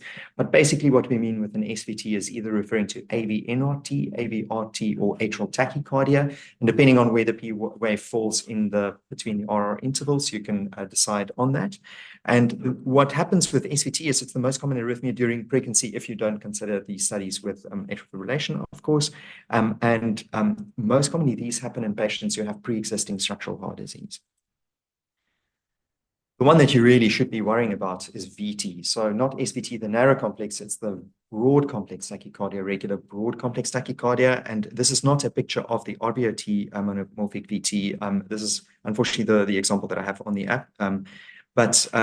So these can occur in patients who have either pre-existing heart disease or none. They rarely cause hemodynamic deterioration, but often what we see is we have these short runs of non-sustained VT. Those we shouldn't be worried about, but truly if you have sustained VT that is documented, these patients should be managed and definitely a cardiology input should be sought. The one that you also should be worried about, of course, is polymorphic VT, which is fortunately uncommon, but what can occur is in patients with long QT syndrome, they at a particular risk, especially if they then receive drugs which prolong the QT even further. And the risk, of course, is that a premature beat might fall on the prolonged QT and then trigger ventricular arrhythmia, or VF, and cardiac arrest. What about bradyarrhythmias? Bradyarrhythmias are very rare in pregnancy, and this is another approach which is from our app. You need to differentiate between, is it a generation problem or a conduction problem? Generation problem being the P waves are slower or absent, as opposed to a conduction problem where the P waves are actually completely normal. It's just not conducting through to the ventricles. And there is an approach how to diagnose these on the app that you can go through, but these are generally rare in pregnancy. Sinus bradycardia is very rare, and for the reasons that I've previously explained. So it's really the adaptation or trying to address the changes, normal physiological changes, the body's reactions, rather sinus tachycardia, not sinus bradycardia. So probably needs an investigation when it occurs. First degree AV block thing, so it's the prolonged PR interval, is common, most commonly seen in patients with structural heart disease, but frequently actually benign. So really should not, one should not be too worried about these. But when one should be worrying is when if you encounter second degree or third degree AV block. Morbid's type 1, probably not so much of a problem. So it's the same as in the non-pregnant population. If we encounter Morbid's type 1 AV block, these patients will often bring in electively for a pacemaker. So what this would translate to in the pregnant population is complete the pregnancy first, unless, of course, there is syncopal episodes and all of that, but which is very unusual for Morbid's type 1. So normal asymptomatic Morbid's type 1 patient, complete the pregnancy first and then bring them back for the pacemaker, which of course comes with all kinds of radiation risk and giving contrast to find the axillary vein, etc. What about Morbid's type 2? Very uncommon, fortunately, very, very, very uncommon in the pregnant population, probably in the patient who has structural heart disease. These patients we might consider then taking to the lab for a pacemaker, because it's generally an unstable rhythm. We don't yet know if there is an escape rhythm which might set in. Definitely at this point, cardiology input should be sought. And really, in the rare occasion at this point, one might proceed in putting in a pacemaker during pregnancy. Of course, one would try to wait until after pregnancy, and then complete heart block, which in most cases will be congenital heart block, which was the case like I showed you originally. The patient was actually walking around all her life with congenital heart block and actually only presented through the maternity services where the midwife picked up the bradycardia. So she was actually fine all her life and could continue for the next couple of days or weeks to complete the pregnancy and then only to have the pacemaker implanted. Just to briefly mention that why is this a problem? As the pregnant population is faced also with advanced maternal age, also more patients with structural heart disease falling pregnant, we are seeing that arrhythmic incidence is increasing and prevalence of these. And the problem is that mortality and morbidity increases with these. So not for all of them, but you can see that AF for obvious reasons could precipitate heart failure, strokes. But VT, I mean, it could be associated, of course, with sudden cardiac death. So as shown on these, so really should be taken seriously. So how does one approach a patient with an arrhythmia? Good history taking. So it's the same as we would teach our medical students. So take a good history, especially with a patient who presents with palpitations or syncope. Really try to investigate what happens at the time. Then go on to examine the patient, and then to do a thorough cardiac examination to look for clues for structural heart disease. And then, of course, we will do the ECG. And these are the things that you might see on the normal pregnant ECG. See that the PR interval shortens in normal pregnancy, the QRS complex becomes narrower. There's a slight sagging of the ST segment, and there might be T-wave inversions, which we don't usually see. And the QT interval usually shortens. So prolonged QT interval in pregnancy is really an abnormality. And then what is not shown on this is that the left axis is also often seen because of the gravid uterus, or abdomen rather, which is pushing the heart slightly upwards. So left axis deviation might be encountered, but really shouldn't be worried about. And this picture does not show any ultrasound pictures, but what you might find, of course, when you do an echocardiogram is look for these structural abnormalities, as which are shown on the image in front of you. So what does one do when we encounter palpitations? You do the same as I've just said, detailed history, physical examination. We do a resting 12-lead ECG. And if we find sinus tachycardia or these extra systoles, so PACs, PVCs, we reassure the patient without any further additional testing. However, if we're concerned that there is structural heart disease, we might investigate these a little bit better. And what we'd start with generally is doing a Holter first. And we often get Holter requests for the really most interesting questions. I mean, the 12-lead ECG is how we diagnose the delta wave or left bundle branch block, etc. I mean, the Holter really, I can give you what the test can provide me with. So it's mostly for rate and rhythm, right? So it can give you a sense for what the rate is over 24 hours and what the rhythms are encountered during this process. So we often get strange requests to ask for, can you please help us with a bundle branch block diagnosis with WPW? Those are really diagnosed by a 12-lead ECG. If the Holter is not helping in the diagnosis, then one might go on, even the patient with structural heart disease, to go on to do an implant of a cardiac monitor, implantable cardiac monitor, also referred to as the loop recorder. And at the end of the talk, if there's a little bit of time, I'll just show you a study that we performed here in this hospital and what we found in this patient population. What happens with a patient who presents with syncope? Most commonly, we see these patients, of course, in the rhythm clinic because the big concern is there perhaps an arrhythmia which is causing these. Similarly, you take a good history, examine the patient properly, do a 12-lead ECG and targeted blood testing.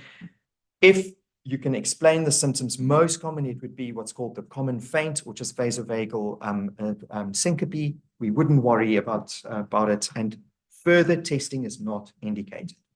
However, it's unexplained syncope, and you really get these red flag symptoms which shouldn't be happening. That we would do further testing, start with an echo and do a periodic monitoring. So again, the Holter, and again, like in the previous slide, if in the setting of structural heart disease, you do find no arrhythmia and you are concerned, then we might consider going on to plant a loop recorder. If not, there's no evidence of cardiac disease and we can't find anything on the Holter, we reassure the patient.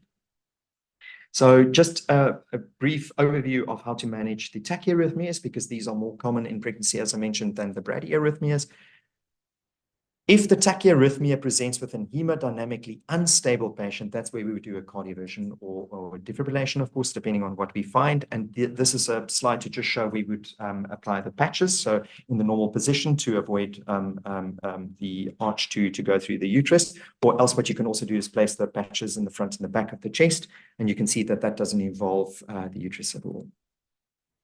However, if the patient is hemodynamically stable and you find sinus tachycardia, of course, or these PACs, PVCs, as I mentioned before, we wouldn't worry. What about the patient with AF or atrial flutter? If you're very sure on good history taking, and that's why it's so important to take a good history, that the symptoms only started less than 48 hours ago, then one might consider doing cardioversion for this patient. An electrical really favored over chemical, because we don't want to go and poison now the mum and the baby with all kinds of antiarrhythmics.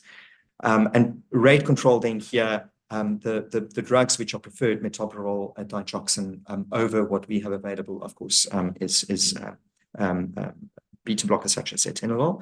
And if the onset of is more than 48 hours ago, you can't comfortably exclude then, of course, clot. And for that reason, one would anticoagulate and look for clot before going on to do cardioversion.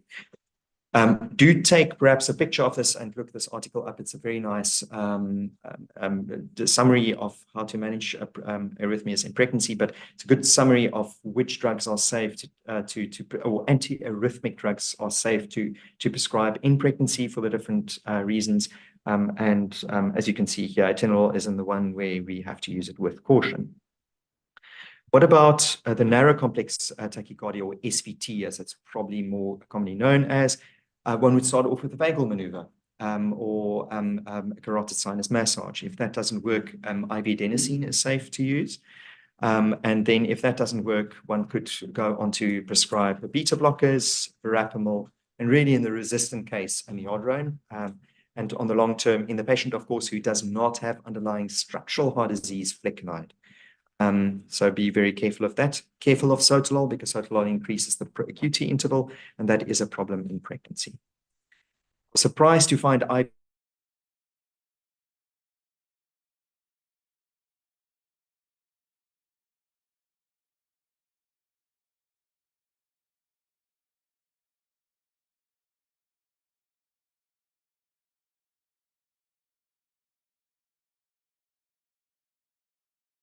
according to what the imaging would show. It's unstable. You would then choose the beta blocker, and really on the long run consider the patient for amiodarone or sotalol are the agents of use in our setting.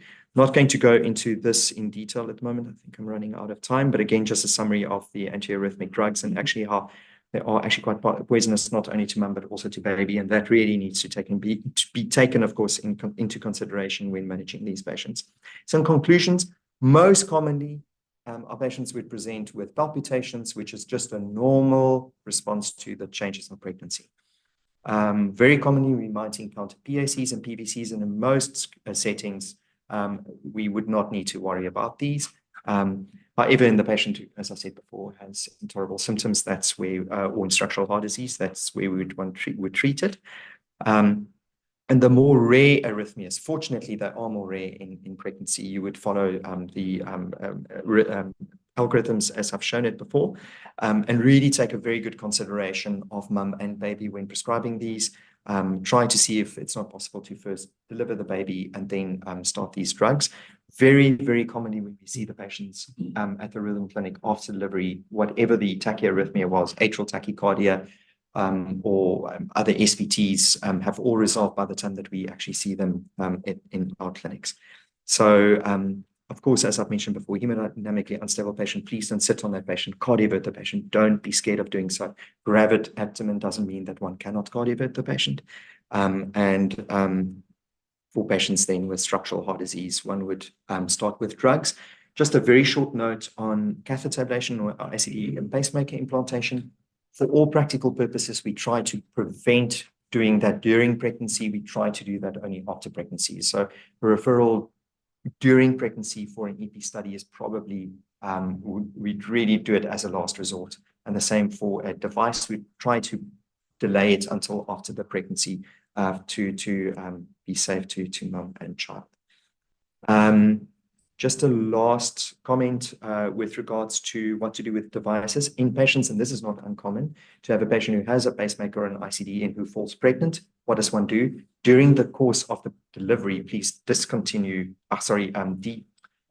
switch off the therapy, not the pacemaker, of course, but the ICD therapy, that you don't get inappropriate shocks throughout the labor process. I think that's important to consider. And we don't have these available in South Africa, but the wearable cardioverter defibrillator devices, which are available in first world setting, could be considered, of course, to bridge the patient who has a ventricular tachycardia until after pregnancy, before the ICD might be implanted. I've run out of time, but I just want to show you briefly two articles that have come from this unit. The one was we implanted loop recorders in patients who had structural heart disease, and actually found that the loop recorders informed us quite well with regards to rhythms. And you can actually take it as the following: a 12-lead ECG is a snapshot, 10 seconds in time, You extend that, of course, with the Holter monitoring to 24 hours, 72 hours, as long as the device is on. But the longer we looked, the more actually we found. And in many of these cases, what happened is it led to a change in management. So in appropriate time, it doesn't mean that every single woman coming with a palpitation should have a loop recorder implanted, of course not. But in patients with structural heart disease, it definitely has a place for them, as is shown in this study. And then the second study comes perhaps in the peripartum period, was the study by Pullman and Steva and others. Oh, you've just shown it. We won't go into this one then. Right, so with that, I would take some questions.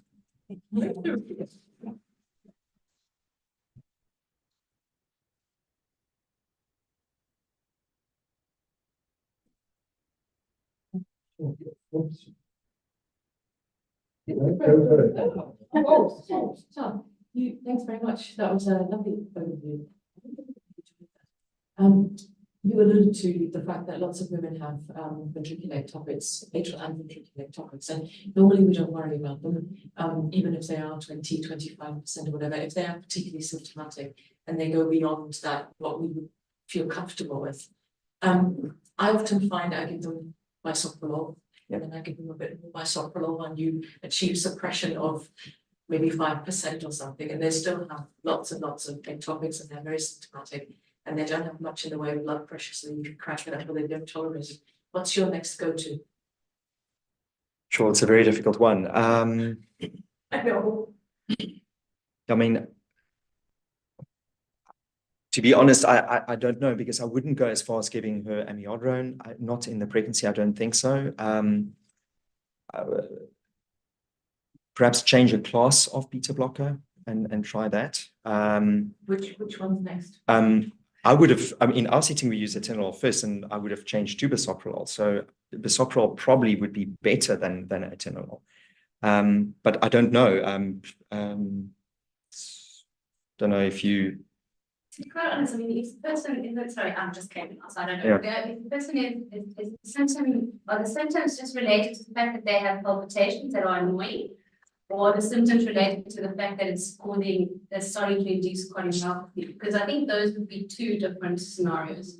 If it is really just annoyance, then I would have that discussion with the patient. If it is not just annoyance, and actually I'm starting to see that my ventricle is starting to be affected, then one starts looking at whether the morphology of all of the PVCs are actually the same or not. And then it goes down that potential route if your ventricle is the issue. Yeah, if the ventricle is starting to be an issue with a retained high burden of ectopy. But it's very frequently that it's more just an issue that they don't like feeling a palpitation. The number of people who actually go on to develop tachy-induced cardiomyopathy on bisoprolol from ectopics is minuscule. So what has been done in this sphere is then to do what's called fluoroscopy free electrophysiology. So you can map the patient without doing necessarily biplane screening and so on.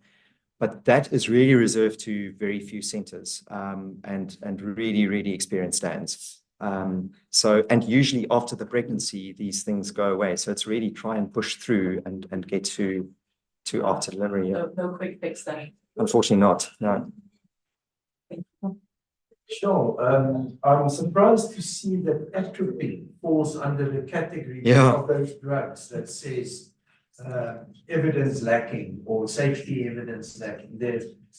Because that would be the first drug an anesthetist would grab when there's a bradycardia, during a seizure, during the peripartum period. Now, is it just because it's such an old drug that nobody has ever studied it? Or why does it say? So it's all because of the data that is available on this. So it's not that it's exactly. So with all these things, it's were there studies done on these drugs, and what do we know is the risk to the baby with these drugs? And so often, and it's not only to antiarrhythmics, we are disappointed that we actually just don't know if a drug is available, and because there is just lacking information. Yes. Question over there. I was just connecting to Anna's comment, because we see an awful lot of women with ventricular complexes who's made about it. One thing I was wondering your opinion, sometimes put them on program. Yeah, so class one. And I was wondering what your experience is. And also the other thing is just your threshold for referring for a 24-hour tape in terms of issues, have it once a week or twice a week, or is that every day, twice a day? Yeah.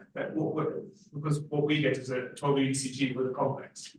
Yeah. With an extra complex. And I'm just wondering how you just stratify. Yeah, so that's a very good question, because it really depends on how frequently the symptoms occur, and you need to consider how long is this monitoring going to be on the patient, and am I going to see what I'm looking for during that period? So what we often get is a patient has, let's say, symptoms once a month. You would do the Holter on, let's say, 24 hours. We sometimes extend it to 72 hours, but if you don't see it in that period, it doesn't mean that it's not there. So yeah, so if you see lots of them on the ECG, we have the luxury here of being able to do a Holter for these patients. But I mean, it might not be possible for everyone everywhere. So in your setting, I'm sure you'd be able to get these. I just want to, I'm just coming purely from the clinical point of view. If someone's getting this once a month, yeah, exactly. then I'm sorry, suck it up. And I know, actually realistic. I mean, if you're going to get this once a month, right? If it's once a month, what are you going to do in terms of therapy that's going to improve the burden? Then it becomes a waste of a test. So unless if the person is obviously having it frequently, then you would pick it up on your 3-day, 5-day Holter, etc. The other thing is, I think the only thing with that, Blanche, sorry, is that it's not necessarily a PVC that you're looking for. Sure, So then what we're worried about is the patient with structural heart disease, that the concern is that it's VT or yeah. And see what other associated symptoms it is. Different story if it comes with pre-syncope, etc. Different story to just, okay, I felt a palpitation. Yeah. So I think those things come into play. The other thing with the annoyance of the multiple PVCs is every now and again, if you do an echo and you work out filling pressures and you see that the filling pressures are on the higher side, you could try and you see that it's a particular ventricular ectopic, you could potentially give a low dose, tiny dose of root diuretic or float the ventricle slightly in terms of getting it down and potentially the burden as well. If you, but I mean, it's hardly ever that you need to.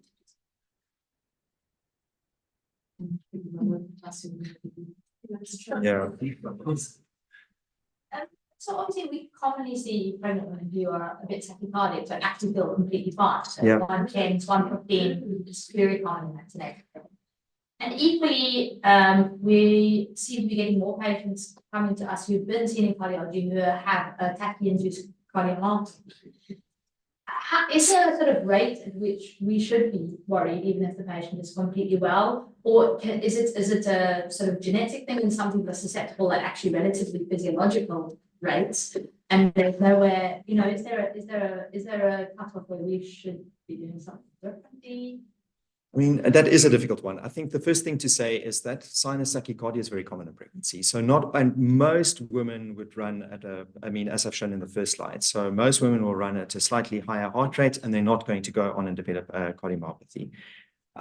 The ones where we worried is perhaps the patient has an atrial tachycardia in the background, which was unknown before, and they're running at rates of 160 over a long period of time. That's a completely different patient, but not the sinus tachycardia, which is the normal response to pregnancy that we see.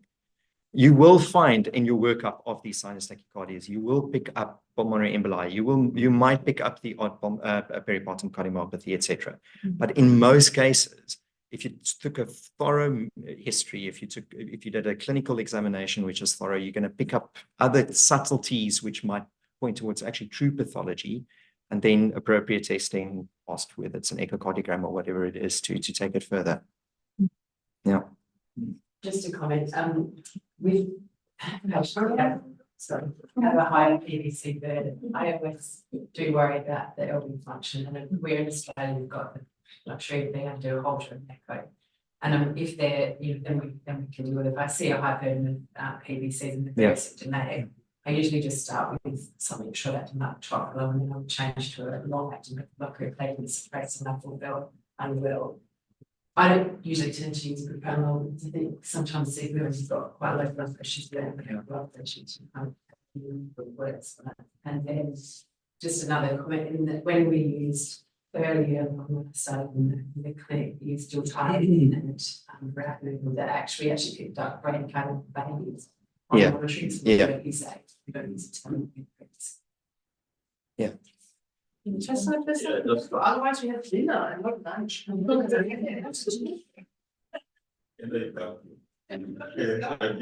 break, but Thanks. thank you. Right. Thank you very much.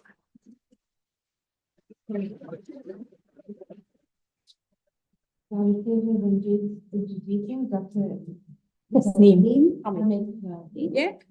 He is currently working as a consultant in the Tertiary Maternity Center GSA in the Department of OMG. She's been there for 3 years, but she has 15 years of experience in obstetrics, including teaching postgraduate and undergraduate students. She's pursuing a fellowship in maternal fetal medicine with particular interest in high-risk obstetrics and antenatal ultrasound. And her team provides a lot of expertise for to assist with clinical interventions, etc. Welcome. Thank you. Good afternoon, everybody. Thank you very much for that very kind introduction. I almost feel that at the end of a beautiful, intimate discussion like we've had in the last 2 days, my talk is kind of spoken by prior to me needing to utter a single word. So some of the talks yesterday were a beautiful segue into what I'm going to talk about. And I know I have all the power because I stand between you and a very late lunch. No. So in fact, my discussion is going to be wrapped up quite quickly because many of the points have already been elucidated. So I can go through it quite swiftly. Thank you very much for the introduction. Let me just start by saying, I know that there was some subtle shade and maybe some not so subtle shade about the obstetricians not owning stethoscopes. So I just want to say, because I have a particular interest in the field, I do own a stethoscope. Hello, my name is Tasneem and I'm an obstetrician who owns a stethoscope.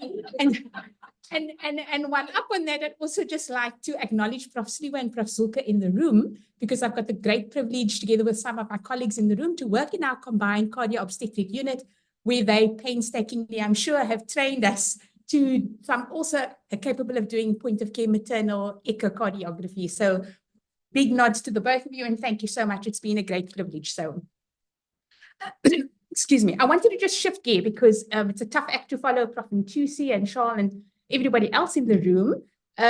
So I thought I'd just bring up an interesting case presentation. I know my caption was very vague, obstetric talk. And I think when Prof invited me to talk, I was like, I have no idea what I'm going to talk about, to a room full of cardiologists. But Blanche alluded to, in fact, I maybe didn't give you a heads up, Blanche, that this is the patient I'm going to discuss. So we briefly spoke about it yesterday, that we, in January, had a patient with an acute myocardial infarction in the 3rd trimester. And I chose this interesting case because it isn't one that we see quite commonly. Our burden of cardiovascular disease is cardiomyopathy and rheumatic heart disease. So when they do come along, they spark a lot of reading and attention and interest, well, at least for me. So bear with me. So this is our patient. She's 35 years old. She's a PADA2. And if you go through it, all of the red flags I quote from yesterday, she's got the full trifecta, got all the risk factors, an obstetrician and cardiologist's nightmare.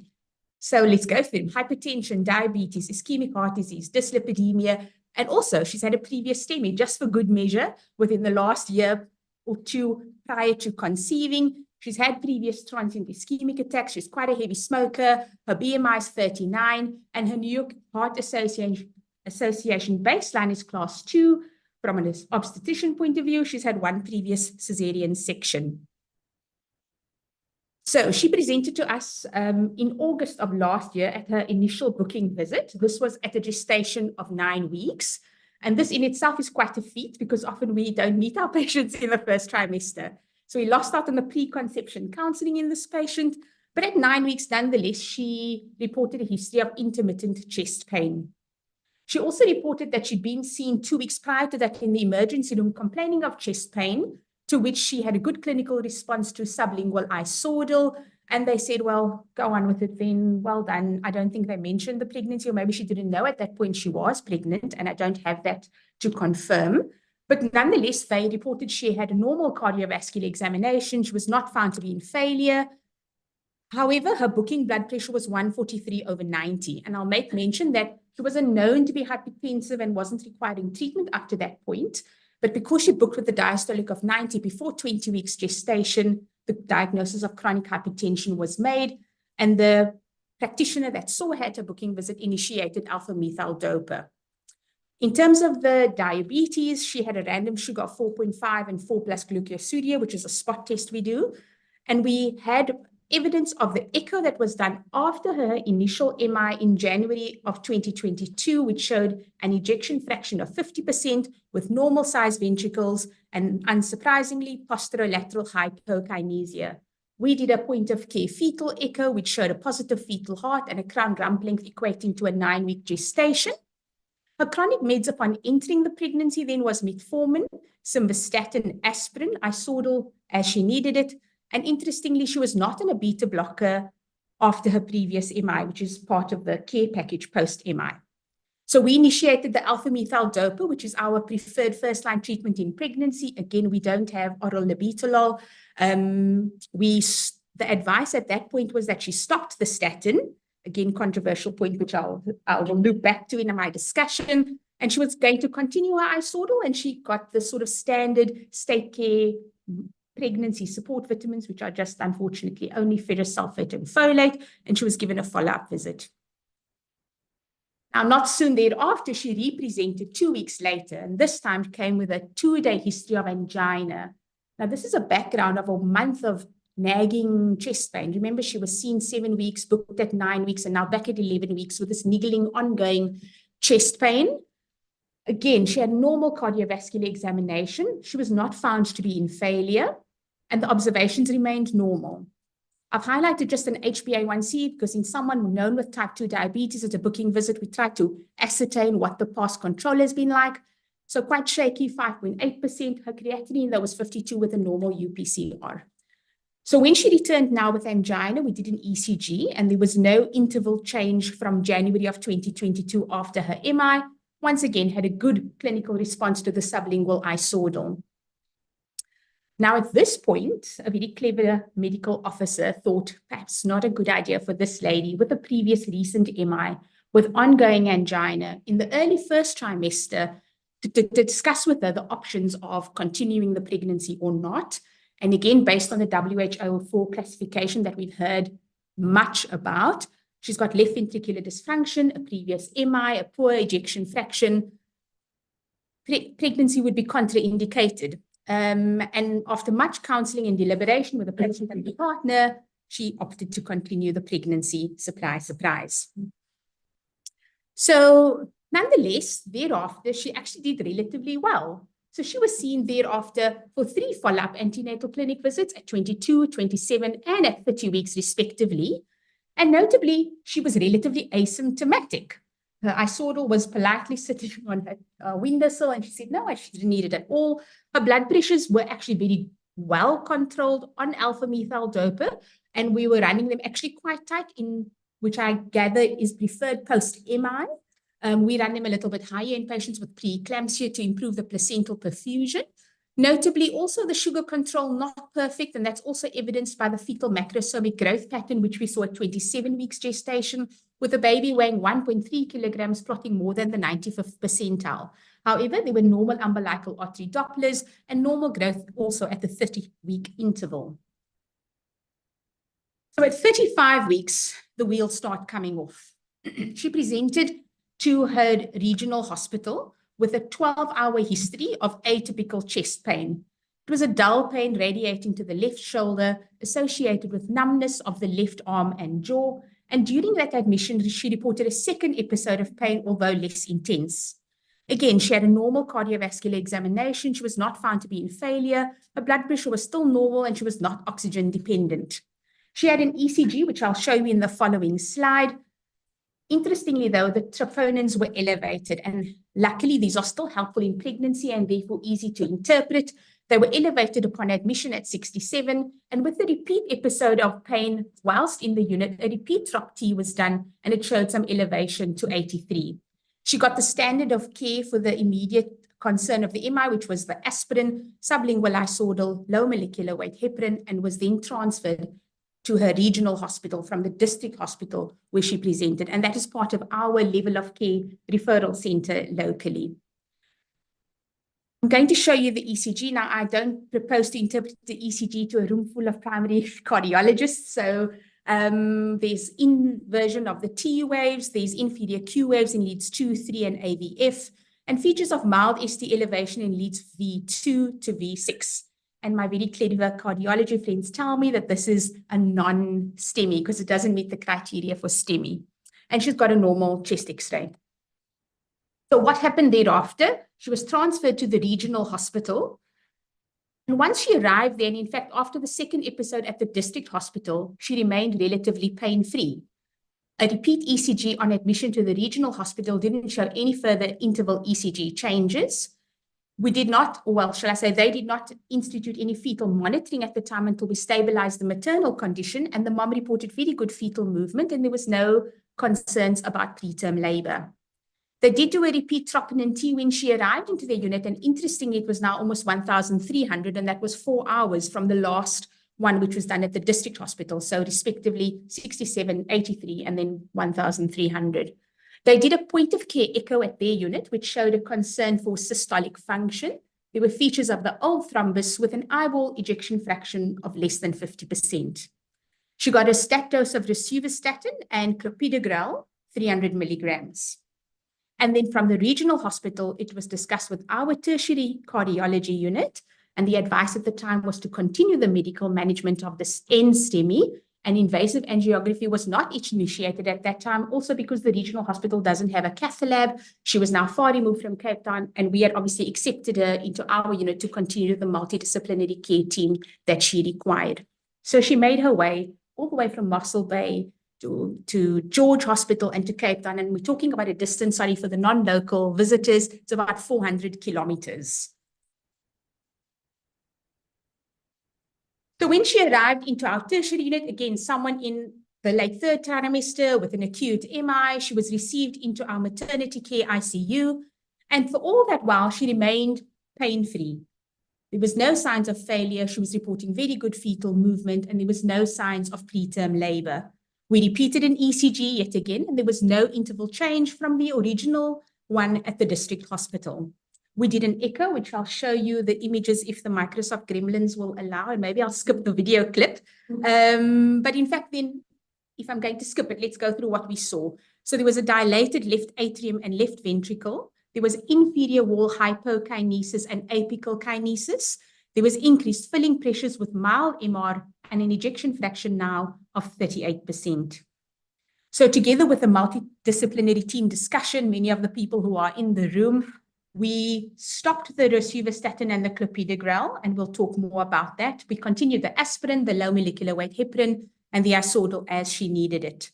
She was not deemed suitable, or it wasn't indicated at the time for the angiography. And that's multifactorial. She was from balloon time to onset of pain, as Blanche mentioned yesterday, more than 90 minutes. She was symptom-free. She was hemodynamically stable. It was an NSTEMI for various reasons that we opted not to intervene. We did add a beta blocker at that time, and she remained completely stable. I'm going to skip the video clip if that's okay, and that was what I've already elucidated to, and then there we go.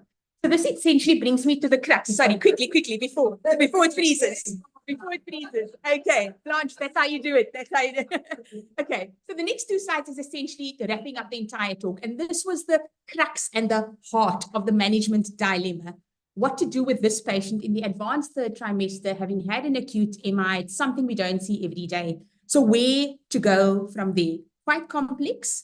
We needed to take a few factors into consideration. She was 35 weeks pregnant. She'd had one previous cesarean section, dealing with an acute MI, clopidogrel on board, and I'll say something about that.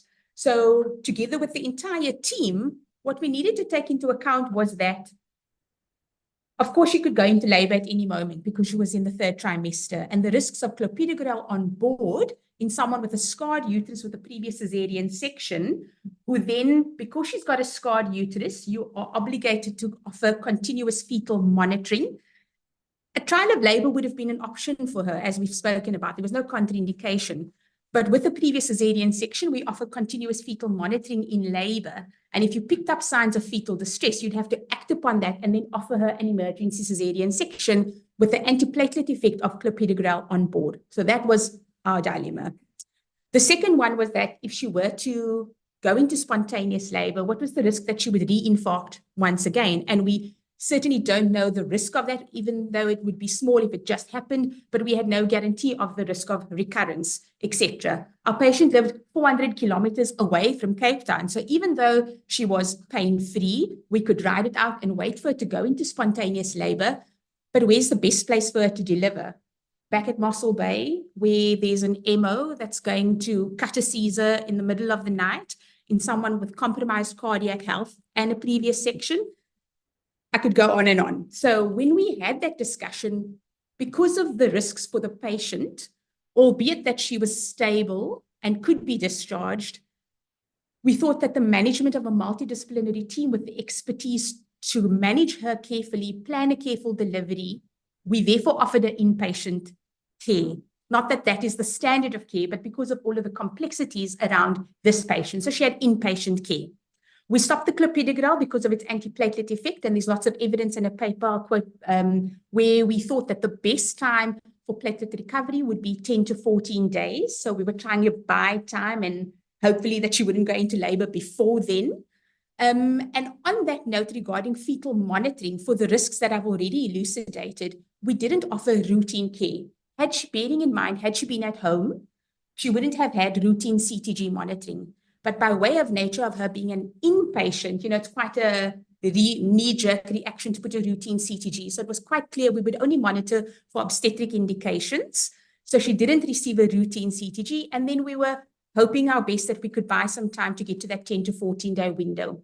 So the discussion regarding the mode and timing of delivery, I have sort of mentioned. Spontaneous labor, if it happened at any point, we'd cross our fingers. And she could have a trial of vaginal birth.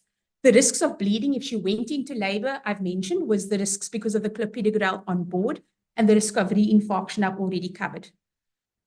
So with all of that we needed to consider, what did we actually offer her?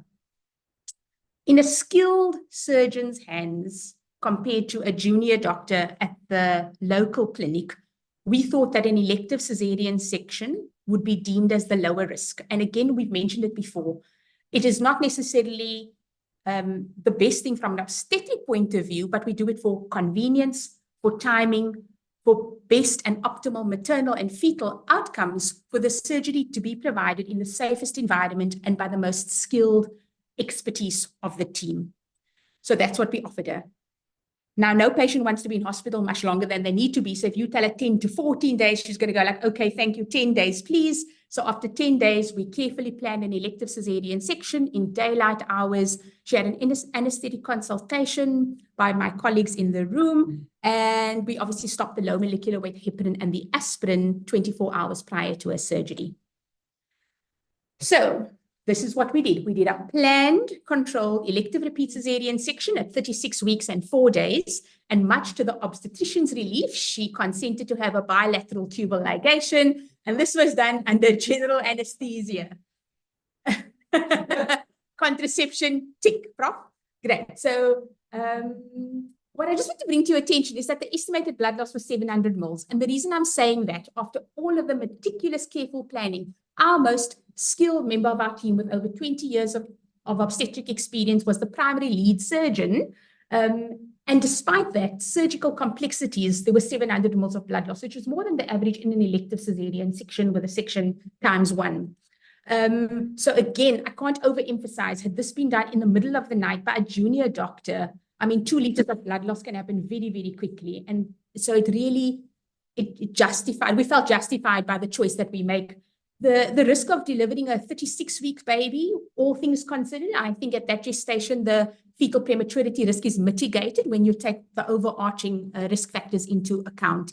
So she delivered a live baby girl weighing 2.5 kilograms with good APGAR scores, and she had an uncomplicated post-operative course and was suitable to be discharged home with her baby on day 4 post-operatively. She was discharged with a standard cocktail of her meds, and we just added some post-operative analgesia. And in fact, she's got a cardiology follow-up visit, and she's coming to see us on the 5th of April. So I think this is where we all clap for. Job well done.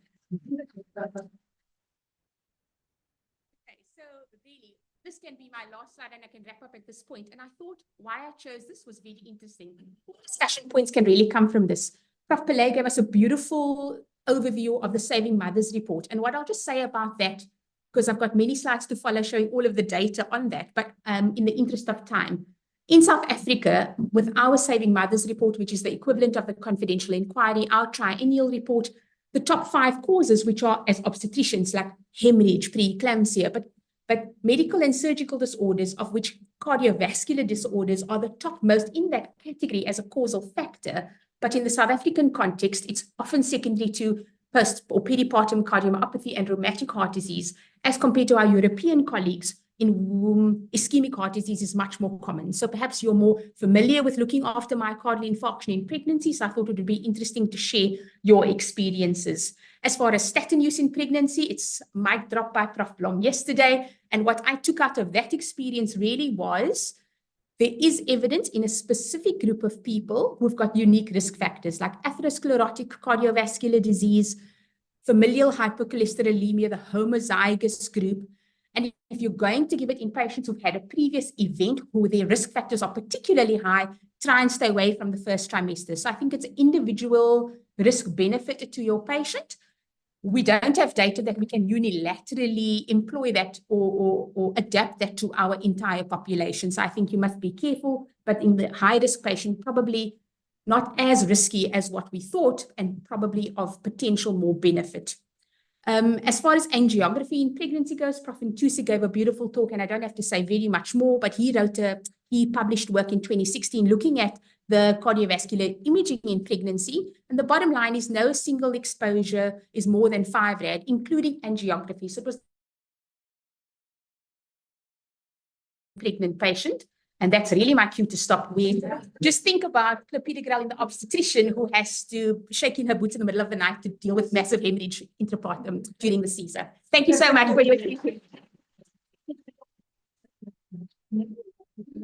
No. It's very evident. So happy that you presented a great case, wonderfully done, absolutely great. The problem I have is that why do you need to place so much emphasis on justifying doing the Caesar? No, there's there's no need to do that. Ultimately, you as the obstetrician are responsible for this patient's care. It is your call. Our colleagues stand by as ancillary adjuncts, as I've said before. The patient is primarily your responsibility. Should something go wrong, you will be the one that's going to be asked what to do, what to do. Yeah. So I think it's important that you take the bull by the horns and say, I'm doing this. I've got consensus, but this is what needs to be done. Yeah. And I think that's very important. You follow the dictum throughout, and that's great. But you know, if you make the call, my patient needs this. Yeah. People should stand by you and not against. Yeah. Very Yeah. much. Yeah. So I just want to make a comment about angiography in pregnancy. It's not that it's contraindicated. For No, that. not at all. The issue is, and this goes to the non-pregnant population. The reason you do angiography in an in-STEMI is to try and reduce the 30-day reinfarction and mortality rate. That has benefit within the first 72 hours of the MI. When you're receiving the person on day 5, you are outside of the 72 hours and that is a completed infarct. Yeah. And so in this case, that is the reason why the patient doesn't. It wasn't it's not a decision about exposure or anything like that. Even if she was not pregnant, she's outside the window. So it's about the time frame. So for in-STEMIs, we use the 72-hour cutoff, and for STEMIs, if they have had, in this case, obviously not the pregnant patient's lytic, we would do it within 24 hours, but beyond certain time frames, there's no value, and your risk actually outweighs the impact. Yeah. How about the OT? So EF was, exactly. so the EF, Yeah. so the EF is not an indication for angiography. So, No. and EF is not an indication, absolutely not. So if you go and look at the MI guidelines, having a low EF, I mean, part of that is because it's done. It's done. So, exactly. And in her case, in fact, you didn't show the echo pictures, but what you've got is the same territory as the previous infarct, and I was very comfortable that this is a distal RCA lesion But if you lose your mid to distal RCA, you are not necessarily, it's not like it's a proximal LAD where you're losing most of your myocardium.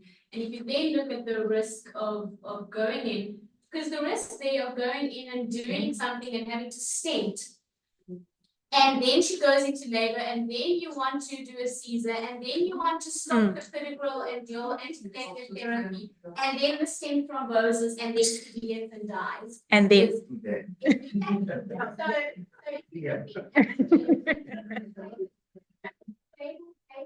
Yeah. Number is. Yeah.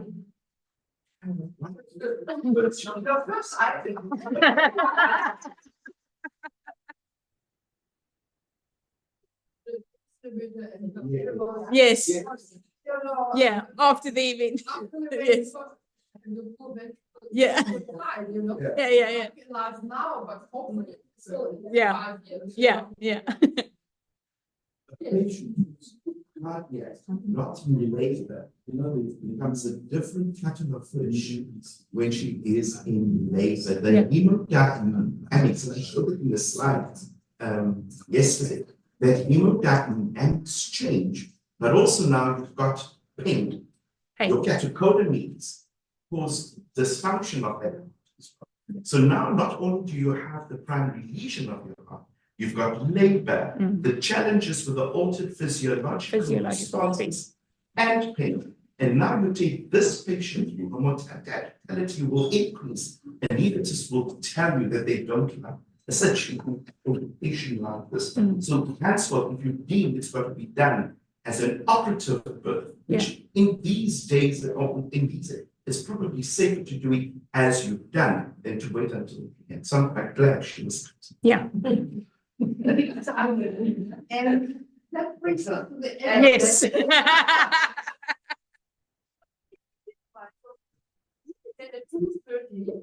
And the parts of last session with the case, it was everyone liked most. But I want to remind the teacher that it was 2 almost like a program. So everyone has 10 minutes and 5 minutes to time.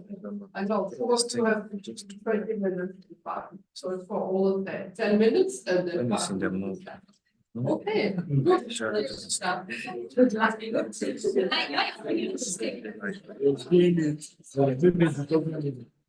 Let me switch on.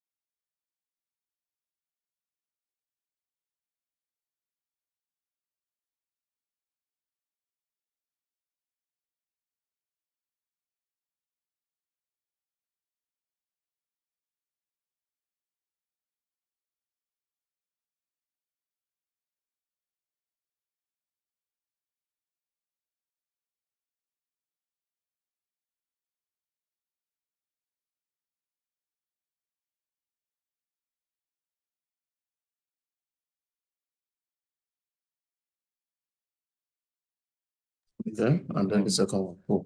So, and then you say, what shall look outside? Okay. Yeah, that's the thing. No, you went here the other time. No. Oh, this just supposed. Yes, like that. What did you do? You're supposed to just take it like this. Okay, like you are moving stuff. Okay, let me. That's okay. I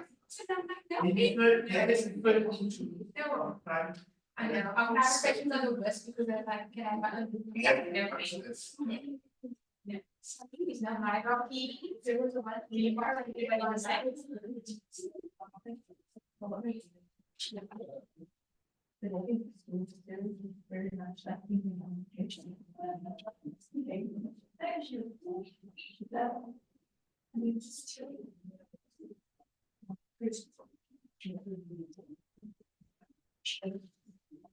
Oh, maybe it's not. No, it's fine. I was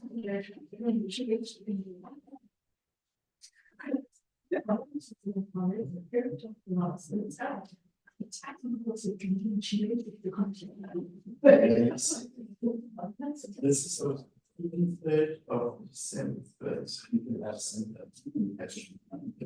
So you try, they are important. Oh, that's what you did, yes. Extremely protective of the line. Look, so let's shoot your case on the set, not on shoot. So they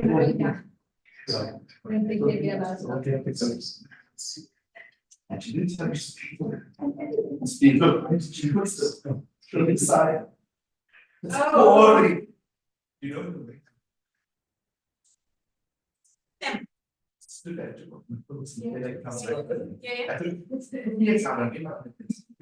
It is strong. Another count. Close in the back. And then. Is she alive? Yeah, she's alive. I see. I think so.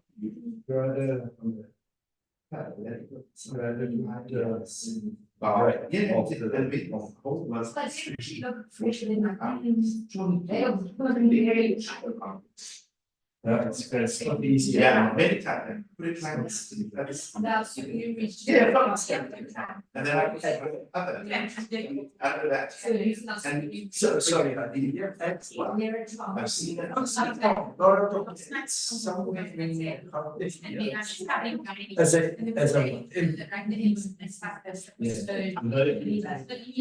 If I start with these, I know I teach you that you need something to put it in, but I'm still, yeah. Yeah.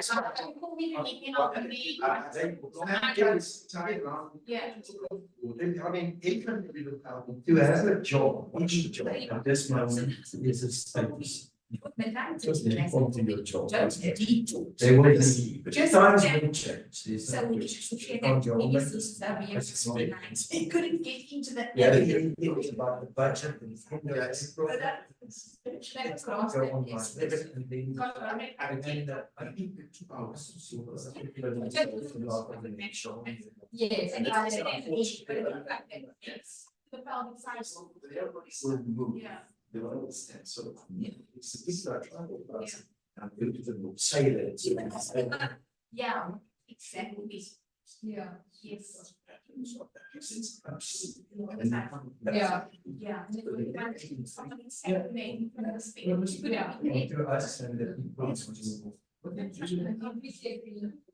So they do everything, but it's just still a good thing. So he does very, I mean, I mean, but somebody actually has to start showing people to handle the thing, or they.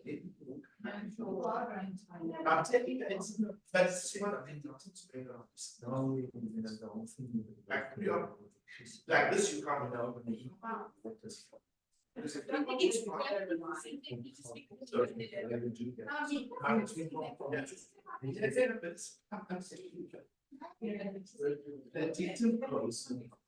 Some people try some water just. All the time. It's what it's. And there's gonna be like thing that will come to 6 weeks and you have. That's like, and I'm gonna find it, you know, just go back and I will. It's. It'll be a famous, yeah.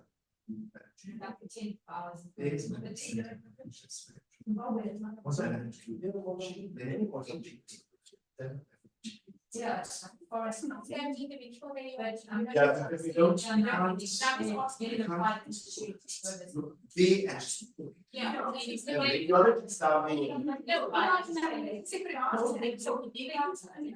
Gonna have to be. You know, that's where it's. That's where it's able to. Yes. No, you can't. Yeah, it's. That's their fault. That's the wrong accidents.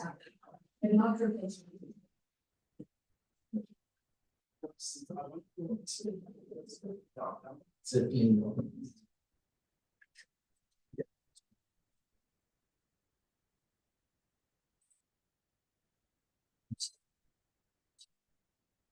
No, I won't even.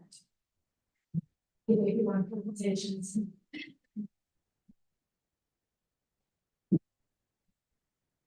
Let's make it. Let's go that way. But some of the people we are teaching are from different countries, lots and lots and lots. Okay. Okay.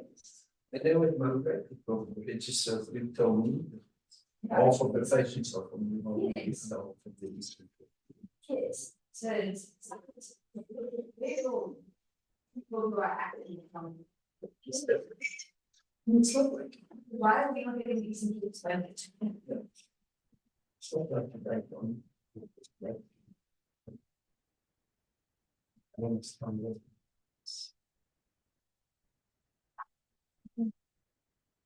They have an inflection point somewhere, whether it's for the worse or for the better.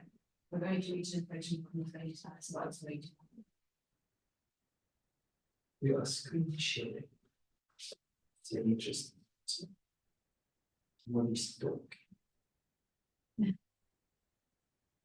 Then just, that's future. Is there a little microphone there? We just talk loud.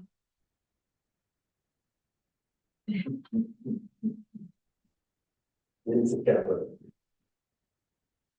Oh, so they're observing the audience as well. I'm not so sure. Check down when it's logging, but when it's we're not logged in. Yeah. So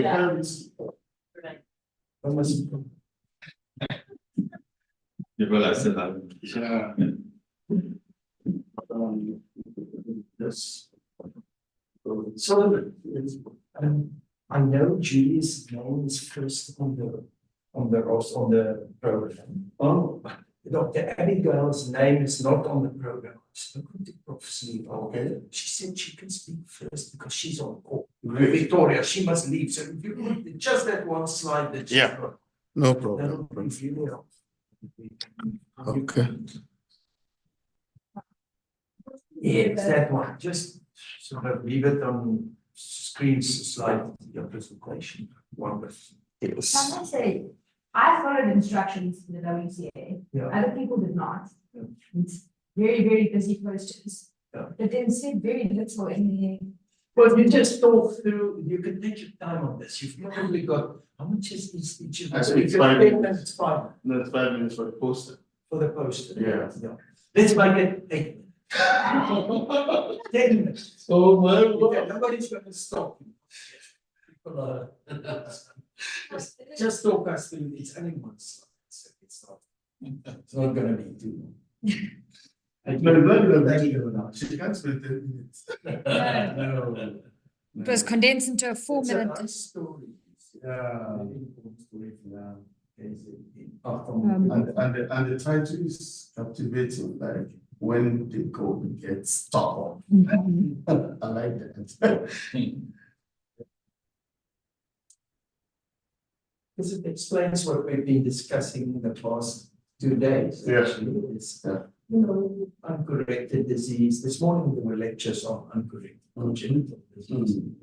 Blanche, who you've just met, the cardiologist there, she is adult cardiology, congenital cardiac. So they were interested to hear that story.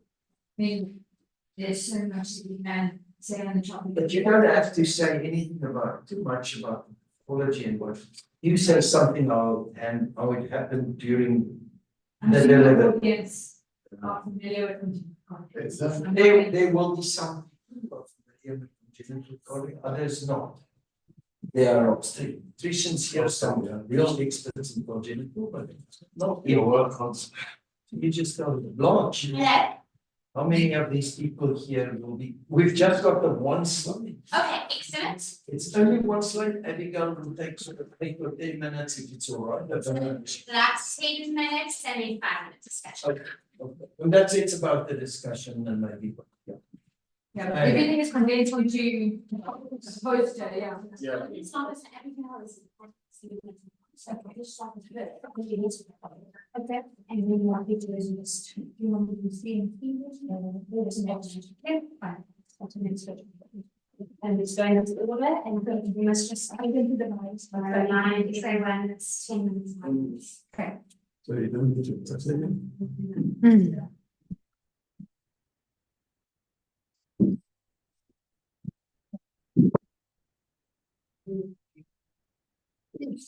Ten minutes and 5. Yes. Yes. Okay. Thanks for accommodating, Abigail. No. It'll be 2 minutes. And I think we should start. I tried my best to get everybody up, but we just have to start. One minute. That takes the pressure off. Take the So- pressure off a little bit. Want us to start? I think we should start. Okay. Because some of them go to the airport, you see me. We are sort of an hour later by now. Okay, so everyone welcome. This is going to be the session where we're going to be discussing some clinical scenarios and cases. And first, we're going to have Dr. Abigail Davies. You're an anesthetic MO? Yes. At Victoria Hospital. And she's got a case for us. And I'm going to remind everyone after each talk, 10 minutes for the talk, 5 minutes discussion. Thanks. And when I raise my hand, it's when your 10 minutes is up. So thank you very much for the opportunity to talk. When this case happened in 2020, I was a very, very new MO in anesthesia. I'd only done 6 months in my ComServe year before being confronted with a patient that had congenital cardiac disease with superimposed eclampsia.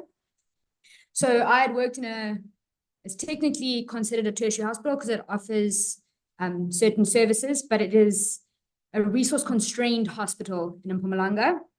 And we had a 29-year-old female with known uncorrected tetralogy present to our resource-limited hospital at 33 weeks gestation in labor with features of severe preeclampsia. So she had previously been seen 2 weeks prior and referred to the high-risk clinic with echo findings in keeping with tetralogy of Fallot. Of note, she had severe pulmonary stenosis with a pressure gradient of 78 millimeters of mercury and 26 millimeter right ventricular hypertrophy. Unfortunately, she did not attend the high-risk clinic before representing to us in labor. At this time, she had a blood pressure of 157 over 103, significant proteinuria, and bilateral pitting edema. Prior to transfer in, she was loaded with magnesium sulfate, methyl dopa, dexamethasone, and nifedipine tocolysis. She rapidly deteriorated, demonstrating features of heart failure with hypotension, worsening hypoxia, becoming restless, and subsequently suffering an eclamptic seizure. She was urgently brought to theatre for an emergency cesarean section. We performed general anesthesia with alfentanil, etomidate, and succinylcholine, maintained in sevoflurane and nitrous, and oxygen, with invasive monitoring helping us guide our vasopressor titration. Drops in mean arterial pressure were associated with worsening hypoxia, despite high inspired oxygen concentrations, which we attributed to worsening right to left shunt. A healthy baby was delivered with good APGARs. Despite prompt uterotonic administration, perioperative blood loss was 1,500 mils. She responded well to tranexamic acid and blood products, and we were able to extubate her at the end of the procedure. However, while awaiting transfer to ICU, she rapidly deteriorated. Quick review revealed ongoing postpartum hemorrhage of 2,500 mils. And where am I going with this? And quick review revealed that it was due to atony. So following that, she had severe cycling hypoxia and hypotension, which required re-intubation and vasopressor support, guided by transthoracic echo. And management of uterine atony and Bakri balloon placement helped us to achieve hemostasis. Okay. Subsequently, she was transferred to ICU for ongoing care. So to put this case in context, congenital heart disease occurs in 1% of the global population, with tetralogy of Fallot accounting for 7 to 10% of all congenital cardiac defects. Without surgical correction, prognosis remains poor. The hemodynamic changes of pregnancy provoke worsening of disease and a consequential increase in risk. And while the successful management of elective cesarean section with uncorrected tetralogy of Fallot using either a general anesthetic or graded epidural is well described, few recommendations exist for emergency procedures. And the real challenge lies where this already complex pathology is further complicated by superimposed disease with conflicting therapeutic outcomes. And competing therapeutic goals. Sorry, that's actually the crux of this whole story. So where uncorrected tetralogy of Fallot is complicated by hypertensive disorders of pregnancy, the imperative to control the blood pressure conflicts poorly with a very poor tolerance in the reduction of systemic vascular resistance, which can result in shunting and worsening hypoxia. Of note, the incidence of preeclampsia in these patients is the same as for the global population, where eclampsia is particularly problematic as seizure activity is associated with hyperventilation, hypoxia, and acidosis. So the key learning outcomes of this case for us were that anesthesia goals center upon preserving maternal hemodynamics with consideration given to the physiological and pharmacological factors which influence the balance between pulmonary and systemic vascular resistance. Of note, all first-line drugs in the treatment of severe preeclampsia cause a reduction in systemic vascular resistance.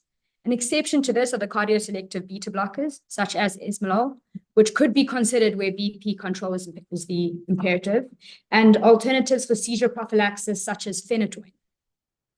So we believe that in this case, the aggressive management of her preeclampsia resulted in a decrease in her systemic vascular resistance, which precipitated her decompensation into heart failure.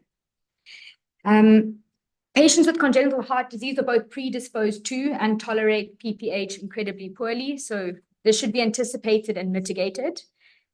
Oxytocin is the uterotonic of choice in these patients due to its ability to be titrated, and surgical and manual maneuvers should be considered early because they are devoid of systemic side effects.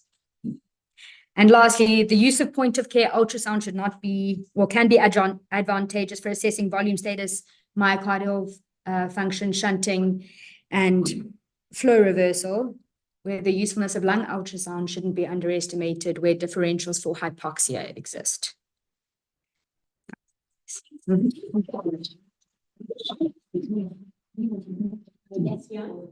questions. Have you got a blood bank at Royal Ferrari? And what happened to the patient? You didn't tell us. Okay, so the patient was taken to our ICU where we had to outsource cardiology advice. So we contacted our nearest academic hospital, which is 4 hours away. We had to arrange transfer and acceptance by the obstetric, ICU, and cardiology. So she did survive until transfer, but unfortunately this was 2020. She later succumbed to complications of COVID-19. So yeah, that's unfortunate. At our hospital, we do not have a blood bank on site. So initially we had to manage with emergency blood. We had anticipated there was going to be need for a mass transfusion and tried to order ahead. Unfortunately, in rural areas, it's not uncommon for platelets to be out of stock. And in her case, platelets were out of stock. So Yeah, just continuous cycling I of. think it's a story of big parts of our country where things are remote. And often the most junior doctor deals with the most complicated case. And with, you know, it's with whatever, that's what the patient's going to get. It's important to note that the obstetrician is a medical officer as well. So we have, we have 2 people who are incredibly junior managing a very complex case. I just want to ask, how did you know this was going to do a fellow? I mean, did she have the diagnosis or? Yes, so she'd been seen 2 weeks prior in the antenatal clinic, and they had correctly identified that she was a high-risk patient because she had a previous season 2011. Ah. So they had known she was a high-risk patient. Somebody. The diagnosis was done earlier. Yes, and they. First pregnancy. Yes, so she had come back. Somebody had identified her as defaulting, started to re-engage in her workup. It was actually first picked up by a medical officer who went to examine her, noticed she had a significant murmur, and then following her history back, managed to get a history that she had been seen at Steve Biko before and has a diagnosis of congenital cardiac disease. Then they asked us to do a workup. We sent her for an ultrasound. The echo findings came back with all of the features of TOF present, and she was intended for transfer there for delivery and further management. So we're not allowed to say what her reasons for defaulting were, but we actually do know that there were financial constraints because these were things that we asked, and they are volunteered. And there are definitely a number of opportunities that were missed. And looking back, there are a number of things that I would have changed. But fundamentally, it's a multidisciplinary management, and it should have been from preconception, counseling, until this point. Yeah, it's often difficult. I mean, we've got, similar cases where, especially when the distance is also far from the hospital where the management's going to be delivered. We've got a lady, I don't know where she is again now, because she disappeared after the last pregnancy again, with a 8 centimeter root. Refused inpatient care because she first wants to talk to the family, but then she goes, and then we don't see her again until she rocks up pregnant again. And so it becomes a very difficult thing. Like, how do you, contact trace? You send the police can't find her. And we've got an unrepaired top actually at the moment that we've been trying to contact now for the last 14 months, and the numbers don't work, etc. But obviously then when they present, it's in the emergency situation like this, and I think you guys have done extremely well to get her through it. So this is one of the hardest things to deal with, the managing the systemic vascular resistance in a patient that's going to potentially shunt right to their exit. Well done. Thank you very much.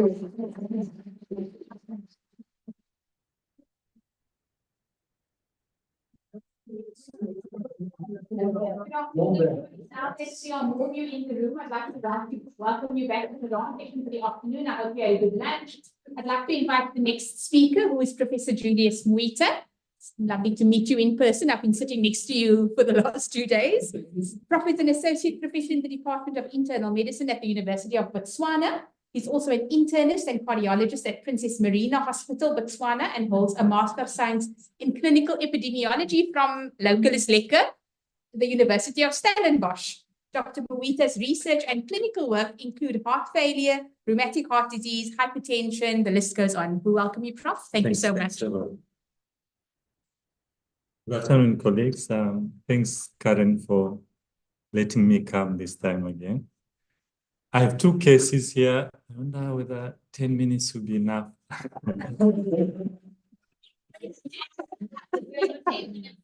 Okay. So let me start with this one. This is a lady that we saw in 2022. At that time, she was 22 years old. She had delivered a year before, which was normally, there was no complication.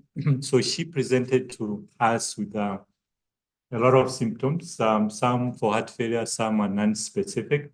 And she denied any history of any heart disease or surgery or IV drug abuse. And she only smoked cigarettes. But if you look at the symptom, heart failure symptom, plus fever, subjective fever, and subjective weight loss. On exam, she had She was not febrile, saturation was normal, she was not dehydrated, no stigmata of endocarditis, JVP was elevated, and she had a pan-systolic memo in the mitral area and a stoic memo of aortic regurg. The lungs were clear, the abdomen was normal, the rest of the exam were okay. Those are the labs. If you look at them, there's nothing remarkable. White cells slightly elevated at 11, but nothing was remarkable. And this is how to play. Yes, so this is what we found on echo. If you look at it, there's dilatation with a cystic lesion that you can see, which extends to the interventricular septum. And if you look at the aortic valve, it's quite affected in that. And she had both aortic regurg and also mitral regurg from the lesion. Let me go forward. So looking at that, we suspect that she may be having infective endocarditis causing that cystic lesion. So she was sent for surgery. She was started on antibiotic and surgery as well. And this is what was macroscopically seen on the during surgery. If you look at it, it's the same thing that there's dilatation of the sinus of Valsalva with a large aneurysm with an opening of 2 centimeters involving the right coronary sinus and extending to the, actually that's what we saw, what I reported previously. But if you look at the mitral valve as well, you see there's dilated with some thickening on the mitral valve. Anterior and posterior leaflets were pliable though, and the ejection fraction remains normal. So she was operated with repair of the sinus of Valsalva aneurysm, and aortic valve was replaced as well. And mitral valve, because of severe mitral regurg, mitral valve was also repaired. And so that's a final diagnosis. If you look at that, right sinus Valsalva aneurysm, the cause wasn't clear, whether it's congenital or subacute endocarditis. She had severe AR and severe mitral regurg, leading to the surgery that she had. Post-op was uneventful. She was treated for 15 days in our hospital and then transferred to finish antibiotic in the other hospital. And INR was 2.6 on discharge. You can look at the lab there. Nothing remarkable. The white cells were not that much elevated, except the CRP was elevated, but the rest remained okay at that time. And subsequent follow-up, she presented to, she was referred again from the same district hospital to us. And when we saw her, this is just echo to make the story short. She presented to us with valve dysfunction, which was several months, not even more than a year, several months later. And when she was advised for surgery, she refused surgery. And that's, you can see the severe aortic regurg. And the mitral valve was also slightly stenotic, the repaired one. Okay. And this another, yes, if you look at it, that's the aortic valve. You can see there's a space here between the valve. Yes. And if you look at the picture there, the valve was also stenotic. I think this was slightly underestimation. The velocity was more than 4. I think it was on the maximum severe aortic stenosis. And then later, so she refused surgery. She continued follow-up. And then after some time, she presented with pregnancy. So she went for booking to the antenatal clinic at that 21 week, and her weight and etc. She was asymptomatic at that time. But because she was known to have a cardiac disease, our ANC our nurses are very good at referring whenever they hear a heart disease, they will refer back. So they referred her back. And when we assessed, we could find the same thing, the valve dysfunction. Showing you again. But the contractility remains to be normal at that time. There you go. And I think that's the same findings as before. So that's where we were. So the question is, what should you advise? I think it's obvious. I'll leave that to for later. So looking at what we saw, this patient was having asymptomatic but severe aortic stenosis with valve dysfunction, which we didn't know what could cause. So looking at what's the, according to the ESC modified WHO recommendation, this is a high risk,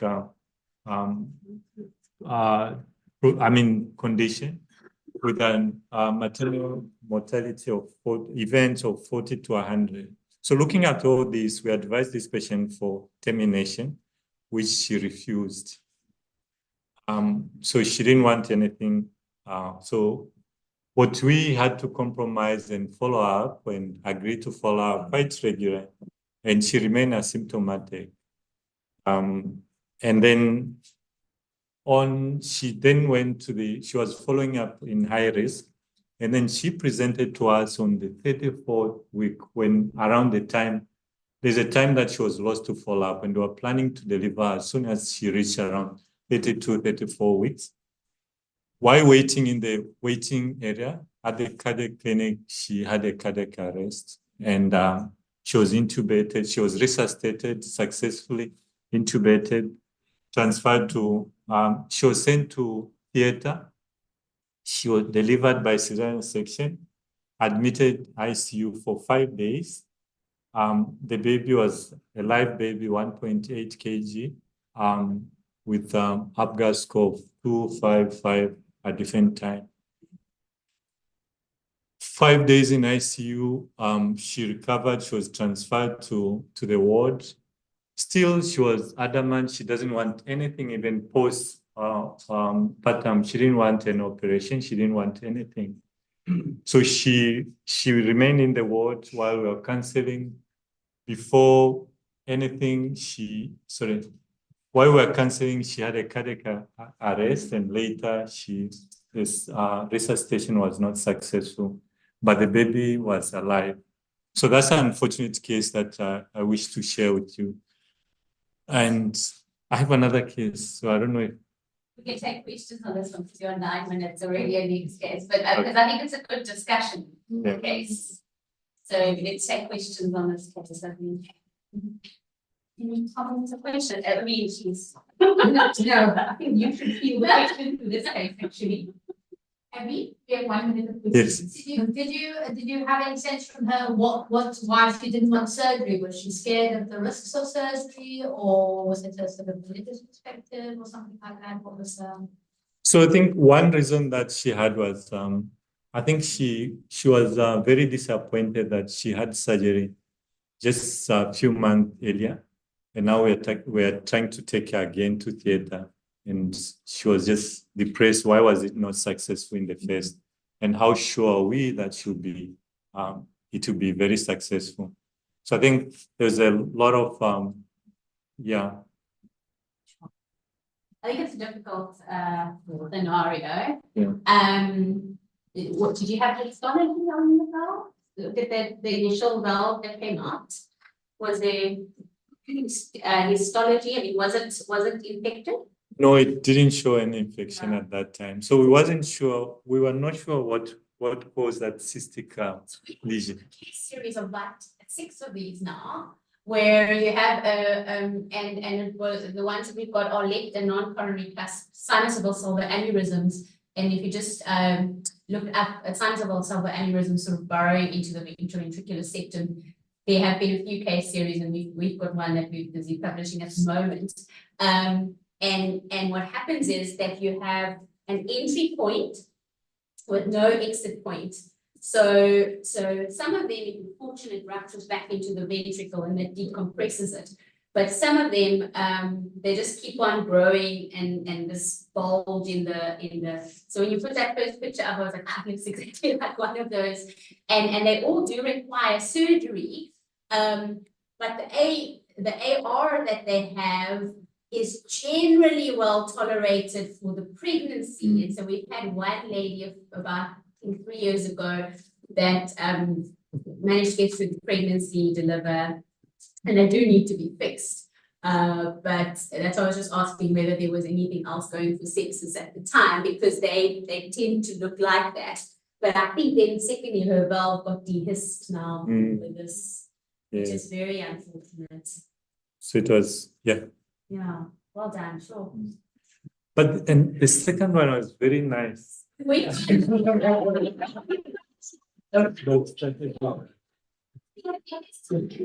pull you back. How's that? If it's part of the end, we'll pull you back. The next person is Professor Hawani Ramaswamy, who is from Indonesia. She's MD and is a heart failure consultant and head of the heart failure division at Pajajaran University.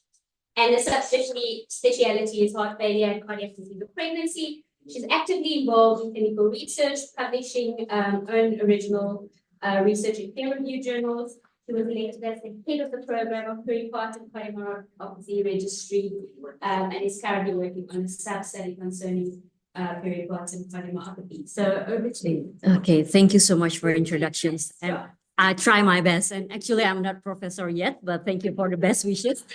Okay, so I would like to share about a few of the cases regarding peripartum. So this is my disclosure. And at first, I would like to share the data of PPCM in Indonesia. The prevalence is quite high, which is 1/350 live births. And this is the outcomes. What interesting in here, the thromboembolisms in 6 months is 0. Though in 1 month, in 1 year, we found few of our patients with thromboembolisms with quite high LV functions recovery in our patients. And there are 12% of subsequent pregnancy in Indonesia. There's no difference in terms of the relapse in PPCM, either in patients with LV functions recover or non-recover. So this is the first case, just a very brief case. 23 years old, P1A0, came with shortness of breath, didn't have any cardiac disease previously, have a preeclampsia. The ejection fractions at that moment was 34%.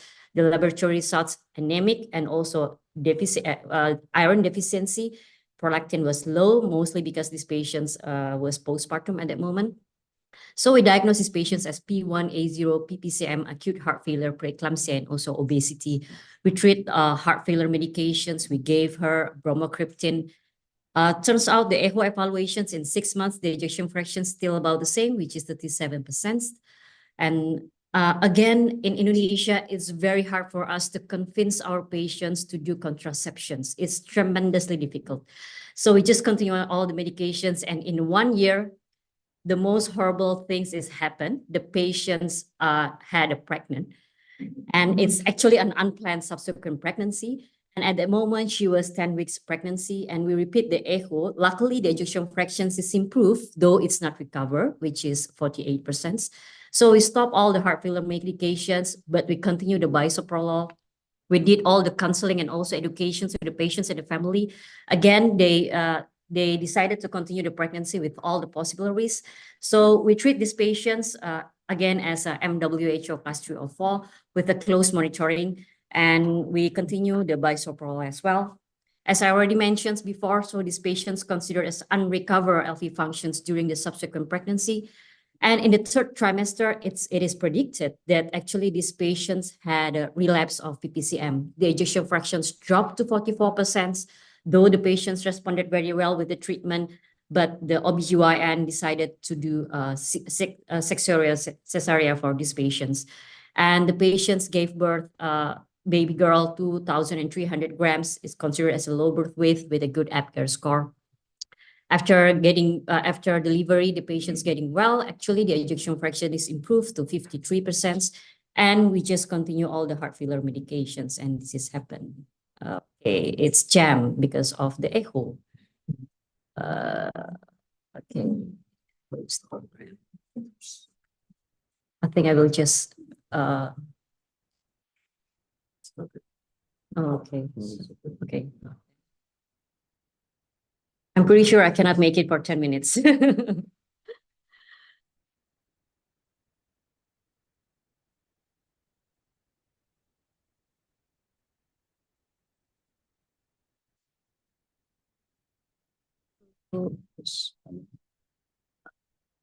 Okay, yep. Okay, yes. Yeah, hopefully I can skip it. Okay, so again, the patients turns out in a 6-month follow-up, the patients lost to follow-up. And 3 years later, she came back again with the second subsequent pregnancy. And at the moment, the patients refer back to our hospital with which already 19 to 20 weeks of pregnancy.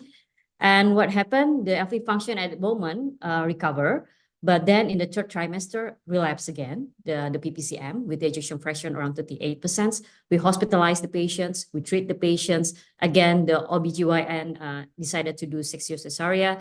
The patients went well, but the ejection fraction is still poor, around 36%. We know that subsequent pregnancy is a very high risk of mortality, and it's depend on the LV functions before the patients getting pregnant. And we know that in this case, the highlight case of these patients, actually, in the first subsequent pregnancy, the patients had an unrecovered LV function, and it is predicted that it can cause relapse of PPCM. In the second subsequent pregnancy, though the LV function is recovered, but still there's a relapse of the PPCM, and the ejection fraction is persistently low, below 50%, although we're already monitoring until 1 year. So again, what we can learn from this case is actually recover LV function after index pregnancy is not a protective measure for subsequent pregnancy. And this one, I don't know, I would like to ask your opinion about repeated subsequent pregnancy might cause persistently poor LV functions. I saw few of our patients with subsequent pregnancy, repeated subsequent pregnancy, the ejection fraction will be poor, although it's already optimizing Medicare treatment. A very brief case, in the second case, 34 years old P2A0 came with acute heart failure at that moment, and then already diagnosed as PPCM in 3 years ago. The patients comply very well with the treatment, but there's a drop in ejection fractions to 44% without any pregnancy. This is why it is very interesting case. We did all the laboratory test results, show nothing. So we diagnosed these patients at first as a spontaneous relapse of the PPCM, but we still differential diagnosis with a non-dilated cardiopathy. And we treat all the patients with all the heart failure medications. We did the pedigree, showed there's nothing happen in this family. And we try to find out whether there is any genetic component in her. We did the scoring system. It's less likely genetic components. So if we put aside about the genetic testing, we need to think whether there is any other etiology acquired in these patients. Turns out, these patients in the last year has a diagnosis as anxiety disorder.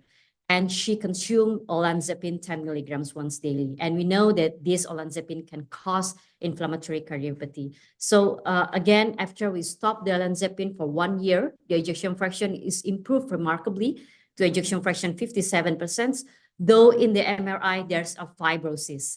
There's a fibrosis with which I don't know whether it's related to the PPCM or it's related to the olanzapine. It's very hard to define. And if we see from the literature review, it is a very lack of data regarding recurrence of PPCM without subsequent pregnancy. And olanzapine can cause the cardiomyopathy. So we need to think about the gene predispositions. I truly agree with the previous presentations regarding gene predispositions in cardiopathy, like what Karen already presented before.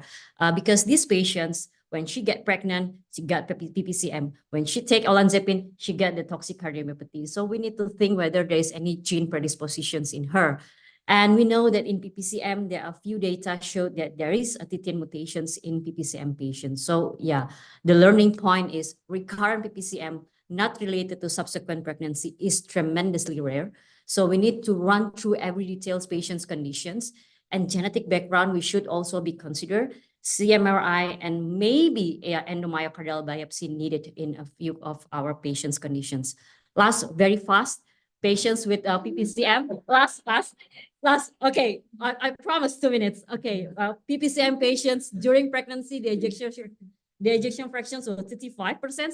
But what is interesting in here, we can see there's coronary sinus. So there's these are dilatations of the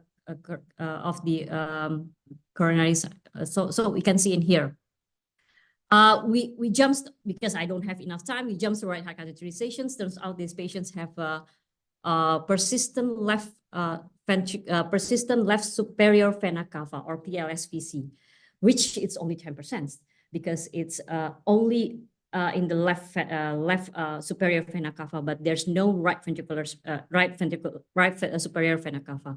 We did the right heart catheterizations. Turns out the patients have CPCPH with the PLSVC type D.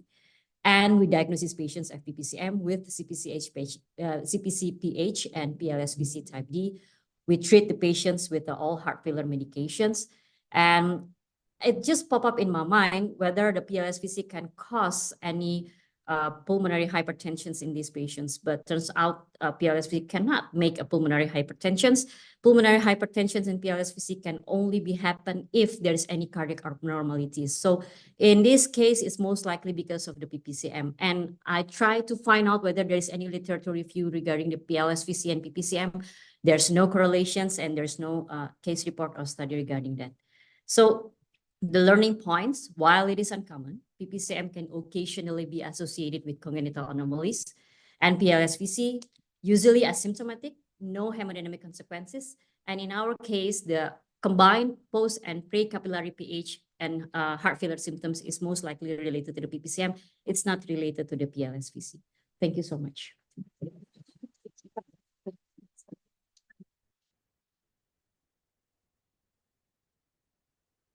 You have 20 seconds. Great, then I got 5 minutes of questions, and that's impressive. 20 seconds in your 10 minutes of the talk. Even I cannot take my breath. You've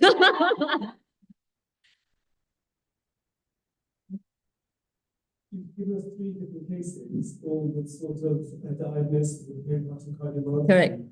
I just want to challenge that for a second and throw the idea that actually what you've got is women with underlying cardiac problems, that the stress of labor is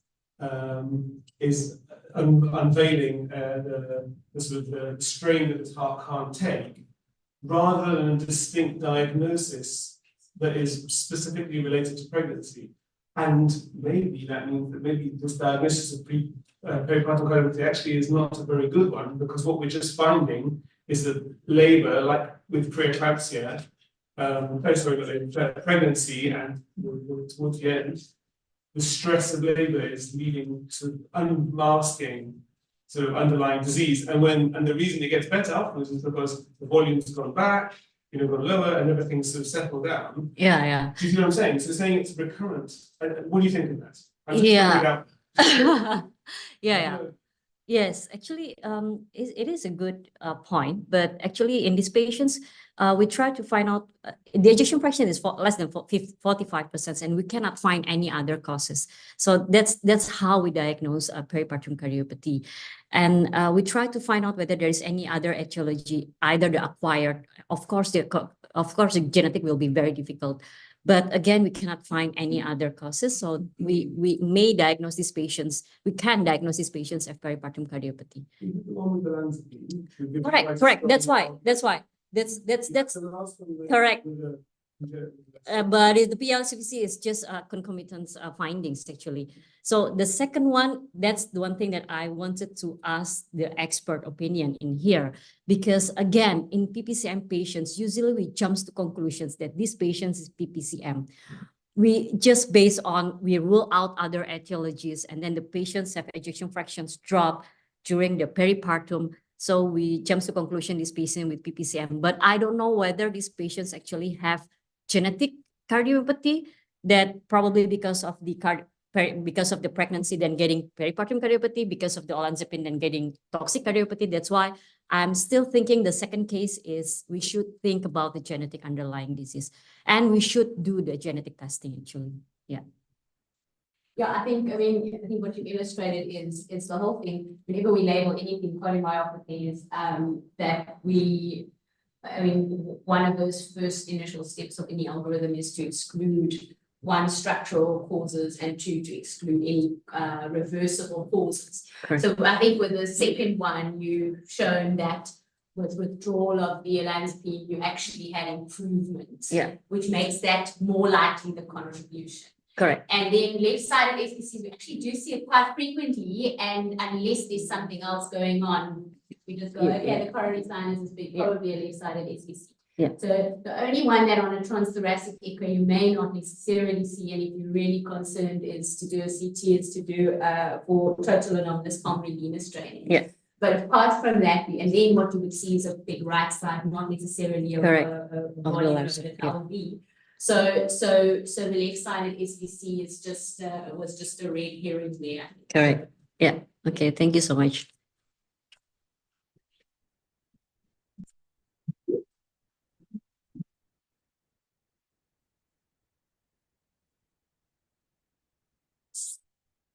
Like to invite our next speaker while the meeting can sort up. So this is Juliet. Juliet Nabane. She's a cardiologist working at Uganda Heart Institute. She's did her postgraduate training in internal medicine from Makerere University and pursued a fellowship in general cardiology at Uganda Heart Institute. She later trained as a fellow in the Advanced Heart Failure and Heart Transplant from Cape Western Reserve University in Ohio in the US. And a particular field of interest is maternal cardiology, particularly rheumatic heart disease and pediatric cardiomyopathy, and is currently pursuing a PhD at UCT, and currently in her fourth year looking at pediatric cardiomyopathy in Uganda. Congratulations, and we look forward to getting you. Thank you very much for that very warm introduction. Good afternoon, ladies and gentlemen. Juliet is my name, from Uganda. I'm delighted to share with you what I found in the first ever registry that was set up for Uganda, which is really a great milestone and landmark for us. Just to remind you about the definition, we all know this, that peripartum cardiomyopathy underwent a series of evolution in terms of the definition. Not until 2010, under the ESC, when the position statement about the definition of PPCM came up, and as illustrated, that's it's an idiopathic cardiomyopathy presenting with heart failure secondary to LV systolic dysfunction towards the end of pregnancy or within the first 5 months after delivery, or a stillbirth or an abortion, and you must exclude secondary causes for heart failure. So we may have an LV that is dilated or normal in size, and the EF is actually another key factor that it must be less than 45. So a brief background to the cases that I'm going to share, because this is the backbone to the cases that were challenging in our registry. Peripartum is largely, yes, an idiopathic cardiomyopathy. The mortality we've all heard that it ranges between 6 to 25, and for the low-income countries that doubles to 14 times compared to the higher income countries.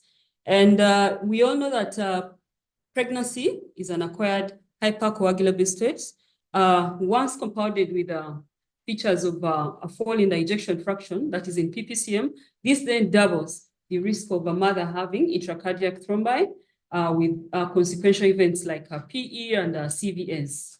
The other backbone to my cases is that arrhythmias have been documented, and this is basically majorly due to the impaired systolic dysfunction as a significant contributing factor to this. Not until 2010, Uganda had the first publication about peripartum cardiomyopathy, where I described the burden and predictors of and short-term outcomes amongst mothers with peripartum cardiomyopathy, where we found the local burden then at 17.4. This is the maiden and the only publication that we do have. So it's from this publication that I was able to carry on this work into the PhD project. And on your left is the 5 objectives that I'm looking at in my study. I have completed my data collection and analysis. I am at the stage of writing my manuscripts. So I don't want to delay you, but those are the key specific objectives that I'm looking at. to determine the clinical and echocardiographic outcomes amongst Ugandan women in peripartum, not to mention all the 5 other specific objectives. So as Uganda, we have a very high birth rate, that is 2024, at 34.45 births per 1,000 women. Then the fertility rate is still high, that is 4.43 births per woman. That is a great public health concern, which actually predisposes us to high maternal mortality. Just to share with you where I come from, on your left is, this is the private hospital that is specifically dedicated to women and children. At the bottom is the public hospital.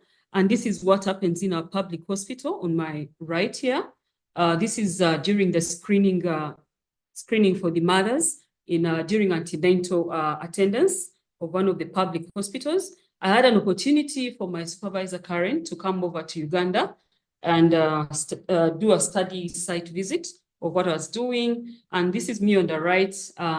That's when I was doing my echo screening using strain. Thank you for the training that you did give me when I came here. So I was able to do strain imaging for all my mothers in the study. A bit of the results that we have from the study, we have a paper that has been accepted for publication where we describe the high intracardiac burden in a young mother with peripartum cardiomyopathy in Uganda. Additionally, key outcomes that I've had from the registry include I had 2 mothers who were lost to follow-up. Then I had a very high burden of evidenced systemic thromboembolism that was constituting 8 out of the 80 confirmed PPCM mothers. And my recovery, the LV recovery rate, that is LV ejection fraction, above 50% occurred among us, 46.3%, which is relatively comparable to what was documented in West Africa and in the global registry. So let me share with you my first case scenario, the one that is has been accepted for publication in the Cardiovascular Journal of Africa. Is of a 27-year-old African lady from Uganda, para1+0, who presented with us with the classical features of CCF. And then she was in New York class 4, that is at 4 weeks postpartum. Her pregnancy actually was described as uneventful, and she had a normal birth by SVD. Significantly, there wasn't any family history for cardiac disease or sudden cardiac death that had been known to her. The other significant findings at an examination, we had classical features of of heart failure. Unfortunately, I didn't get her chest X-ray, but we had documented right pleural with cardiomegaly on the chest X-ray. At this point, in view of her low saturation and breathlessness, away from heart failure, we thought of a pulmonary embolism. However, when we're not able to do the CT-PA in view of her deranged renal function tests. So it is at this point that we managed to evaluate her echocardiogram. And as you can see on your left, this very mother had severe hypokinesia, global hypokinesis of the LV with an estimated LVEF of 19%. That is really severe. And of importance is the double thrombi in the LV. Sorry, double thrombi in the LV. On your right is the ECG that we did at admission, just significant of lateral T-wave inversion, V6, and the high lateral, that's 1 and AVL. So she was managed as a case of peripartum cardiomyopathy, complicated by biventricular intracardiac thrombi with a reduced ejection fraction at 19% in New York class heart 4. So we did give her the optimal goal-directed medical therapy. We hit hard with optimal doses, anticoagulated with low molecular weight heparin as well. Discharged later, the stay at the hospital where I work is quite short. Usually mothers stay about 5 to 7 days because of costs. Yeah, so that is the other challenge that I do face. So we discharged her stay with an INR in a therapeutic range. However, three weeks later, she returned with symptoms of CVA. She had this was confirmed on a brain CT scan She was then readmitted. And it's at this point that I repeated her echocardiogram. This is a still image of the same patient. But at this point, we had multiple LV thrombi, as you can see. Additionally, even the RV was affected. So she had gross ventricular thrombi. So the clot burden intracardiac was really high this time round. Certainly, she even had an LA thrombi at this point with lots of spontaneous echoes, as you can see. Despite the history of adherence to the anticoagulation wasn't very clear to us because she had very poor social support. Significantly was the elevated proBNP at that time, and to rule out other possible causes of high thrombus burden, we did a cardiolipin IgG and IgM, which were all negative. She was seronegative for HIV. At the time of admission into the ICU, secondary admission, she was subtherapeutic with an INR 0.9. So this is the actual echo that we did. Unfortunately, while on the ward, then she developed features of gangrene. I'm sorry to share this kind of picture. It wasn't the best I could get, but we can be able to see that at this point, we did an arterial Doppler, and it was suggestive of a partially occlusive right superficial femoral artery in the upper image. And then in the lower one, we had total occlusion of the distal tibial artery. However, we did aggressive counseling because she was by herself on the ward that time. She was with us for a week on treatment. Further still, she requested for discharge. Then we had to let her go home with a stroke, thrombi, and then I kept on following her up because she was the most ill I had in the registry and a very young girl who had been abandoned by the husband. So it is at the 6 months visit, as per the protocol of the study, that we established further reaccumulation. So probably it was a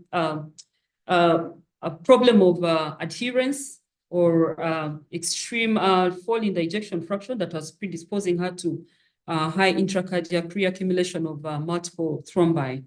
She had actually gone off the medications. So at this point, it was multidisciplinary with the cardiothoracic team about the gangrene, and they opted for the conservative approach because of her extreme low ejection fraction.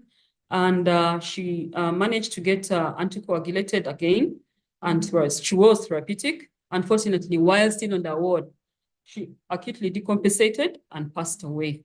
So possible cause then was sepsis or the intractable heart failure. Sorry about that particular one. And then further still, in my registry, as I mentioned, I had 8 mothers out of the 80 who had documented intracardiac thrombi. The first case that I've shared with you, then this is another case, as you can see. We have intracardiac thrombi. Then this is also another lady with a small apical thrombi in there. Then this had the highest level of,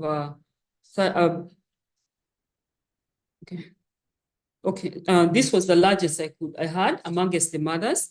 And then this is also another, and the last is this other one had a thrombus in the lateral wall of the LV posterior wall, if you can be able to visualize that. So the burden of intracardiac thrombi in peripartum PPCM mothers in Uganda is significantly very high.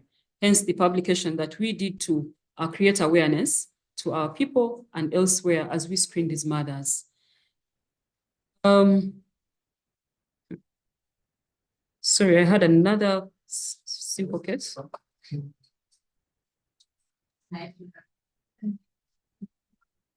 So this is just a brief one. You're on 12 minutes. It's a very interesting one. I know. What we can do is we can cycle back to cases once we've given everyone a turn. Do you want to wrap up that case and then we can discuss, and then if there's time later on after Juliet, we can come back. Thank you. Thank you.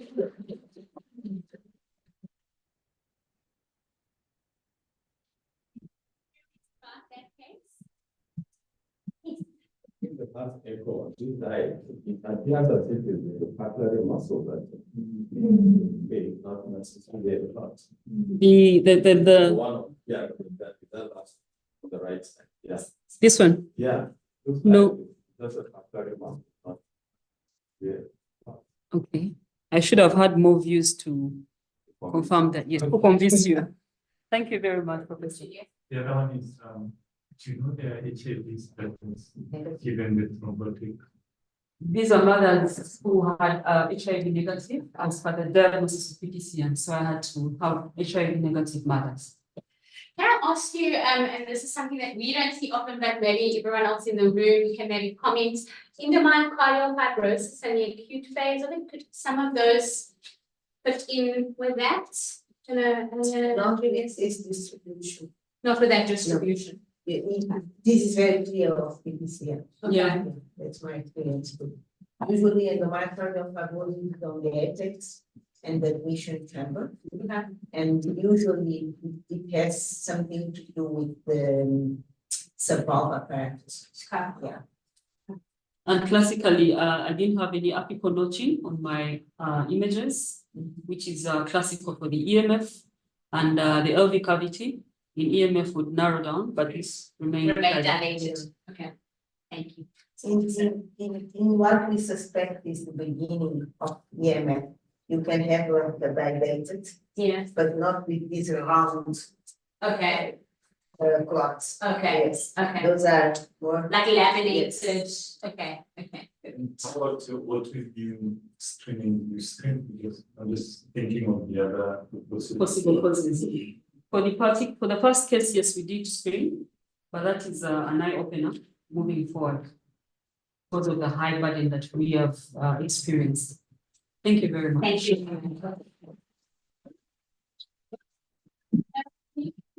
Is going to be Dr. Marcel Krauter, who completed her undergrad training at the University of Victoria in 2010. She obtained her diploma in anesthesia as well as diploma in obstetrics. And she was a registrar at Prudential Hospital and became an anesthesia consultant in 2019. And as far as I know, you're now heading up the cardio-obstetrics anesthesia at Prudential. So welcome. Thank you. Okay, I thought I had longer, so I'm going to go very fast.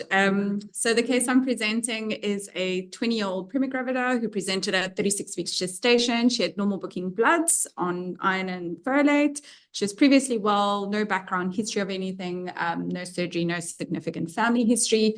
So she presented with a maternal tachycardia at a rate of 130 to 170 beats per minute. She was asymptomatic at that point and had essentially a normal clinical exam. We'd excluded anemia, electrolyte disturbances, thyrotoxicosis. There was no evidence of sepsis. This was her chest X-ray. This is a mobile supine film, an AP film, but you get the impression that she might have an increased cardiothoracic ratio. She also had a VQ scan that excluded pulmonary emboli. And then she had a series of ECGs. So I'm quite nervous to present this in front of cardiologists. So I definitely cheated, and Alpha-Lune did help me to look at her packets of ECGs. So here she was going at a rate of 161. And here she's a little bit slower, rate of 149. And you can see the cardiologist also drew little lines there. So little arrows depict where her P waves would be. And you'll see after the second arrow, there's a P, no QRS. And the little brackets indicating that she still had a regular rate if you looked at the Ps that weren't followed by QRS. So if we look at this, she had a regular narrow complex tachycardia. Can't be sinus, it's too fast. There are no flutter waves. She's not a child, so it can't be a jet. So it had to be either one of these. And this is Charles' app that he was talking about earlier. And the next slides are from that. So yes, she had P waves. There were more Ps than QRSs, so it has to be a flat or ectopic. So now we already know it's an ectopic atrial tachycardia. And if we look at this, she also had a long RP, which again would reinforce the diagnosis of an ectopic atrial tachycardia. Then after ECG, she also had transthoracic echocardiogram. And I didn't put in videos, thankfully, so this was just the report. So it did show reduced systolic function with an EF of 30 to 35%, increased filling pressures, as well as reduced right-sided systolic function. And she had mild MR, and mild TR. So in essence, we had a 20-year-old primigravida at 36 weeks gestation with an ectopic atrial tachycardia complicated by a tachycardia-induced cardiomyopathy. So if we risk stratify her, if it was just on the basis of the supraventricular arrhythmia, she would be class 2. But I think because of her reduced ejection fraction, she would definitely be at least a class 3. So the strategy then was in discussion with the multidisciplinary team to try and rate control her and slow her down with carvedilol. She had 10-day inpatient admission, carefully titrated up the carvedilol until she had a heart rate of around about 110. And she was asymptomatic throughout and her blood pressures held. So she was discharged. She then came back 18 days later, and now she was just over 38 weeks gestation, but now reported palpitations. And again, she was going quite fast with lowish blood pressures this time. And on the balance of risks, so the team, we couldn't really increase her carvedilol anymore, taking into considerations all the other things you might consider for this atrial tachycardia, even though it's quite very resistant to therapy. And then continuing the pregnancy with the mom that's now becoming symptomatic already with a reduced systolic function, the decision was made by the team to deliver her with an elective cesarean section. So for anesthetists, we see patients come to theatre, they either have the pre-existing arrhythmias or arrhythmias that are exacerbated by the physiological adaptations of a pregnancy. I'm not going to go through this. Charles did it very nicely. And then in the perioperative period, we know it's extremely dangerous because there are multiple factors pre-op, intra-op, and post-op that can exacerbate various arrhythmias. So these are just to mention a few. And so nil for us can be dehydrated, electrolytes, glucose disturbances, anxiety around getting surgery, pain, vomiting, all the hemodynamic consequences of our various anesthetic techniques, whether they're neuraxial or general, autonomic disturbances, patient that's a bit light under anesthetic, patients that's feeling pain, intubation responses, abnormal numbers, anything from hypercarbia, hypoxia, alkalosis, acidosis. Temperature is a big concern there. We struggle with temperature control in theatre, especially abdominal surgery. Electrolyte disturbances that can occur with fluid shifts happening. In this particular cohort of patients, aortic cable compression in theatre, very important to do 30-degree left lateral tilts, and also the assistance technique during the surgery with fundal pressure, sometimes at delivery of the baby, is quite a problematic time for us, especially in a compromised host. Blood loss, we know blood loss during Caesar can occur extremely rapid. And then all our various drugs, I'll talk a little bit about that, drugs that can cause arrhythmias just by themselves, and then embolic phenomenon, amniotic fluid emboli during delivery. All of these can just give us a lot of trouble. I don't know how much time I have. So for this particular patient, so I wanted to talk about the anesthetic a bit more because that's the part that I'm most interested in. Everything's interesting, but so for us as a team and as anesthetists, when we were discussing what to do with the case, we wanted to avoid a prolonged fasting time for her. So really focused on doing this electively and doing her first thing in the morning. Then to have adequate IV access. So we had 2 big lines, 18 gauge, 16 gauge, in case we needed to give drugs like adenosine. And this was her pre-arterial gas, where we saw a glucose of 3.8 and a potassium of 3.6. So we did supplement those just to try and steady the course. In terms of her airway and ventilation strategy, we're always nervous about GAs in pregnancies. We only do about 20% of all Caesars or general anesthetics. Fortunately, she was a tiny lady with a reasonable airway assessment. And we can't do like a rapid sequence induction. We do a rapidly kind of a modified because we can't give large doses of predetermined drugs and precipitously drop this patient's blood pressure. This patient was intubated by the most skilled anesthetist in the room to decrease the risk of the sympathetic response, and also try to blunt this intubation response. And we did use fentanyl, carefully titrated during the course of the induction, knowing that this would cause neonatal respiratory depression, and made sure that there was a senior pediatrician in the room who knew that naloxone was ready and they were ready to resuscitate the baby. Analgesic strategy, very important. So for her, she had fentanyl, paracetamol, she had morphine, and she also had transverse abdominis plane blocks, which the surgeons do for us at the end under direct vision. Our uterotonic strategy, very important to think about because oxytocin gives us problems, gives hypotension and tachycardia. So there we really stuck to the ED95 dose of oxytocin, so very slow, 0.3 international units. And she did need, on request of the obstetrician, a subsequent dose of 0.2. But during that initial dose, it didn't really give us trouble. So we were lucky with that. And fortunately, she only had 300 mils of blood loss. So we didn't have to explore that strategy any further. Then drugs to avoid and have available, very careful not to use any indirect acting sympathomimetics, so no ephedrine, no ketamine. In terms of our reversal strategy for muscle relaxation, this is the kind of patient where we don't want to use glyc or atropine to counteract our neostigmine effects.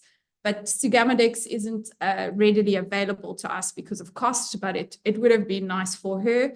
So she actually only had like 2.5 milligrams of cisatracurium, which fortunately goes through Hoffman elimination. And at the end, we just demonstrated really nicely with a peripheral nerve stimulator that she had 4 twitches and all her twitches had recovered. And we actually did not give her any reversal agents because of that. We also didn't want to give her ondansetron with QT issues. We have enough drugs that give us problem with those. So we gave her dexamethasone for her post-op nausea and vomiting prophylaxis. Our hemodynamic goals, we always think about that going into a case like this. We don't want to tickle the tachycardia. We also don't want to make the cardiomyopathy angry with us. So we didn't want to make her go fast. She needs adequate preload, but not to give it too fast. And then, as I said, just nothing must happen fast. So no precipitous drops in afterload. And then lastly, our arrhythmia strategy. So I was quite nervous about what do I do if she goes fast? So these are all the things we would think about when a cardiac patient will come to theatre. And then the answer is, like Charles said to me, what you do for every normal patient with an SVT. So it would depend whether she's stable or unstable to shock and then to consider adenosine. We spoke about labetalol, if everything else wasn't working, and I said, it's quite tricky if she is bleeding, but fortunately she wasn't. So this was just an anesthetic chart. This is not my handwriting. And there you can see we were quite lucky with a carefully titrated bolus of fentanyl.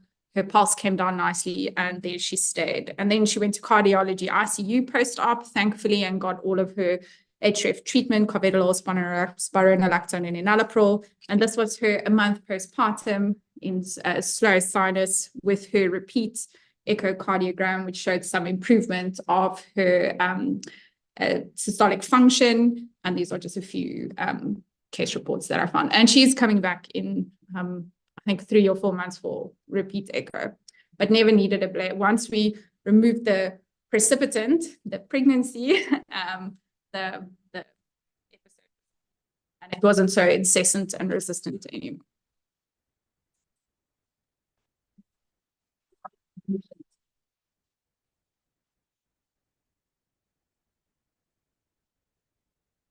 I like that last approach of yours with the perioperative goals that it's definitely. Comments, questions, happiness? Oh, I'm relieved I don't have questions.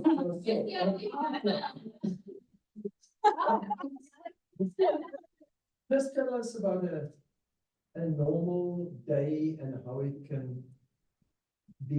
can change very quickly in MK, because that's where you are responsible, and that's how the one in the morning it can be very stable, everything ready, and things can with very short notice can become. I don't think you can have a normal day in MK. Like I said, I mean, it's a high risk obstetric unit, so anything can come your way at any given moment.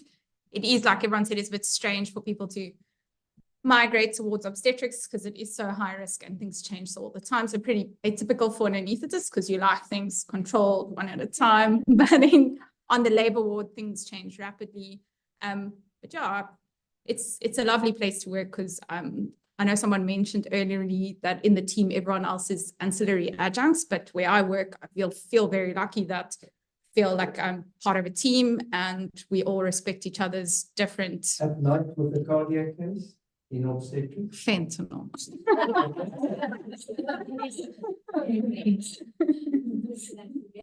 Maybe to you, I'm looking at the face ECG. Ooh, I see I'll put it on for you. Yeah, you guys can go for it. Go on. the T waves that, P waves on top of T waves.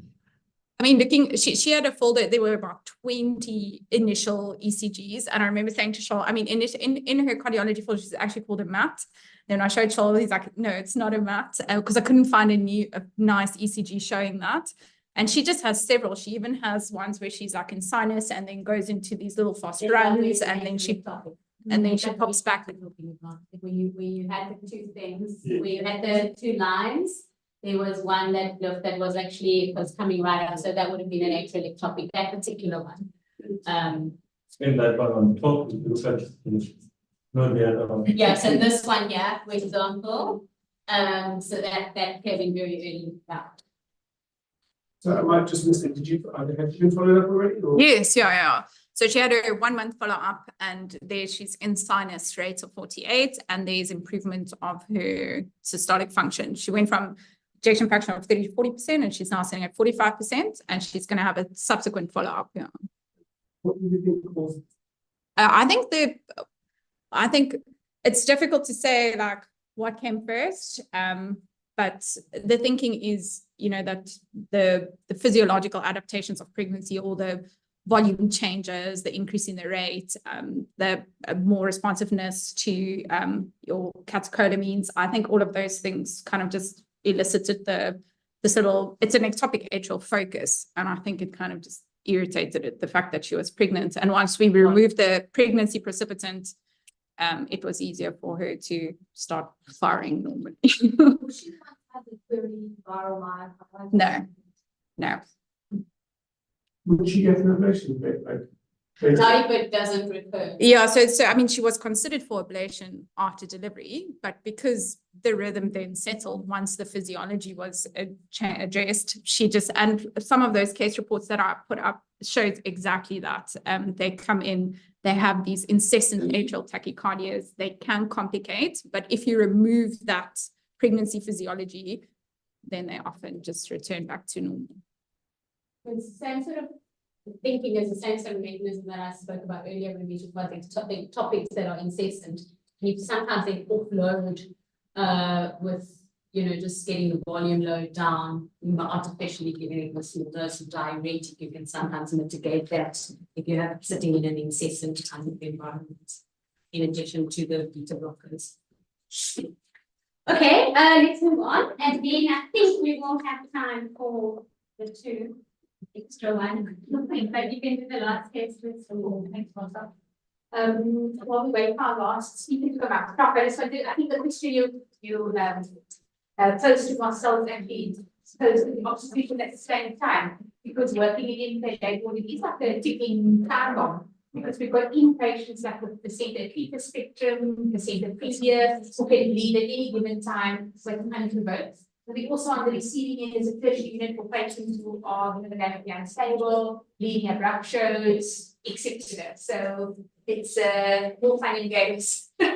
But what I must say is that we've gone leaps and bounds the building bridges between our multidisciplinary team. And I think we're going to be in a position where the relationship between anesthesia, obstetrics, historically, from what I've heard before I joined the department, where we are now, it is phenomenal. We're each a WhatsApp group, phone call away, and when we struggle, even at night, we try and plan these things so that they don't happen at night, of course, and we will do them prematurely with no compromise to the fetus, but to get it done in the safest hands in daylight hours, not on a weekend, but life happens, babies want to come when they want to come. So yeah, so we do our best. Thank you. Sorry, segue into our last talk for this evening. This afternoon, sorry. So afternoon, autocorrect, sorry. Sorry for the delay. It's my esteemed pleasure to welcome our last speaker this afternoon. Professor Karaya is a professor of medicine at Beradio University with quite a distinguished bio in reading it to prepare to present this afternoon. He's a consultant cardiologist and a teaching hospital in Nigeria. He's also affiliated with the Department of Public Health and Clinical Medicine of Tomeya University and the Hatter Institute of Cardiovascular Research in Africa of the University of Cape Town. Professor Fellow of West African College of Physicians, amongst many other very renowned colleges.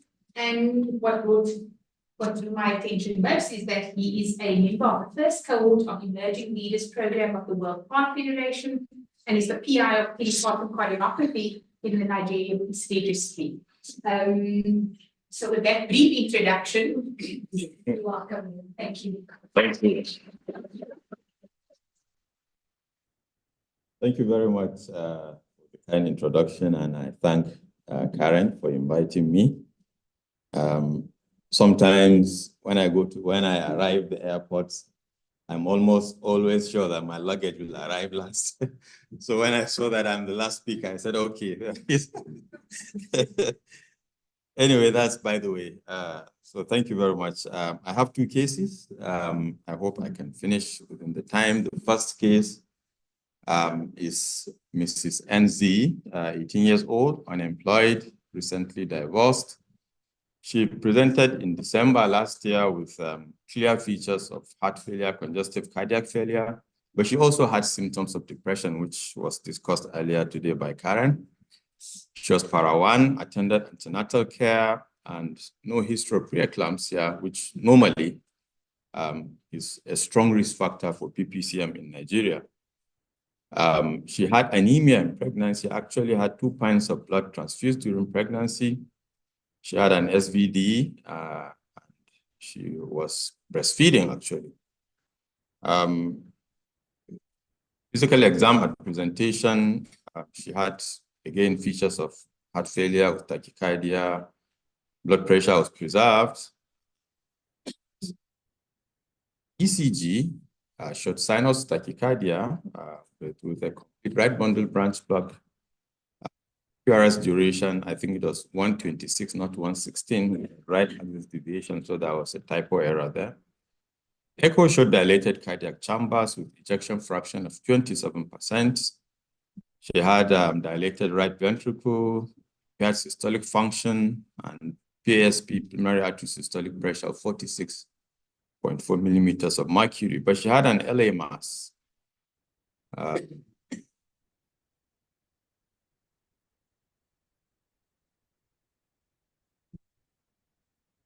Yeah, so that's a mass in the left atrium.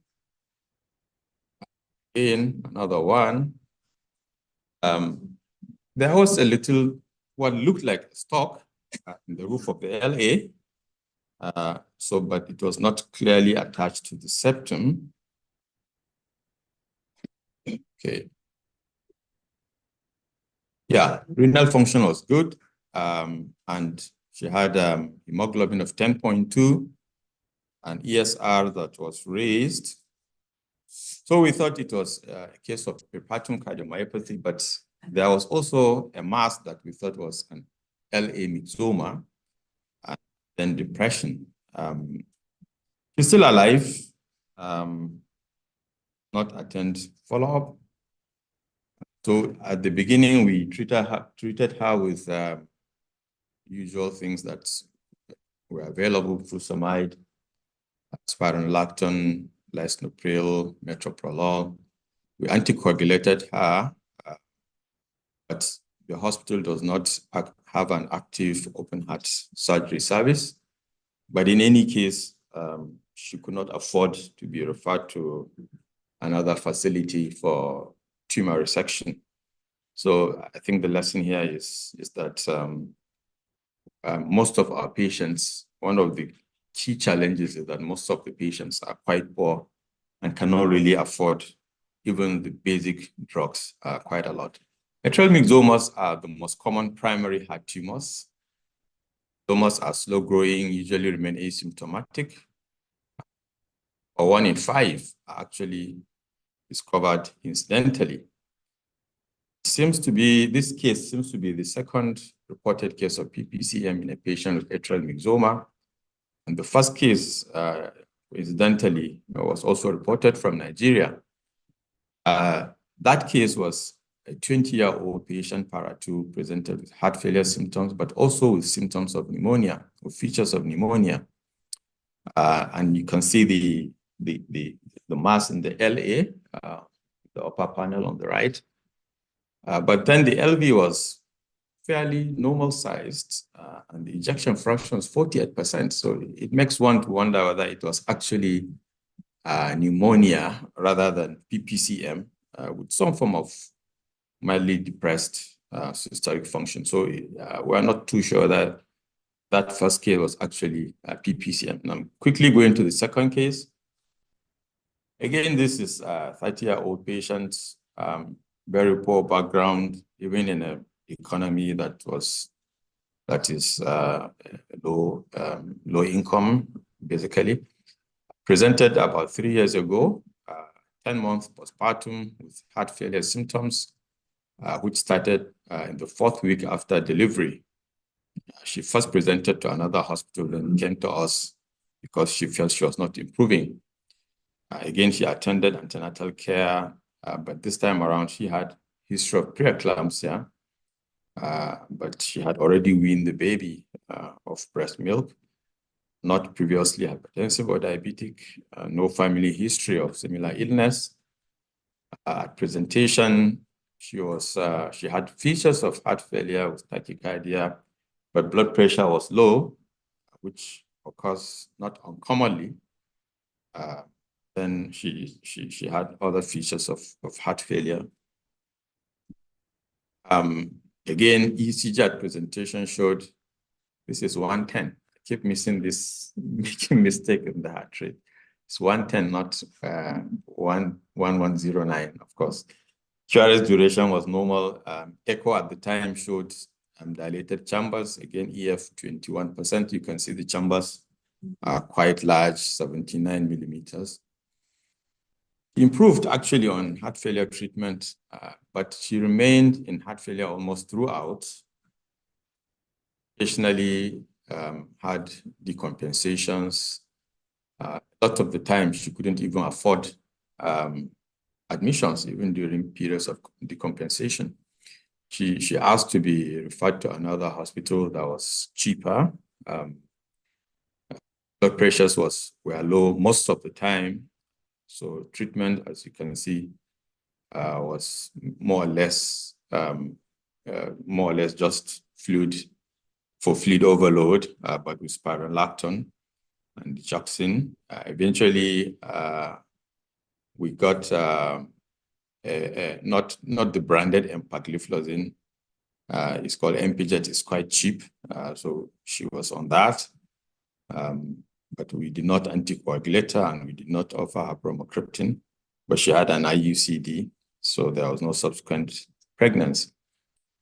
Echo this year, January this year, again showed dilated chambers, and if you can compare with the other previous echo, you see that there was basically no improvement at all in the echo features, which is not entirely surprising, given that he basically did not receive optimal medical treatment. But actually, many patients actually improve even with the minimal treatments from our experience, in spite of the fact that they don't quite receive the optimal treatment, they still improve. But this time around, she did not. Very high LV filling pressures, septal E prime was just 3.3. And this was the echo in January. Let's see the more or less the D-shaped LV, and very severe MR.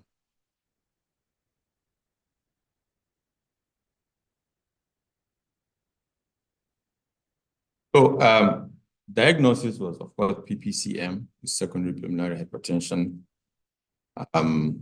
But unfortunately, she died in February, that's last month. The husband just found her sitting in the in the bathroom, on the bathroom floor. There are many challenges with these patients, very poor socioeconomic status, unfortunately in a very weak healthcare system that patients have to pay for everything out of pocket. And unfortunately, she also had low blood pressures almost throughout. I think she needed advanced heart failure treatment, in the best of centers. This is from the book edited by Karen. Clearly, we did the best we could with the available resources to offer her some of the drugs for acute and also for chronic treatments for heart failure, for PPCM, sorry. Of course, if she had funding, maybe she could have had some of the additional medical therapies for PPCM, like, for example, ivabradine, which is available, but she couldn't afford it. In fact, some of the time when she comes, we have to pay for her. The second echo, I know that she did not pay for it.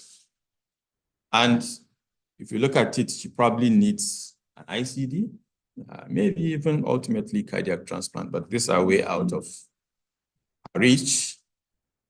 She had clearly many indicators for advanced heart failure, like need for repeat hospitalizations, persistent heart failure symptoms, intolerance to some of the recommended treatments, then cardiac cachexia, and so many others. So probably she needs even cardiac transplant because the number one indication there is I think she qualifies for that.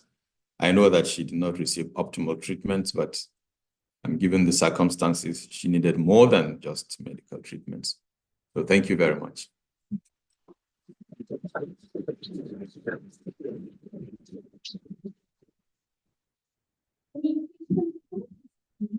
Can I quickly ask you, she presented with a very dilated heart. Do you know how long it took her from onset of symptoms to see you or treating physician? Yeah, she presented, the second case.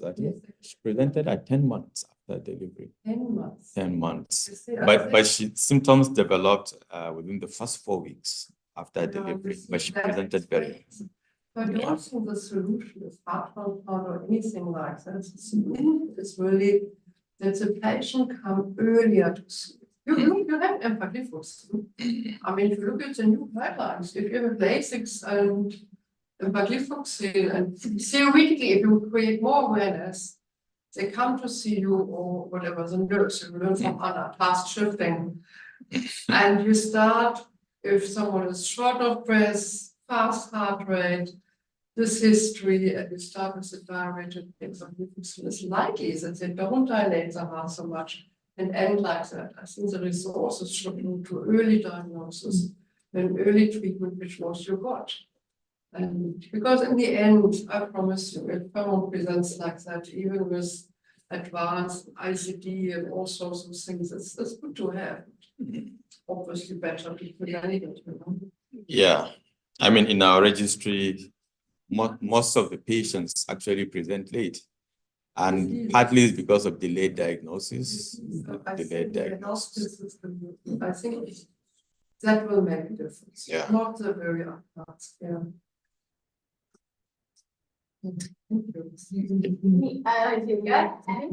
I'm just wanting to say, obviously Nigeria is a mixed income, kind of middle income country like South Africa. Is there any push towards offering more affordable healthcare for pregnant women at least? In South Africa, the pregnant women usually don't pay during pregnancy and children. So pregnant women and children is most part. I think a big difference is that the patients attending earlier because they're not scared of the costs of becoming hospital.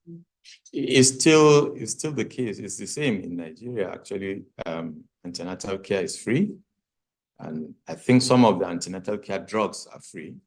But the problem is when they develop problems like heart failure, then it's a totally different ballgame because they need more than just antenatal care. They need specialist consultations and special treatments that they have to pay. Unfortunately, if they don't have the money, then, I mean, that's the problem. So it's only Even- basic not the medical care surrounding pregnancy. Not the whole care, but I think some of the things like obstetrics complications, I think they are offered next to free, even if they are not totally free. Like, for example, cesarean section, I think, is highly subsidized. But this is, I mean, a different thing. So most of the time they have to pay. Unfortunately, post-socioeconomic status is something that you and I, as physicians, may not be able to overcome. So we need a lot of advocacy with the politicians, you know, to be able to overcome such problems. That's a Herculean task. Yeah. There were two people who had one case each. They've already done their 10 minutes. Yes. Are you happy for them to present further? Or? Yes. Yes.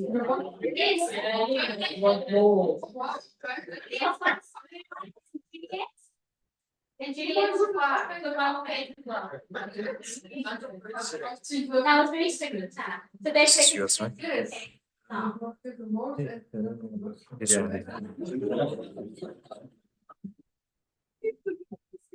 Do you remember where you went? Yeah. No, that's fine. It's the. Yeah. This one. No. It's fine. And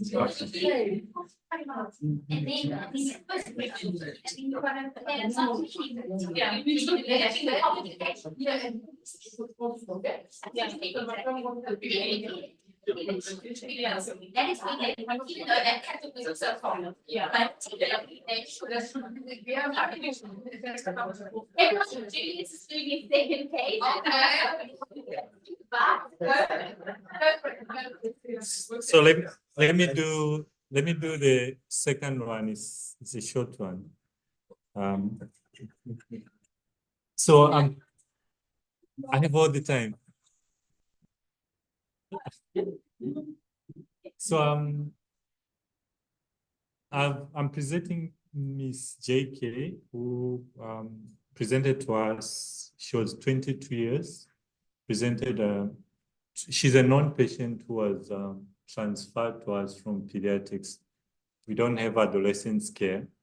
So she was taken care by pediatrics up to the age, I think, 19. And then she was transferred to us at that age because there's no transition. I'm not sure other areas.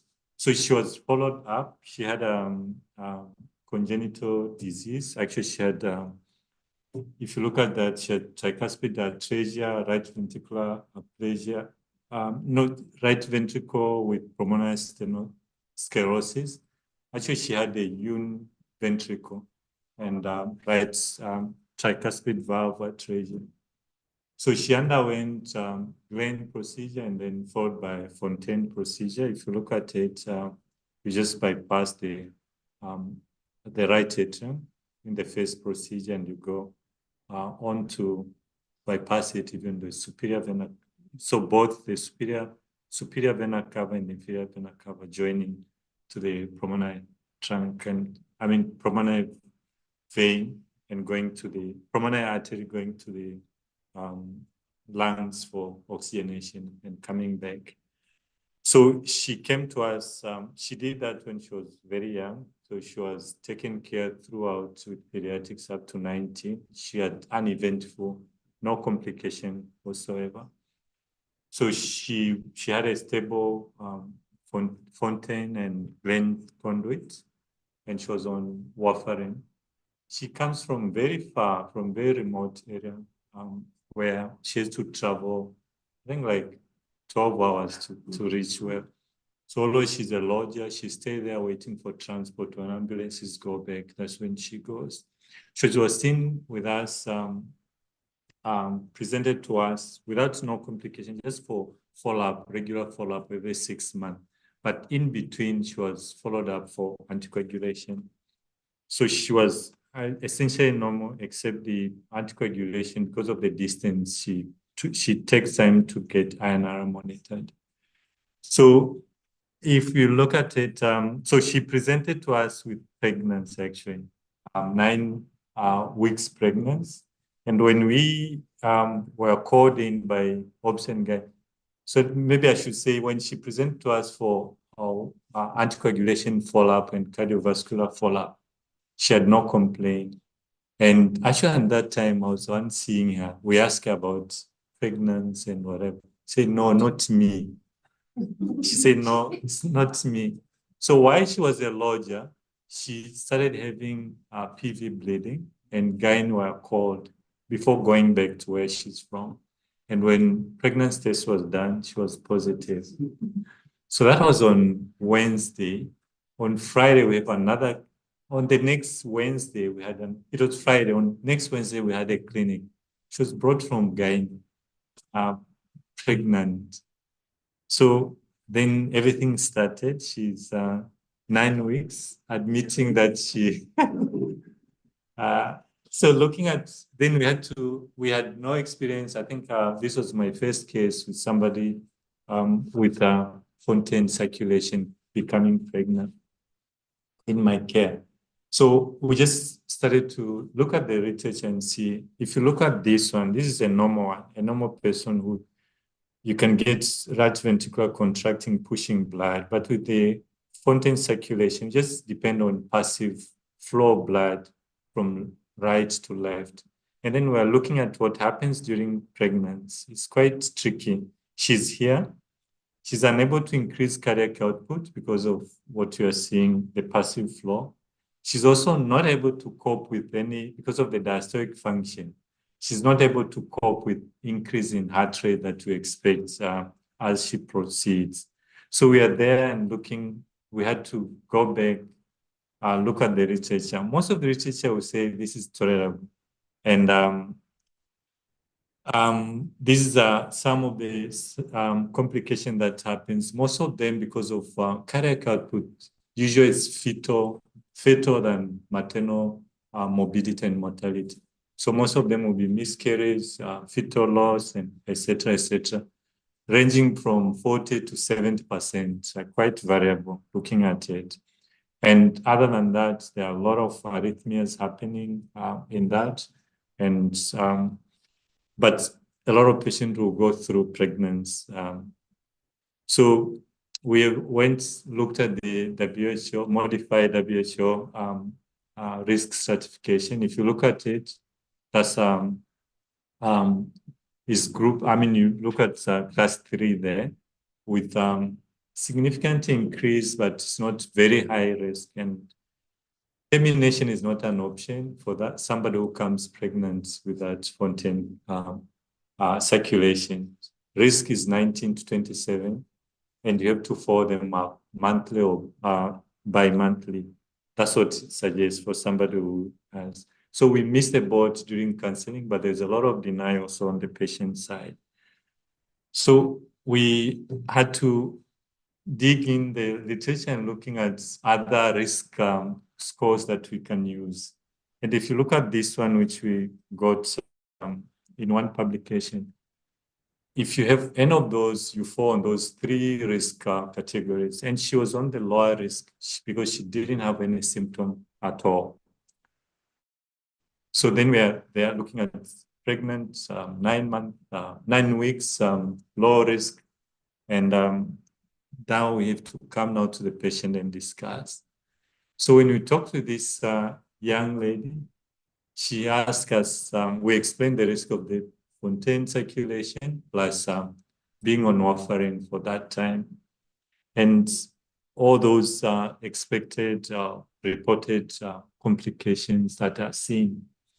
And then we had an option that she can continue the pregnancy, looking at low risk on the risk score.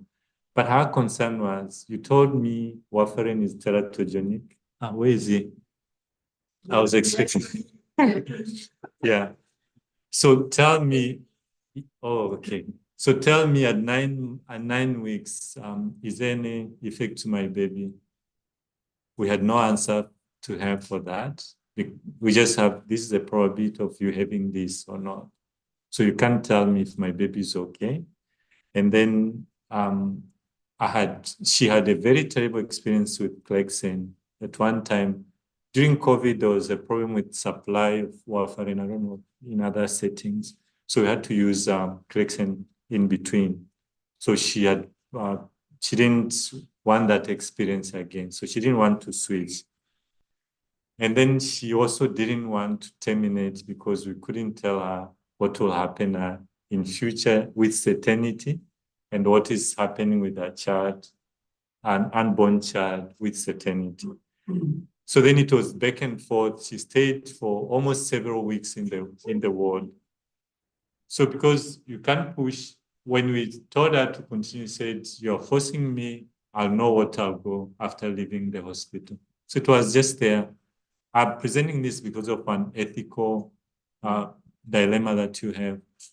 You don't see indication to terminate. The patient doesn't see, the reason to continue with that. So you have this balance. So later, looking at, she's far from the village. We don't know what she will use for abortion, because that's what she was saying indirectly.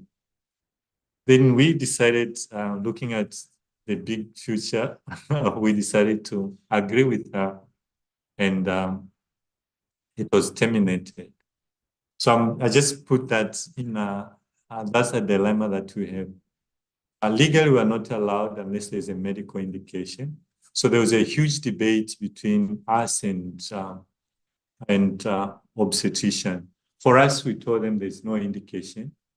But when she went to the obstetric ward, after some time, they were compelled to terminate. And we were later notified that the patient, the pregnancy was terminated.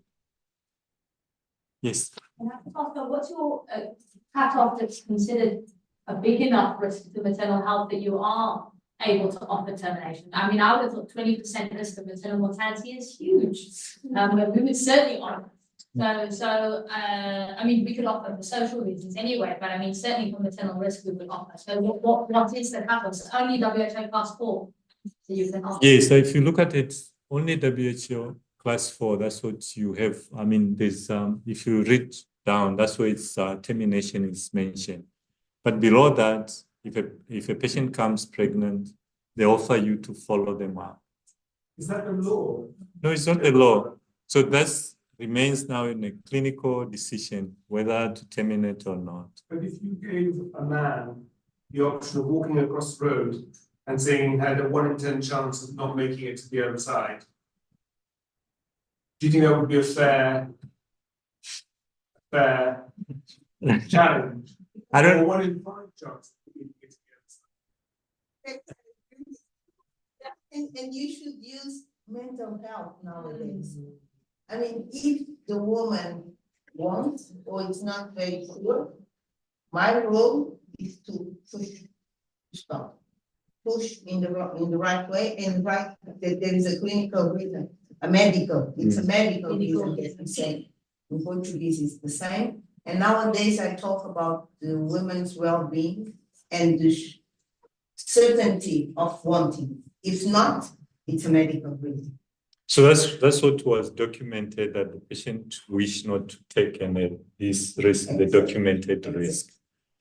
But it was a 2 and 4 discussion. Yes.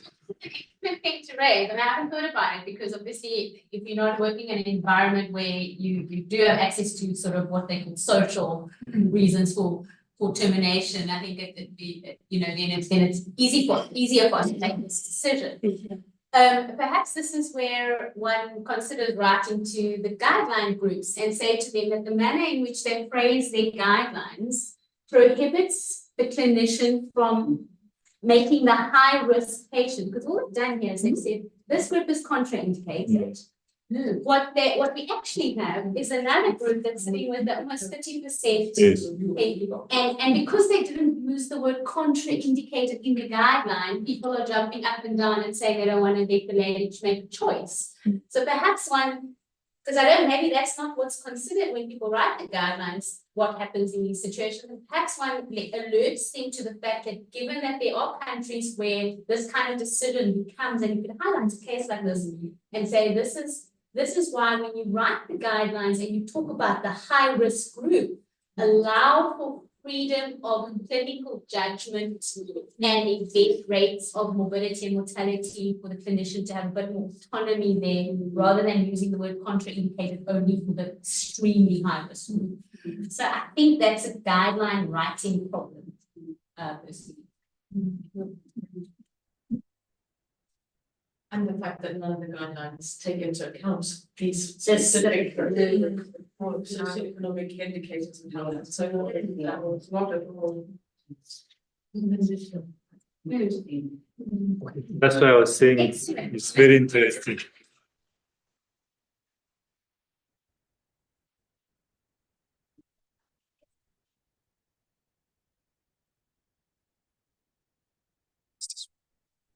Yes.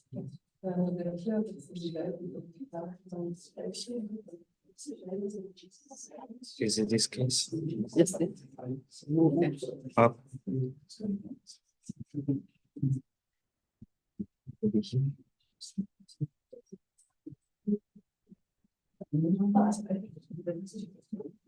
So thank you once again as a continuation. Sorry.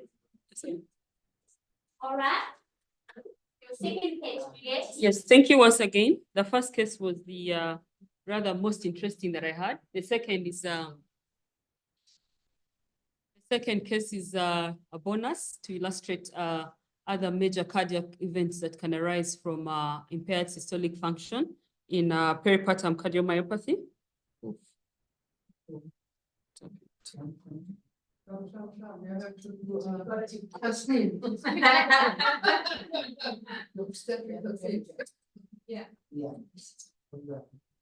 Okay, so the second case that I have is the first was a case that was not successful. This is one that at least did demonstrate success in a low-income country where we're able to exploit and use all the available modalities in the management of advanced heart failure. So this was a relatively older lady, 36-year-old, para 2+0, who was referred to the Uganda Heart Institute 2 weeks into purperium with effort intolerance, and came in with a working diagnosis of a pulmonary embolism that was confirmed on the small image that I've captioned over here. As you can able see that we have a dilated MPM, that's the main pulmonary artery, and obstruction into the other right pulmonary artery. So she had a confirmed pulmonary embolism that is on CTPA. She was started on Clexane and warfarin with aggressive INR monitoring while in a coronary care unit. However, day 2, while on admission, she developed nocturnal irritating cough and lower limb edema. And classically in her obstetric history, it was revealed that she had had a C-section, and during her time of labor, it was a prolonged labor despite oxytocin use. And there was no documented preeclampsia, as was reported by her mother, who was a midwife. Clinically, she was mildly pale, dyspneic at rest with bilateral pedal edema. And hemodynamically, she had a tachycardia. BPs were 96 out of 60. In the laboratory, she had anemia, hypochromic microcytic anemia. Her chemistries, she had elevated creatinine. And it is at this point, because of the original diagnosis of PPCM and additional symptoms of breathlessness and effort intolerance, that we're able to do an echocardiogram. So this we did by, in the CCU, and you can be able to see that we have a dilated, sorry, it's a short framework. So we had a dilated left ventricle with moderate mitral regurgitation, and at that point, her ejection fraction was estimated at 19 on M-MOD. Additionally, we were able to do her strain echo imaging because of the study protocol that I was using. And she had markedly reduced LV systolic function with a global strain of negative 2.7%. And additionally, she also had right ventricular systolic function on the lower image that you can see. She had a TAPSE of 1.0, which was also significant of RV systolic dysfunction. However, while still on admission, she was continuing with her goal-directed medical therapy in optimal doses. And it is during the time of her stay, she requested for discharge. The rate at which our patients request for discharge is quite high because of the costs. We charge, I mean, the hospital charges around 500,000 Ugandan shillings. That's about $150 for just the bed space minus the medications and the nursing care. That's quite costly on the Ugandan average patient. What period? Per night, sorry. Yes. Yes. So most of our patients end up. So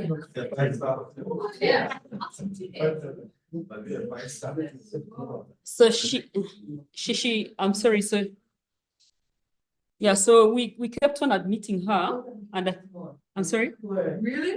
Yeah. It's more. Yeah. We are poorer than Uganda. On the five. Yes, so she was readmitted 3 times in a period of 6 months. She kept on coming in with acute decompensated heart failure. And it is during the last admission that we had documented evidence of ventricular tachycardia as per the EKG that we managed to capture during the runs when she had palpitations, sweating, and restlessness while in the CCU.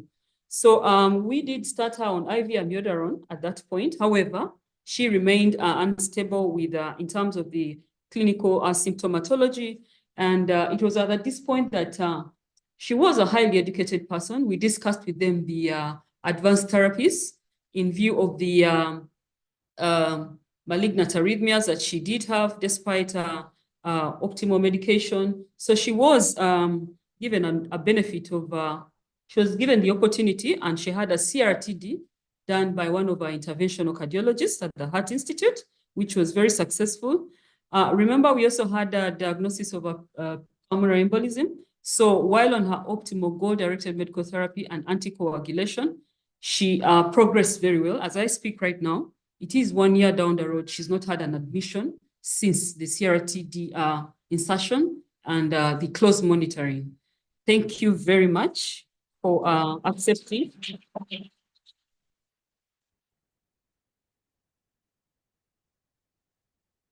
My key supervisors, as I mentioned earlier in my introduction of my research project. Thank you so much, Professor Karen, for being there all the time and guiding me. And together with with the other co-supervisors, Graham Oemi-Okello and Professor Annette. Thank you so much for listening.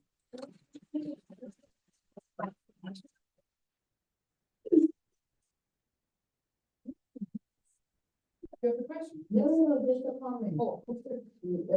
Because I think there's one very important thing here. And even with this very important thing, she came very late.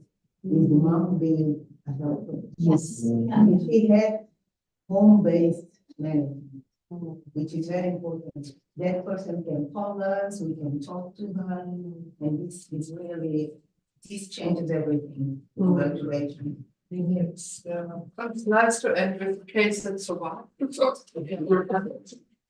So we're coming to an end of this very productive 2 days, I think. I think everyone learned something.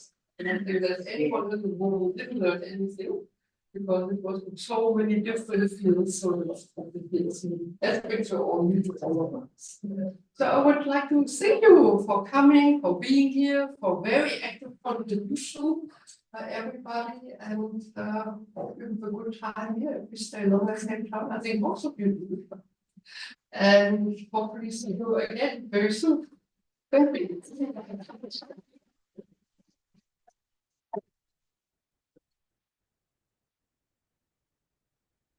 Wait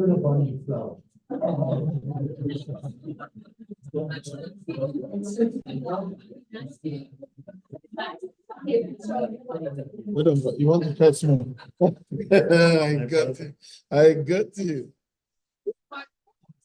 Oh, yes. Oh, that's yes. no Yes, problem. because like I would like my hard drive. No, you have us, Prof. Thank you. It's really. Remind that we order another one with Maggie, via Maggie with the next order.